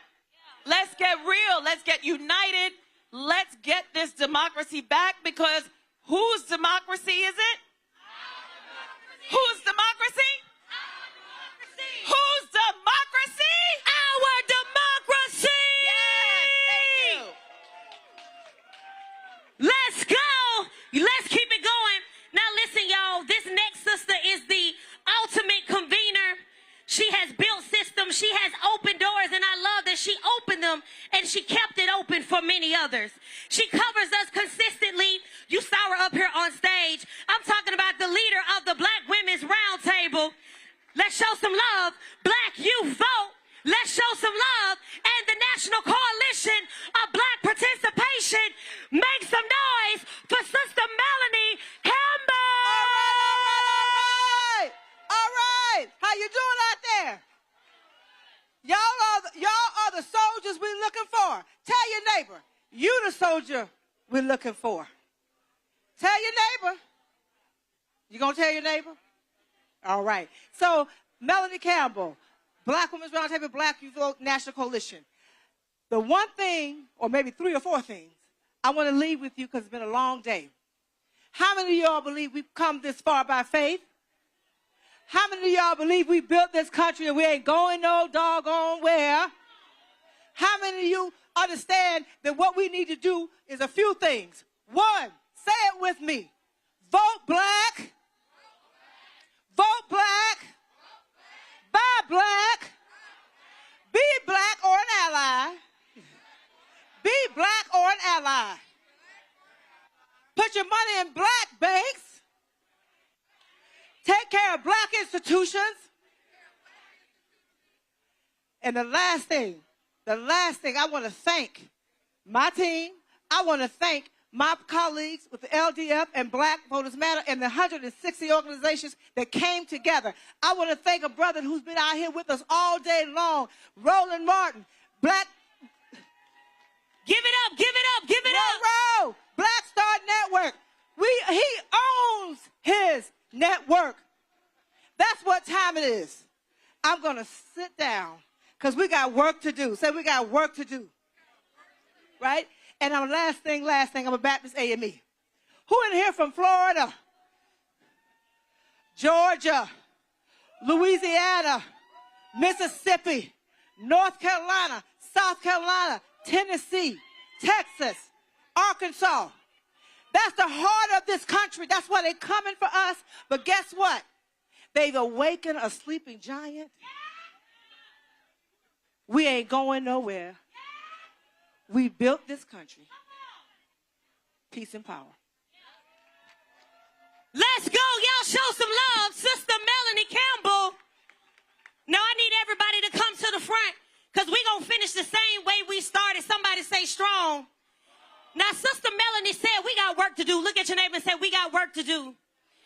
John 15:16 says that we will have an opportunity to bear fruit. Fruit that will remain, fruit that will outlive us, fruit that will touch generations to come. Now, these next 3, one for the Father, Son, and the Holy Ghost, they have fruit, y'all, where they have invested millions of dollars into black communities, black organizations, mobilizing millions of black voters all over the country. So when I say black voters, I need you to say matter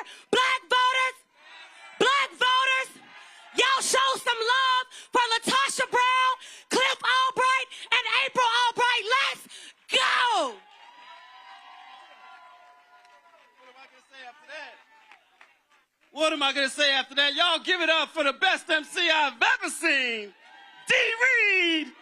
Come here, D. Reed. For those of y'all who don't know, you may have seen some protests going on in Alabama last week at the Capitol. You may have seen somebody getting dragged out of those special hearings that they were having. And as they were dragging her out, she was singing. You going to sing for us tonight? Deep in my heart, I do believe, what you believe? That we shall overcome someday. All right. D. Reed. Y'all, we're not going to talk long. For those of y'all who are old enough to, you might remember the Def Comedy Jam and Russell Simmons used to come out. And what would he say? Thank you for coming. God bless. And good night. Right?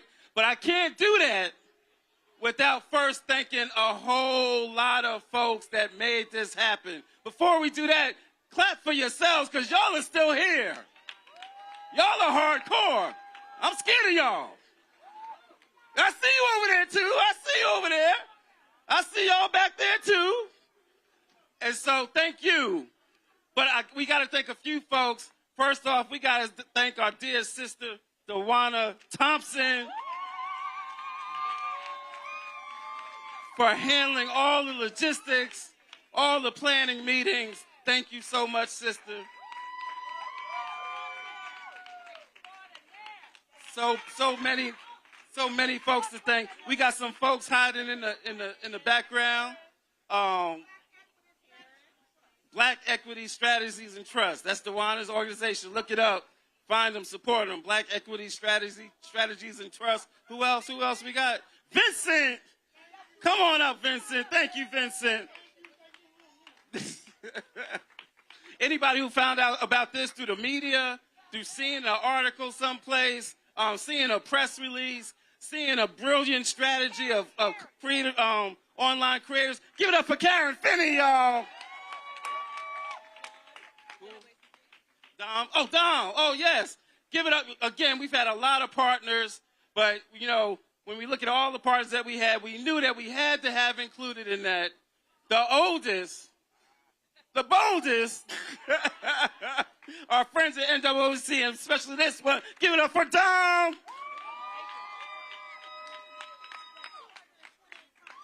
That's right. We got to give it up for the 228 partner organizations that signed up. We got to give it up for y'all. We had a lot of folks out here, but guess what? We also had over 80 satellite events all across the country.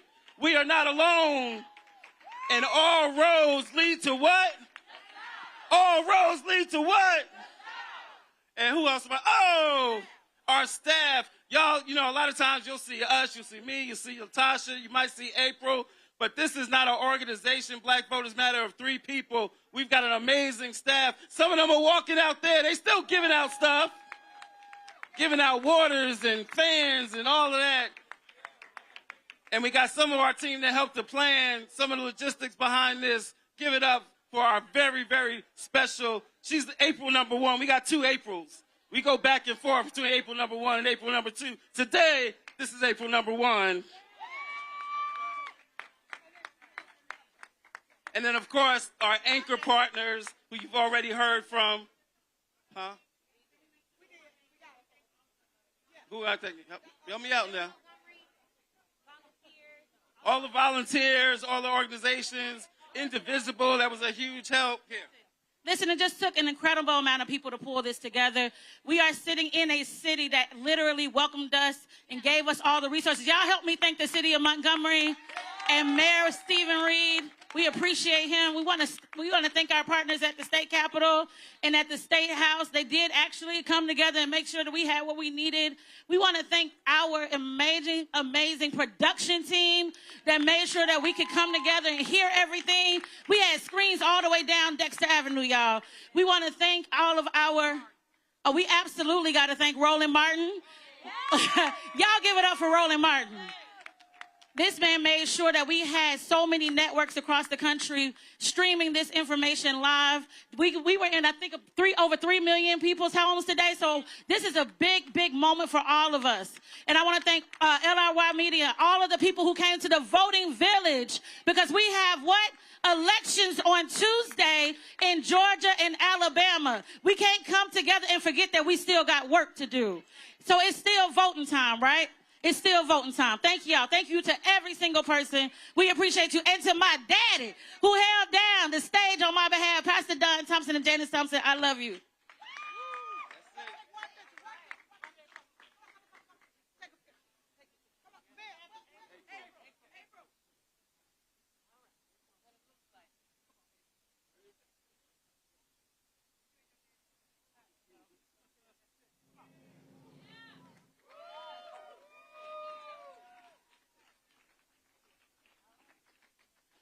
I believe that we will win. I believe that we will win. I believe that we will win. I believe that we will win. I believe that we will win. I believe that we will win. Take it away, DJ.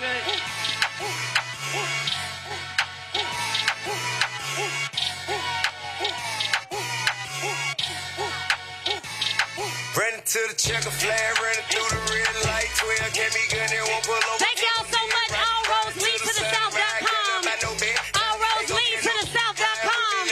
We about to let them know. I see your sister on the grass. She said I ain't tired. I see Miss Betty represent Mobile. Okay? Yeah. Let's go. Shout out to the bros. Omega Psi Phi. Alpha Phi Alpha. All the D9s. Got to let them know. I see you rolling. Let's go. Yeah. 1906. Shout out to Alpha Kappa Alpha Sorority. Zeta Phi Beta. Phi Beta Sigma. Let's go. My foot up on the gas. Yeah. I'm blowing money fast. Yeah. We on they, you know. Got to let them know. We let them know Tuesday, y'all, is election day. All right, folks, that concludes All Roads Lead to the South. This thing started 9 a.m. local time. We were in Selma. Of course, covering what's happening there. And so that started with a church service there. Then there was a solemn march that went across the Edmund Pettus Bridge. And so that was taking place there. And then we came here to Montgomery, where this event started. Again, this started about 4.5 hours ago. A number of speakers here. We talked to a number of elected officials, grassroots activists. Y'all, this is about the kickoff to Freedom Summer 2026. If you understand the history of Freedom Summer, it was when those black and white young folks traveled down south to Mississippi, to Alabama, to register folks to vote. The work of CORE, the work of SNCC, the work of SCLC, the work of the NAACP, National Congress for Negro Women, National Urban League, the Big Six organizations, the work that they put in made the Black Freedom Movement possible. And that's what this was all about. And so what we have to understand is what is going on right now. Obviously, one of the organizers of this joins us right now, Cliff Albright, co-founder of Black Voters Matter. Cliff, folks were sending me a text. They were like, well, hey, how does all have, this all started literally 7 days ago. It was a chat, and it was like, well, what are we going to call this thing? And so all of this was put together literally in 7 days. Literally in 7 days. And the only way, and really the origins was really that we were all feeling the same thing that everybody else in our community was feeling. Like all the pain that was out there in our communities, we felt that, right? It hit us. We knew it was coming, but like a gut punch, it still hurts. And so we got on that call, was like, y'all, we got to do something. Y'all, folks are showing out in these states. Folks are showing out in Tennessee and Alabama and Louisiana. And we said, that's great, but we've also got to have a national response. And like you said, that was 7 days. there were folks that thought we were crazy to even try to do anything. And I think to get this turnout, to get this number of participants, and it wasn't just about here. Right, that's the key. It wasn't just about Montgomery. That's right. Those 80 satellite events were also critically important. That's right. And that was all over the country. California, New York, Ohio, satellite events all across the country, and folks coming from all across the country.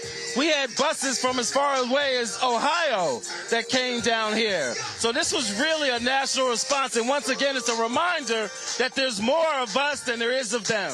Absolutely. And it also shows why there has to be organization mobilization, why it has to be data collection. It can't just be, people say, we got to do something. We got to do something. Okay, what you going to do? That's what it has to be. And it's got to be done in a way where, some folks are willing to put some stuff aside. So, like, we were very intentional. The first hour, maybe even hour and a half of today was nothing but the states. It was organizers from the southern states. It was state legislators, state reps from the southern states. Some congressional representation from the southern states. It was all of that for the first hour and a half before we got to one single national organization. That's because we were committed that this national event, that this national call had to somehow support all of those activities that are going on, not just last week, not just this week, but for the rest of this Freedom Summer and Freedom Fall. And so we also made clear this is a day. The point of a day is to go to a second day, a third day. And so this was a day of action. Now is when the work begins. You got an election in Louisiana today. You got voting for another hour and 20 minutes. If you're Louisiana and you're black, we need you voting. That's what we need you doing. But you got election in Georgia and Alabama on Tuesday. You got election in all these other places happening as well. So joining us right now, Latasha Brown. She also co-founded Black Lives Matter. Melody Campbell, National Coalition of Black Civic Participation. And what I was saying to Cliff is that, okay, one day this event is over. Now it's Monday. It's Tuesday. It's churches. What are they saying in their pulpits tomorrow? Then it's Wednesday and Thursday. And so folk have to understand that's when the work begins. Begins. This was just an altar call. We're telling people that they got to come out and we got to do this work. This is about our lives, and it's not just about vote. It literally is about our agency, and we need people to understand how serious this is. This isn't just about voter suppression. This is around the silencing our voices and also taking money out of our pockets, shifting the resources from us. So folks got to know what time it is. It's nation building time. Absolutely. And Melanie, we talk about again being on the ground, being in the communities. Everybody has a role to play in this. It can't just be 1, 2, 3 organizations. Everybody can do something. Hey, listen, I don't care if you're national, state, local. It's one unit. It's one movement. And so I think that it's really important as they take those congressional seats, especially where there's governor's races. And so we tell our folks, okay, don't blame it on Donald Trump. We know he did what he did, but DeSantis in Florida took your 4 seats. There's a governor's race in Florida. There's a governor's race in Georgia, right? And so our people know that the power we have, when you look, and I know you talk about it all the time, we got the numbers to decide who the governor, the state, the secretary of state, all the way down the ballot. And so that's what we want to get people to focus on around the vote. And lastly, this is our opportunity. She talks about it all the time. New nation. It was our opportunity to tore it all up so we get to help build what we want it to be. There's 3 things. We want people that 3 things that folks can do. One, it's important for you to have a political home. You have to connect with one of these black organizations. It doesn't matter. It could be Black Voters Matter. It could be the National Coalition. But you need to connect with the organization. The second thing is you got to do some work. You got to put some boots on the ground. Every Tuesday we do texting. You can go on our website, sign up, volunteer, and do some work. The third thing is you got to multiply yourself. It ain't just about you voting. Each of your vote needs to turn into 10. 10 to win. That's how you got to be thinking. And then the other thing is we got to to fund our work and our movements. Just like this show, we so grateful that Roland Martin is out here. This brother always shows up for us. You got to support this platform so that we have an independent black platform that we can get our work out and our music, and get our news out. So please become a subscriber to the Roland Martin Show. Thank you, Roland. Well, and listen, this is not about patting on the back, but I do need our people to understand. The press riser is empty. They gone. They gone. And what our folks have to recognize, and again, how people think, you had 5,000 people that registered, but you had 30 times that have been watching all day. So if you don't use technology to now speak to people who couldn't make it here, you're blowing the opportunity. So that's why what I keep telling people, if you're having a local action, stream it. Don't just talk to the room, because the people who can't show up in the room, but they can still get the information. And so we got to be using technology, Cliff, in order to drive our messaging. We got to use the technology, and we got to be willing to invest in our institutions, to invest in our media, to invest in our online media, our content creators, our black newspapers, or our black journals that still have their own websites or whatever. We've got to invest in that. But the other thing it shows is the flip side of that economic argument. One of the speakers that we really wanted folks to hear from in terms of laying out a longer-term action and campaign was our good friend Ashley Henderson, who has a whole campaign that she has come up with targeting FedEx, which is based in Memphis. So if they're going to cut up Memphis into 3 districts, our expectations is that the corporations that are based there aren't just going to sit back and watch that happen. And if they do watch it happen, then they don't deserve our support. Not only don't they deserve our support, but they need to be disrupted. It's the same strategy that we used back in 2021 when Georgia was doing voter suppression, and we called out the corporations like Coca-Cola and Delta and Home Depot. And so there's a double side to this economic strategy. Yep. We got to invest in us because we got us, but we also got to make them pay when they allow for the oppression and suppression to happen.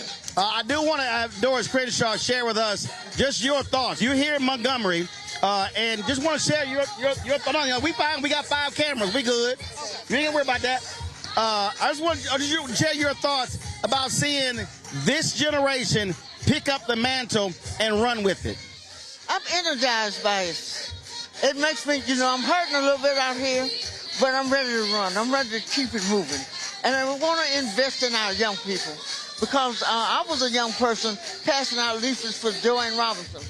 And the young people today are very interested. They need direction. But women and youth propel all of the major movements in the world.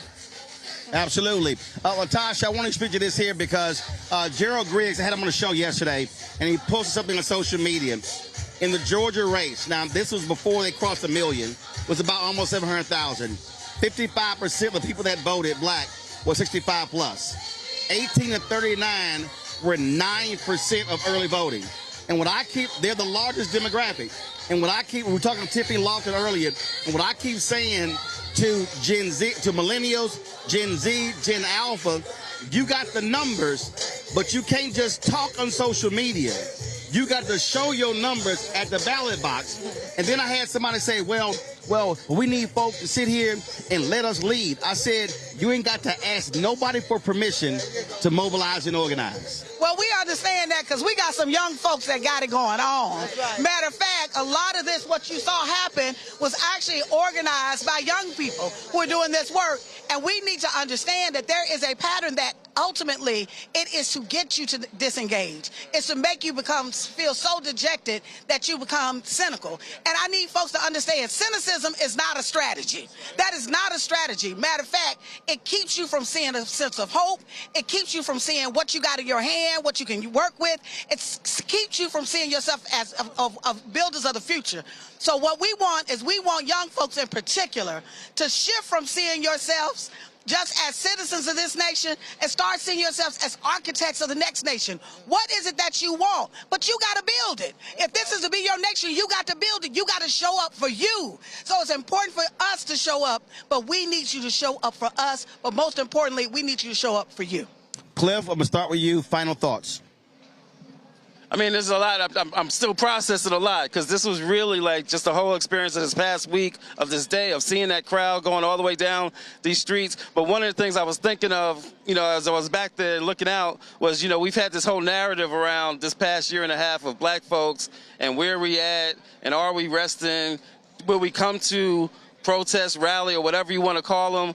I feel like this is an inflection point, right? I feel like a message was sent, many messages were sent. Some of the messages were sent to those who would try to oppress us and try to gerrymander us, and it's a message to them that we're not having it. But I also feel like it was kind of a message for ourselves, because basically what we're saying is we back, y'all. And we out here. We in these streets, and we're going to be in these streets until we get the wins and the justice that we deserve. Melanie? The last thing I want to say, first of all, is thank you. Thank you again, Roland, because it matters that we are able to get this out to our people. One of the things that we were really wanted to make happen is make sure people it's not just about the South, although we're as powerful as we are. This is about everybody. And so I think what was important that we also built coalitions with the local, right, the state and the national, and some other multiracial groups, because what's happening to black folks is not happening to black folks. What's happening is happening to America, but we're taking the hardest hit.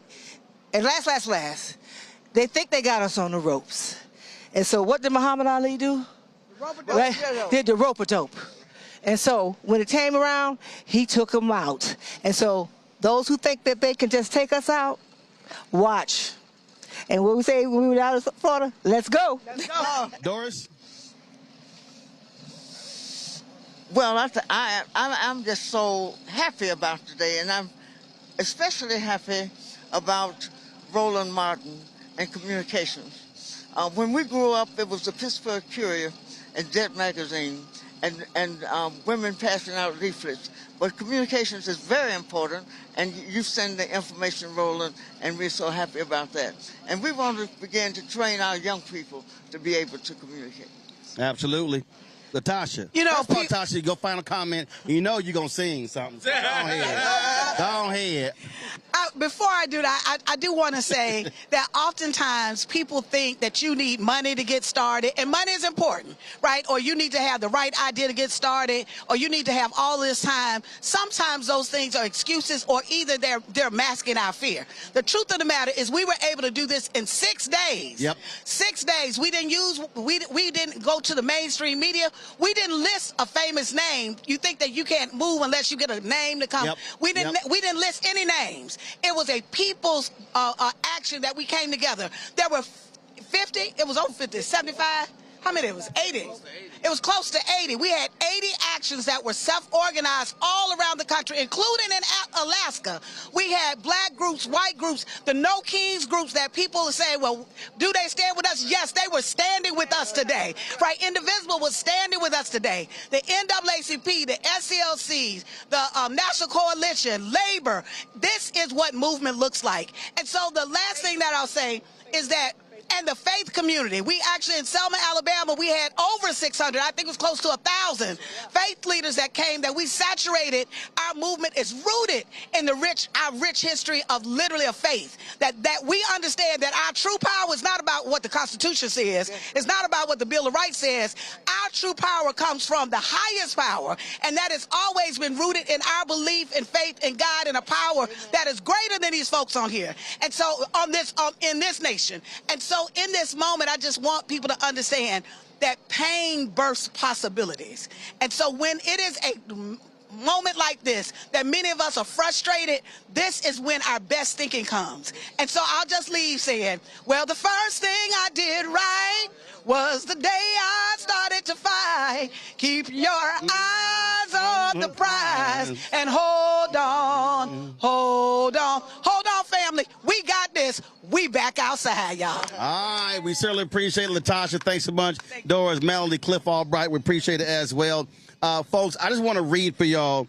Let's see here. Amplified Voices TV, Anti-Social Studies on Twitch, April Turner, Facebook, Black Voters Matter Fund, Black Voters Matter Fund on YouTube and Facebook, Black Women's Leadership Collective, Cat Ladies for America, Cheryl Smith on LinkedIn, Cody D on Facebook, Conscious Environment Creation on YouTube, my man Ebro and Laura. We appreciate it. Emily Glankler on Facebook and LinkedIn, Higher Heights for America on YouTube and Twitter. I Def Overthink on Facebook, Joanne Reed on Facebook and LinkedIn, Kate Langer, Kind Not Nice, Miss Peppermint, NAACP, National Council of Churches, Native Land Pod, Palmetto State News, People's Action on Facebook and YouTube, Peppermint 247, Phi Beta Sigma Fraternity Incorporated, Phi Beta Sigma on YouTube and Facebook, Raising Readers, Sisters Lead, Sisters Vote, State of the People, Stephanie Jock, Sway, my man Sway Universe, Tevin Davis, Texas Metro News, The Christian Recorder, The Equity Alliance, The Joy Reed Show on YouTube, Legal Defense Fund, National Urban League, The Root, Thomas Madden, Facebook, Zeta Phi Beta Sorority Incorporated. So we had a total of 49 different. Okay, all right. Melody's group posted. I got you. All right, then. So we had a total of 50 different people, and so the whole point here, y'all, was that we didn't just want to say, hey, let's just come just solely to our channel. We wanted to be able to get folks to go to as many channels as possible for them to be able to experience this because we understood the importance of collective. April 3rd, 1968. Dr. King's last sermon at Mason Temple, he said black people individually are the poorest people in the country, but collectively we represent one of the largest economies in the world. He said if we move as a collective, then we'll be able to actually make a difference. The only way we're going to fight what's happening in this country, what's happening in the South and across the country, if we move as a collective. It does not mean that we will agree with everything a politician says or does. It does not mean that we will agree with everything that an organization leader says and does. But what it does mean is that if you have a black agenda, that means you are opposing those who are anti-black. And so for those of people who say, oh, my goodness, this is a Democratic gathering, no, this wasn't about a D or R, a donkey or an elephant or red or blue. It was about a B, black. And so for those folks who have an anti-black agenda, that's who we are against. And so if you look at what's happening here, when you look at it, and here's the deal. The state is being taken down. The chairs are being down. Litter's not going to be picked up. Now it's upon you. So if you're sitting there saying, well, I see what they're doing. Now the question is, what can you do? You might say, okay, I'm one person.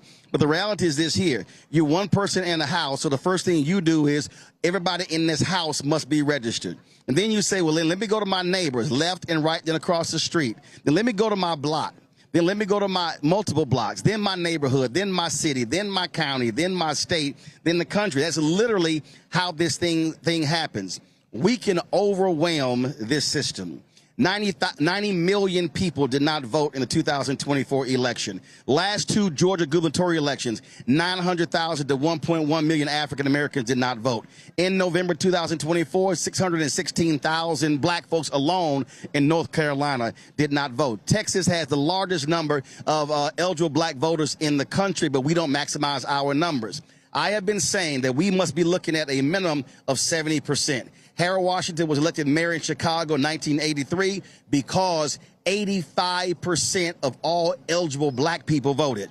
Andrew Young was elected to Congress because 72% of all eligible black people voted. But we ain't got to go back that far. 2008, 2012, more black people by percentage voted for Obama than white Americans. The first time in American history that happened. And there's no coincidence that 2008 and 2012 led to Shelby v. Holder because they were angry with that black turnout. And there's been an attack on black voters and black political power ever since then. And so every one of you who's watching now is coming upon you to get involved. There are multiple organizations. We have great capacity. Everywhere in every city in the South, every city, every week, there should be a citizenship education training event happening. Churches can say, we'll do the first week of the month, and you can spread it around. Y'all should be able to say, go here, first week, second week, third week, fourth week. So we got to be informing people, educating people, enlightening people, and connecting the dots because the assault on black America is real. I have 9 nieces and 4 nephews. This ain't about my fight. This is about what kind of world they're going to live in, and we need every single one of y'all to be activated and engaged. And trust me, if we show up and show out, they are going to be shocked, and we cause a shock to this system. And what we're going to tell them is, y'all tried all of it. Y'all used not your Supreme Court, but your extreme court to take things away. And we going to show y'all how black people roll. Last point, a whole bunch of young folks keep saying we're not our ancestors. You're right. You're not. Now is the point for you to show how they work and how you can do it. And so if you say that, well, it's time for you to show up. And just sitting here around and commenting on threads and Twitter and Instagram and TikTok, that ain't it. You got to be in this game and ready to win. And so that's what we need everybody to do. And so that's what they're doing. They're committed. And then you got to be committed as well. So we appreciate everybody who's been watching, who've been sharing. Don't forget, support Black-owned media. Support the folks that have been streaming this. We made it clear, the folks who do the work that we do every single day. You can watch us live 6 to 8 p.m. Eastern on our YouTube channel, Black Star Network. Look, we here 5 days a week. We stream 7 days a week. Of course, your support is also critical. And to Latasha's point, we got to fund this, because understand, y'all can't keep asking black folk to go to white philanthropy for our community. And I'm purposely about to show you this here. So the shot that you're seeing when you see what's going on with us, very simple. Everything that you see here that we did, all this is owned. It's as simple as that. We own it, and that's the most important thing. Folks, that's it. We'll see y'all on Monday on Roland Martin Unfiltered. We're going to rebroadcast this all weekend as well. Y'all all take care. Holla!